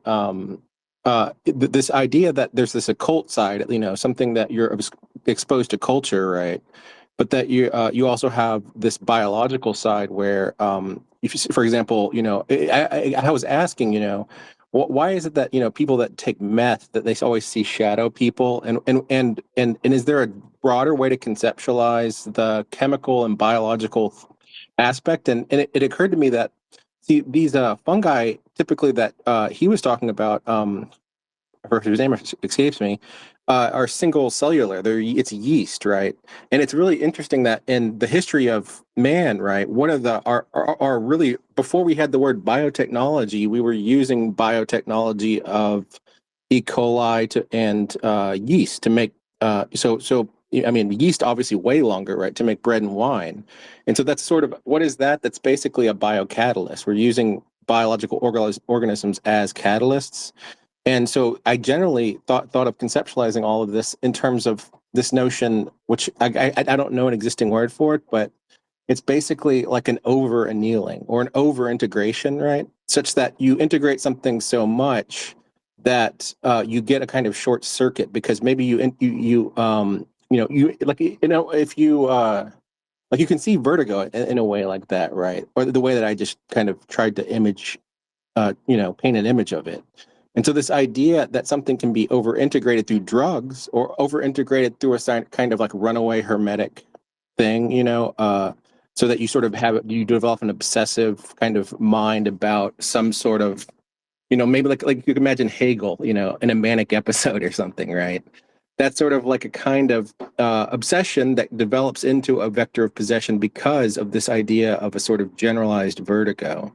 And so, but so the concept here, which again, there's probably a word out there, is like over annealing is really interesting because it ties together drugs, these biological organisms, and ties together the idea of possession, generally. But of course, a short circuit is probably the effect of that, right? Or you could say it's also just the idea that there's a channel, right, that opens up as if you had a kind of antenna, as if a short circuit had a kind of there are other circuit analogies, right? So a parasitic, like resonance or something. Anyways, any ideas on that? Sorry, that was kind of a lot. Yeah, I would just say that the biological component, which includes our own genetics, by the way, it's going to have an effect on our mental processes, our emotional, our culture, and therefore also on our, I guess you could call it, our collective morphogenetic field of humanity, the way that we are as humans. Meaning, for example, that as some people claim, if it's true that aliens have had a hand in our evolution, that they've tweaked our genetics or even stunted our genetics to some degree, maybe getting rid of our psychic abilities by default. Well, if that has happened, then we as a species have acclimated to that. And now, culturally, in our belief systems and the way we think, even in the advent of language itself, we only have really language because we're not telepathic, because we need speech in order to communicate. We have no other means of doing it. So everything about our way of life right now is due to the physical conditions of our environment, due to our genetics, and due probably also to a lot of these parasites that have been put into us through our environment and maybe even through bioweapons engineering a long time ago, including yeast. And it's interesting that the Jews, for example, they were told to eat unleavened bread, like don't put yeast in your bread. Maybe whatever told them that knew that there was something dangerous about these funguses, and they're trying to keep it out of their chattel, out of their tribe, right? So yeah. I mean, the fact is the human being is a very complicated system with physical components, other higher components, which different systems have different names for, and this entire complex system can be influenced in different ways, and certain features, certain deviations of its natural functions can then become baked into it. And maybe that's what you meant by over annealing. They can become part of its new function now in a way that's locked in. And I think humanity is in a pretty sad shape due to all the different negative influences that have been foisted upon it over the past tens of thousands of years, to where we now think this is the norm. But in truth, we might actually be like, we might almost be spiritually comatose right now, but we think it's normal. And maybe it's time for us to get out of this, and maybe that's what's coming. Maybe that is the ultimate destiny of mankind, which is to cast off these biological and etheric and psychic shackles and molt our way back into our true form. And I really hope that that's the future of humanity. Tom, I have a question for you, if you don't mind. So, really quick, the shadow people and the meth thing totally happened to me like 20 years ago. There was a brief stint in my life where, for like a couple of weeks, that was the thing. And it was gross, disgusting. I just don't even go there. But I did see shadow people.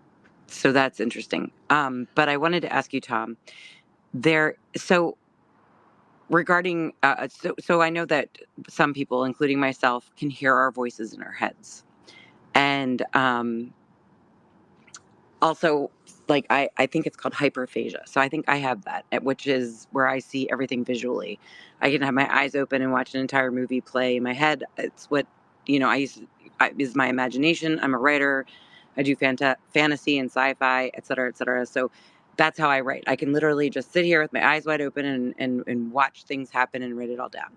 But I also have what other people have too, which is a second voice in my head. And I talk back and forth with it, and it's a positive influence in my life.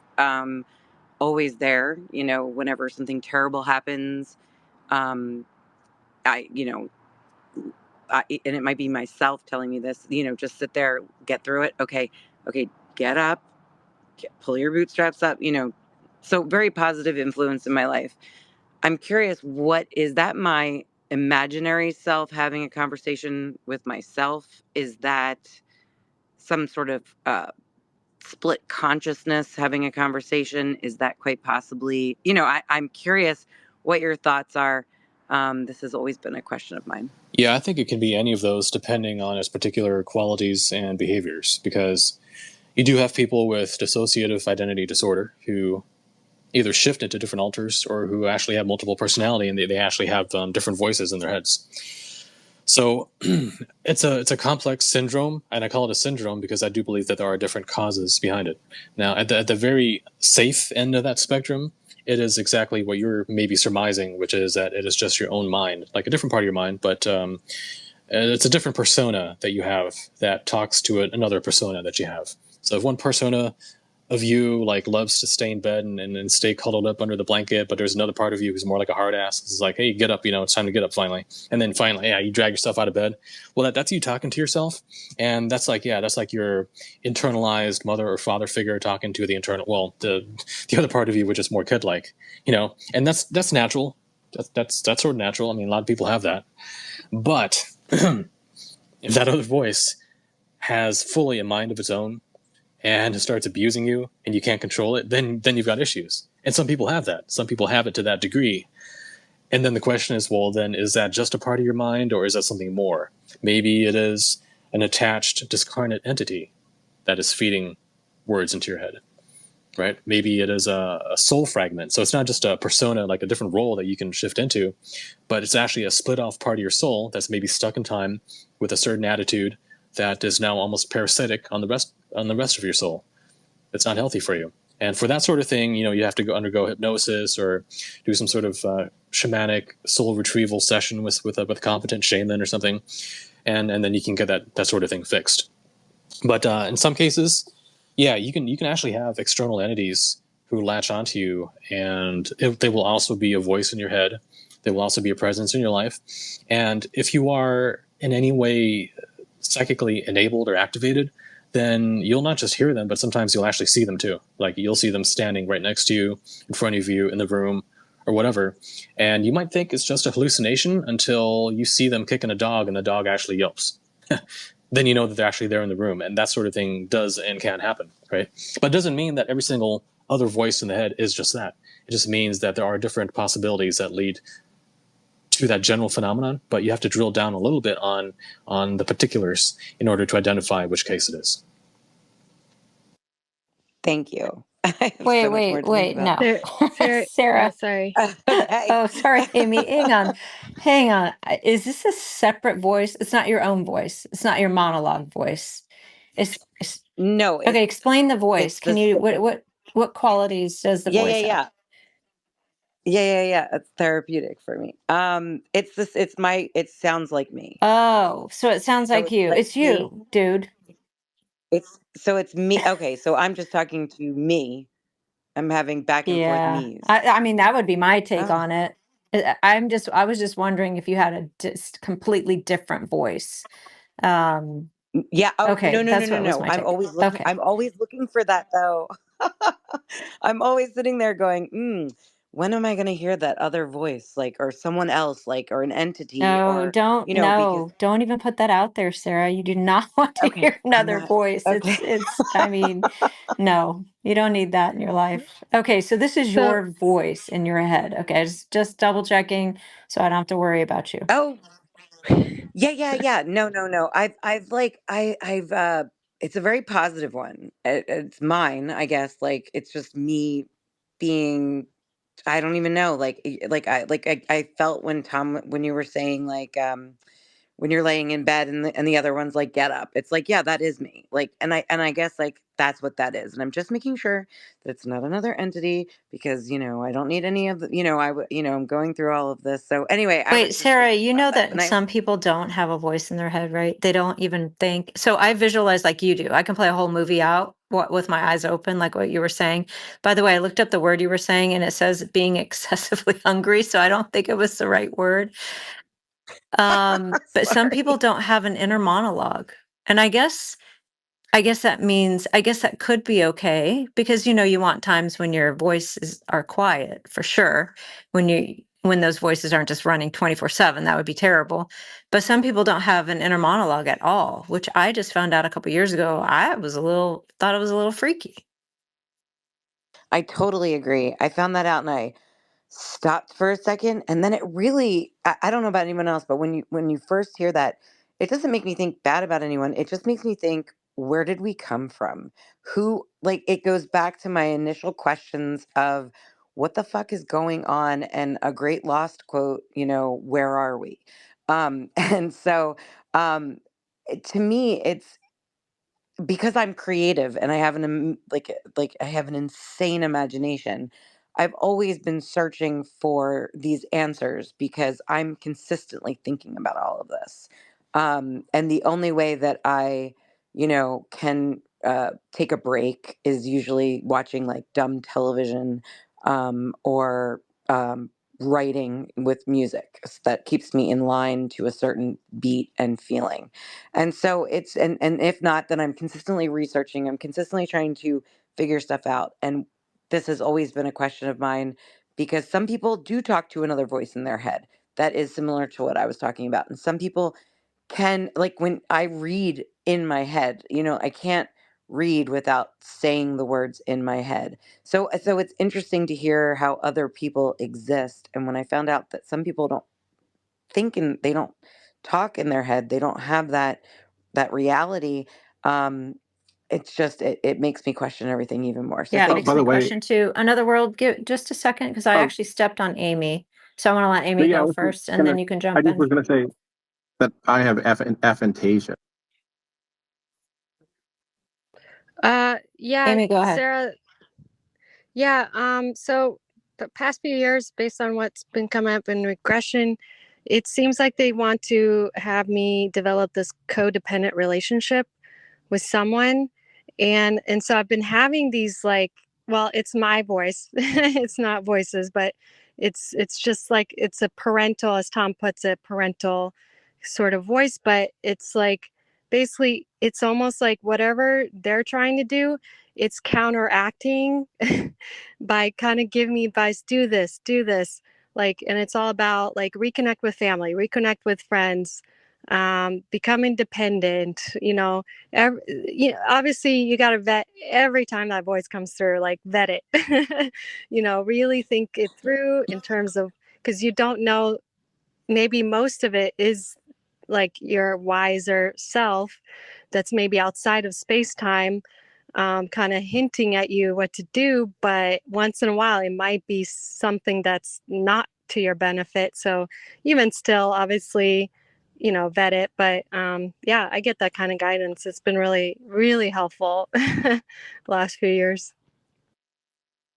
I totally agree. Um, yes, vet it. I do agree. I do agree to vet. It's like the craziest thing. Like, okay, here's another one. So I have a fear of flying, and I fly a lot. And I take medication to get on the plane, because if not, I'd get on the plane and I'd tell myself over and over again, get off the plane. But when I take medication, but before anyway, I do that.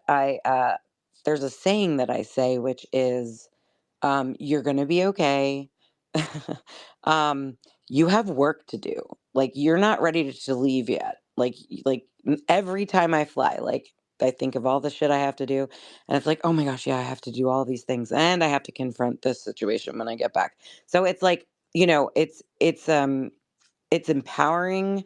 It's leveling, it's definitely like it levels out my anxiety. So yeah, it's always helpful, which is interesting.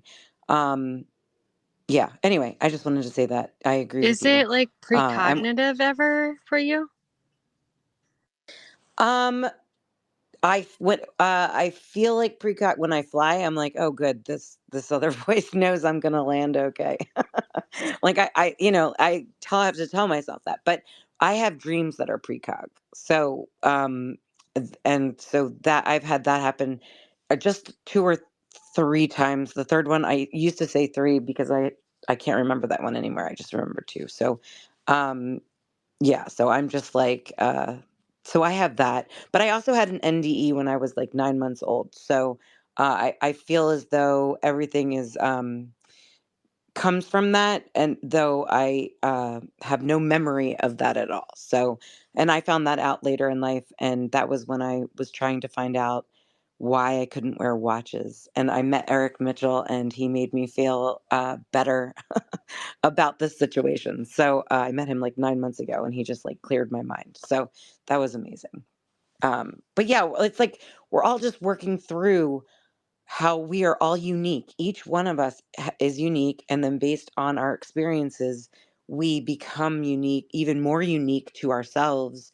And I feel like we all have a place in this world. Like right now in this space, I'm sorry, Fringe, really quick. Right now in this space, I feel like we've all traveled our entire lives to be here in this very moment.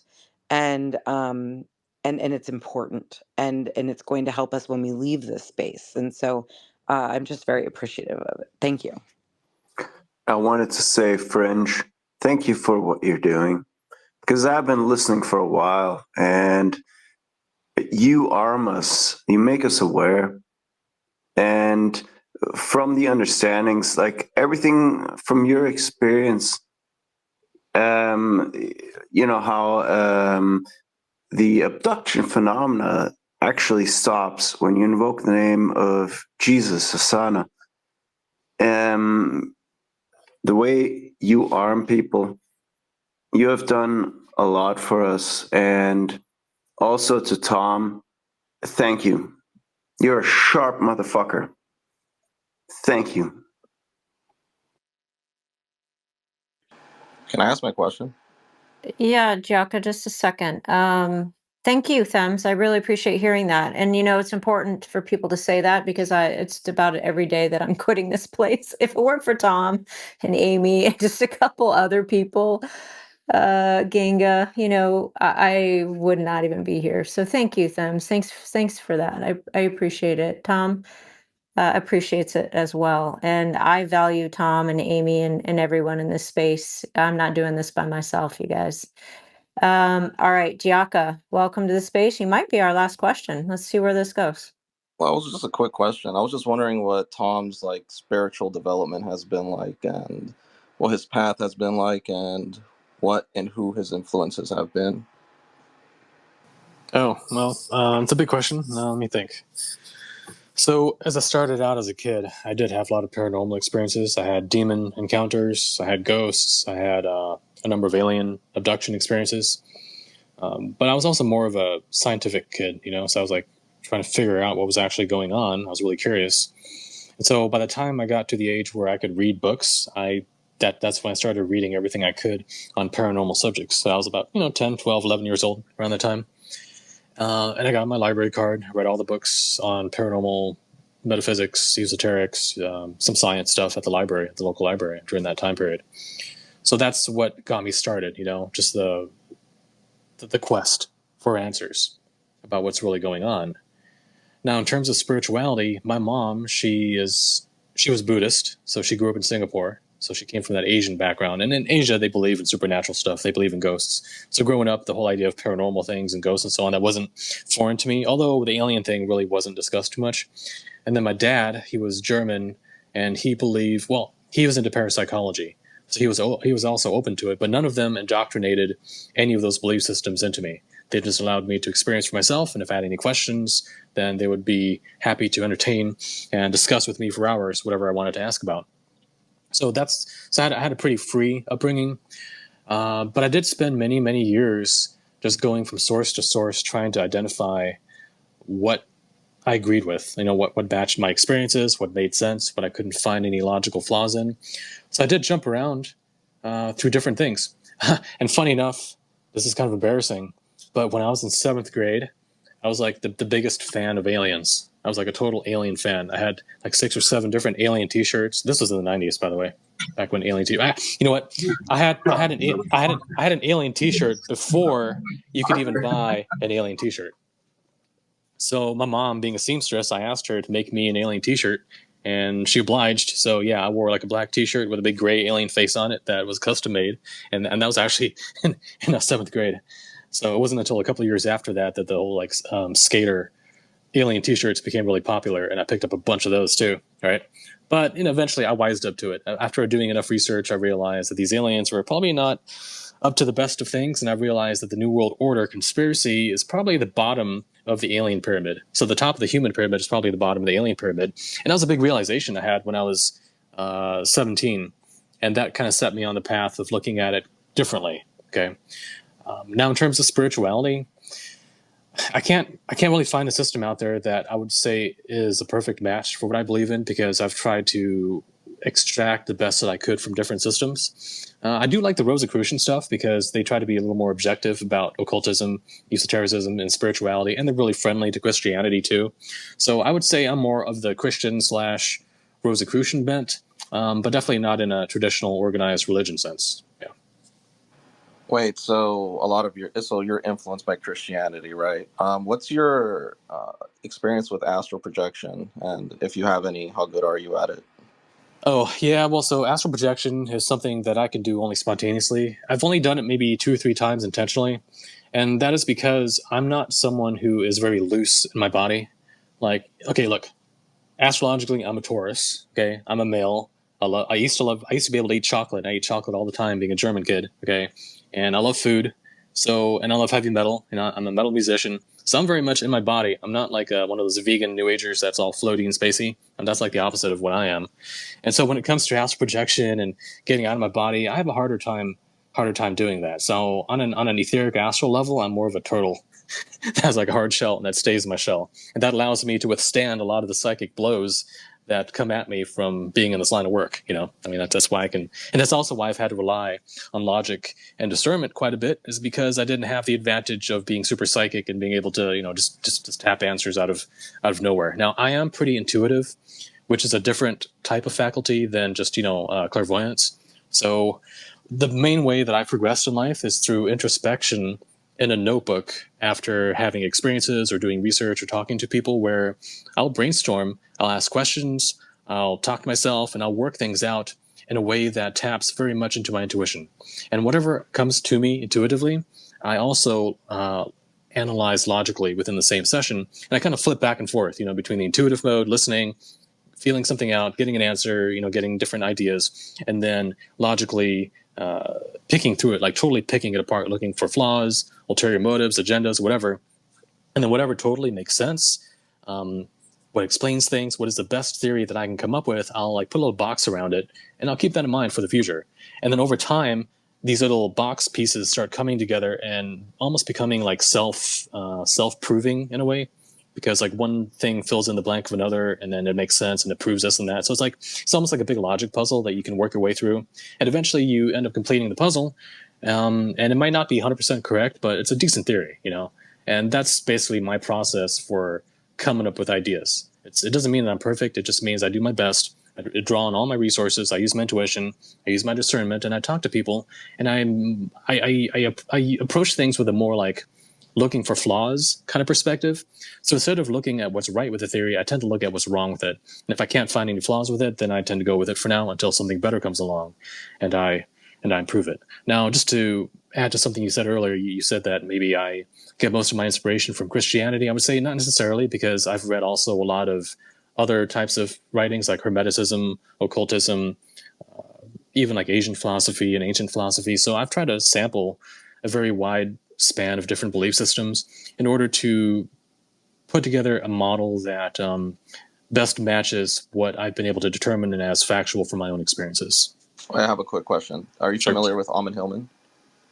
Sorry, no, I'm not. Nope. Cool. Thank you. That was it.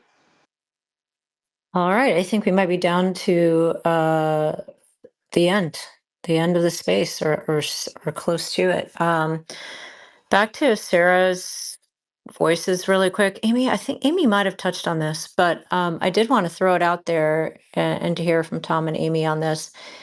I still remember the day that I realized that even our own voice in our own head can be manipulated. Amy, did you throw that out there? Because I might have missed it. That not all of our thoughts are our own, not all of our thoughts originate with ourselves, and the entities can actually take on your own voice and try to influence you. I only realized that maybe 2 or 3 years ago, so that's kind of creepy when you figure that out. It's just filter everything, even your own voice that you have in your head.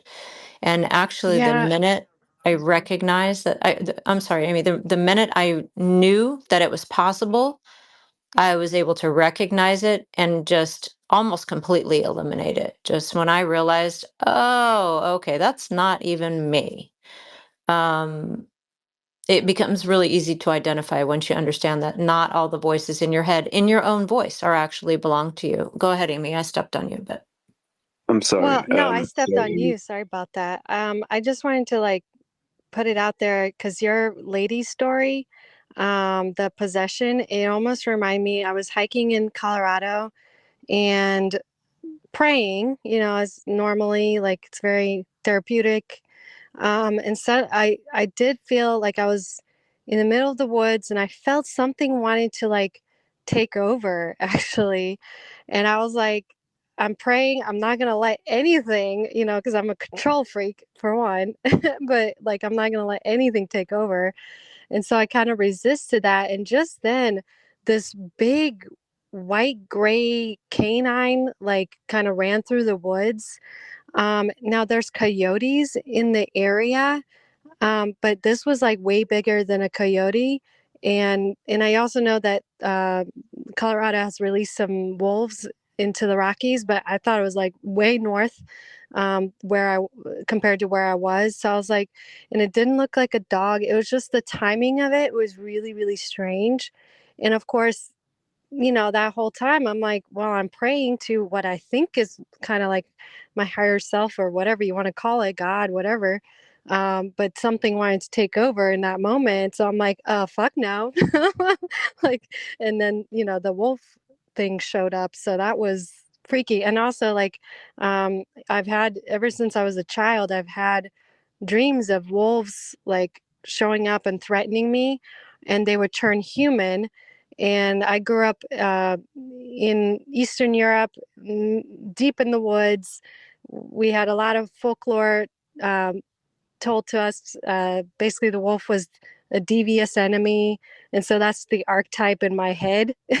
So it's just kind of crazy that, something tries to take over, and then I see this massive canine run through the woods. So That is interesting. Do you see skinwalkers transform or anything? Like that sounds like a skinwalker. I mean, maybe that's what it was. I don't, it was really odd to see something like that big. Again, it was not a coyote, because I told the locals about it, and they're like, that doesn't sound like a coyote, but I didn't see it transform. It was just this big canine that looked like a wolf. But you felt like it was trying to take you over, right? No, something was trying to take me over as I was hiking. And then when I resisted, that's when I saw the wolf running through the Oh woods. yeah, got it. Okay. Yeah. Yeah, the wolf and the owls, for some reason, those two things are pretty common with abductees. I'm not sure. I'm not sure why. I mean, some people say it's the grays or whatever, but I was also praying, Amy, and I don't pray to my higher self anymore. First of all, I never used to pray to my higher self. I was a pretty hardcore Christian. And then I got into the new age and I started praying to my higher self. Well, guess what? That's when the lady downloaded herself into my body. So yeah, that practice is over. I would like you to also realize that Chris Bledsoe was just praying to whatever's out there in the universe. So I am now extremely particular to whom I pray. And still keep in mind that just because you're praying to who you believe you're praying to, that doesn't mean another entity can't come along and try to answer your prayer and get you into a bargain. I think we're just so naive, and I've been naive too. I think I'm still naive in some ways, but we're just so naive. We think, oh, we have a good intention. We're praying to who we believe is God with a pure heart. Some other entity comes along and hijacks that. We don't even recognize the possibility. I was just watching a short, and it was a Ryan Bledsoe podcast. There was a gentleman on there. He said that he prayed to see a being. And then however much time goes by, it's pretty quick. He ends up seeing a shadow being in his kitchen or something. And he said he was absolutely terrified. He saw a shadow being that terrified him in his kitchen. And then a short time later, he ended up seeing an orb. And for whatever reason, when he saw the orb, he thought the orb was some kind of angelic being or something. And then he decided, oh, yeah, I prayed to see a being. And so he concluded that that shadow being and the orb must have been good, and it must have been from God, because that's what he prayed for. I mean, no logic, no discernment, completely naive. I've been there. I'm not disparaging the gentleman, but just to think that, oh, that must have been a good guy who showed up because I prayed to see a being. What are you thinking right now? Um, and that's what's going on out there. And of course, on the podcast, it's all, yeah, yeah, oh, yeah, of course. Oh, yeah, you prayed and a shadow person showed up, and all of a sudden it's the good guy. So I am super careful about my prayers. But also, you have to understand that even when you're super careful, that doesn't mean your prayer is not being hijacked by some hijacker, nefarious entity out there. All right, you guys, here we are. It's 9 o'clock on my time. It was 5 hours. It's I pretty want to good. give some words of encouragement to people who hear things in their mind's ear that they might be confused about. I've had that thing happen. I became aware of it, and I became so aware of it that it's almost insulting when they try it with me now, and I don't get fucked with anymore. That's it. Thanks. Yeah, I agree with you, Thumbs. It was the moment I became aware of it, everything just fell into place, and I recognized it immediately. And they rarely try it with me too, but it's every once in a while I'll have something running in the background. And I'll be like, wait a minute, that is not even coming from me. I know that sounds schizophrenic. It is what it is. Amy, Tom, Sarah, Tiff, thank you so much for being here today. These are, to me, I'm a super Tom and Amy fangirl, but To me, these are the most important spaces happening in this community. This is where the answers are. At least this is where the information is. At least there's information for you to make your own decisions and decide for yourself.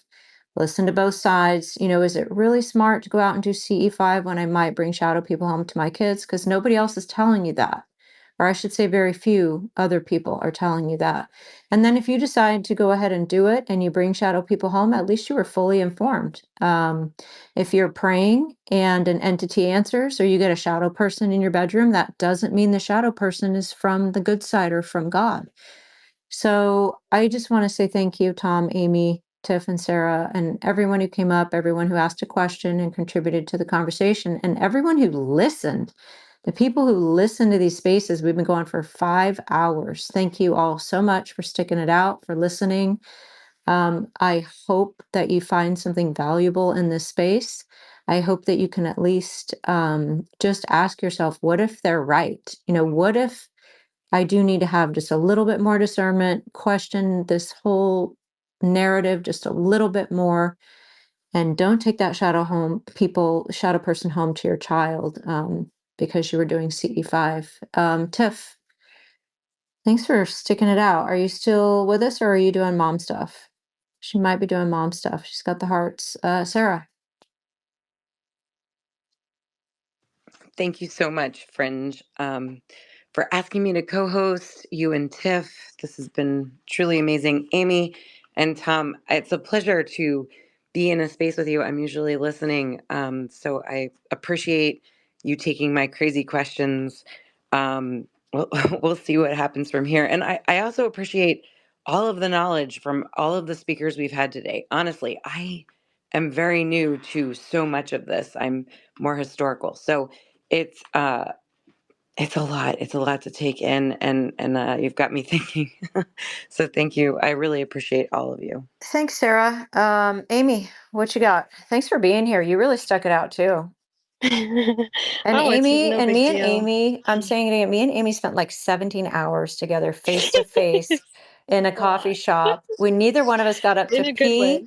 There was no food. It was a little crazy. And we both had a couple of crazy experiences while we were together. I mean, And of course, imagine that. you didn't see, but I was eyeing the baristas. They were like, what the hell's going What is on over happening there? right now? They thought we were homeless. I bet they were going to call on us. Yeah. They know too much now.